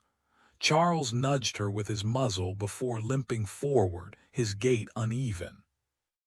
Bran stayed close, just like Walter had. She gripped the thick fur at his neck, not caring that he was the Marrock, just needing something solid to hold onto. The woods should have been terrifying in the dark, but either she'd grown numb to the fear or Charles's forest spirits had finally decided to help. Exhaustion dragged at her steps, her jaw rattling uncontrollably. One wrong move sent her plunging waist-deep into snow, too drained to pull herself out. Her pack jostled, and then Usul shoved a candy bar into her stiff fingers. She ripped it open with her teeth and forced herself to chew, the taste like sawdust in her mouth. All she wanted was to collapse into the snow and sleep, but Usul's warning growl snapped her back, until Bran snarled in response. Charles didn't make a sound, just fixed Usul with a glare that promised violence if he pushed further. That was enough to make her choke down the sticky mess. Stumbling free, she tried to avoid the smooth, deceptive patches of snow, but she still ended up floundering more than once. The wolves fared better, though even they struggled. When the vehicles finally came into view, she almost didn't believe they were real. The Humvee led, but she headed straight for the truck, fingers clumsy with cold as she wrestled the door open. It was a tight squeeze, 3 wolves and her crammed inside, but they made it work. The engine roared to life, and she waited numb as the cab slowly filled with warmth. Only then did she realize Bran was pressed against her, his muzzle resting on her leg. His occasional shivers had nothing to do with the cold. Once the heat blasted full force, she yanked off her gloves, holding her hands to the vents until feeling returned. Next came the boots, soaked socks peeled away, leaving puddles at her feet, warm now at least. She shoved everything behind the seat. Backing down that narrow road was a nightmare, but at least they were moving. Finally the highway twisted and dipped, making the truck vanish from her rearview mirror every few seconds. She gripped the wheel tighter, relying on the side mirrors to navigate. By the time she straightened out, her fingers trembled, her shirt clung to her back with sweat, but somehow she and the truck were still in one piece. The cab reeked of damp fur, the dashboard clock glowed 3 a.m., and her frozen toes burned as they finally thawed. A half-hour in, headlights flashed from the opposite lane, a slate-gray Suburban pulled to a stop. Even on the empty highway she hesitated before rolling down her window. The other SUV's tinted windows hid everyone but Tag in the driver's seat, his expression tight. "Bran sent us for cleanup," he said, voice low. "Everyone good." For a second she didn't get how Bran had contacted him. Then it clicked. She glanced at her passengers. None of them looked good. What exactly did Bran say? Her words dragged, exhaustion weighing them down. Tag's frown deepened. 2 bodies, a witch and a wolf, were handling it. Anna exhaled. "Humvee's at the top of the road, keys are in it, no clue where Usul parked his ride." Tag went still, like he was listening to something she couldn't hear. Then he tapped his temple with a faint smirk. "Bran's got it covered. You good to drive back?" Good question. She wasn't sure if she was lying when she muttered, "Yeah." His engine growled as he shifted gears, but he didn't leave. Instead, he hesitated. "Something went down back there. I felt." "Which," she cut in, "truth, but not the whole truth. If Bran wanted details spilled, he could do it himself." She rolled up the window and hit the gas before Tag could press further. Somehow she found Charles's place, snow-dusted and quiet like a sanctuary. Inside, she barely made it to the bathroom before collapsing onto the bed in just her underwear. The wolves could figure out their own sleeping arrangements. From the other room, Charles's father murmured, "She okay?" Charles listened. The bond between them hummed steady, unbroken, and then faint but unmistakable Anna's voice singing under her breath. "She'll be fine," he said. Asul raised his tea in a silent toast, freshly showered and borrowed sweats hanging loose on his frame. The night had been brutal, but dawn was coming. A sleek black sedan rolled up the driveway, crunching over fresh snow before stopping in front of the cabin. Asul barely glanced up from his seat. "Ah, my ride," he murmured. Sage pushed the door open without knocking, her boots leaving a dusting of snow on the threshold as she scanned the room. Spotting Bran, she shook off the last of the winter chill and stepped inside. "Charles, tell me someone's handling the walkway," she said, tossing Asul his keys. "You can have your car back, just drop me off on your way." Bran sipped his tea unfazed. "Everything wrapped up," Sage nodded. "Tag's handling it. He took your truck to the crematorium, said the wolf's remains will be scattered where we always do. As for the witch, he's mixing her ashes with salt, 4 pounds of it. He'll bring the whole mess to you later." "Good," Bran said simply. Meanwhile, Asul had gathered his dishes and disappeared into the kitchen. When he returned, he exhaled sharply before giving Bran a stiff, formal bow. "I suppose I'll be seeing you soon to discuss what I left unsaid." Sage stiffened, but Bran just sighed. "Your century's too old for a lecture unless you've got another witch or worse hunting you down." He arched a brow. "No, then go home and sleep it off." He took another sip, then added dryly, "And for mercy's sake, stop asking me to kill you. It's terrible for my digestion." Asul's smirk was razor thin. "Oh, I'll keep ruining your stomach, just not over that." He turned to Charles, offering the same stiff bow. "My thanks." Charles jerked his chin toward the bathroom where the shower still hummed. "Anna's the one who ended the witch." Asul's grin turned wicked. "Then I'll have to thank her properly." Charles didn't blink. "You do that." Laughing, Asul steered Sage outside, bare feet vanishing into the snow without so much as a flinch. Once the car's taillights faded, Bran stretched. "He'll still be a headache, just not a lethal one." He grabbed his coat. "Lee's probably pacing by now." Charles barely registered Asul's exit. His focus was on the shadow in his father's gaze. "You sure you're all right? Stay longer if you need to." The words hung between them, heavy with what went unsaid. That thing beneath Bran's calm surface still lurked, a specter neither could ignore. Bran's smile didn't reach his eyes. "I'm fine. Focus on Anna, let's make her pack officially. Full moon's this week." "This moon works," Charles said, arms crossed. "But you're slipping if you think I'll buy that lie." Bran paused at the door. This time warmth flickered in his expression. "Worrywart, fine, I will be all right, happy." That at least was the truth. Bran gave a quick nod before stepping out, leaving Charles to stew in his own unease. The tension only eased when Anna strolled in, fresh from her shower, humming that old tune under her breath. "Crep strep venefica est mortua," she said, toweling off her damp hair. Charles frowned. "What's dead?" Then it clicked, the melody. He cracked a grin. "Ding dong, the witch is dead." Anna plopped down beside him, her expression shifting. "Yeah, and so was a decent man. Do we throw a party or cry about it? Life's never simple, is it?" He reached for her hand, but words failed him.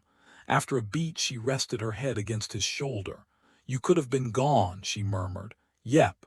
Me too." "Yep." She tightened her grip around him suddenly. "Then I'll make sure his sacrifice means something. I love you."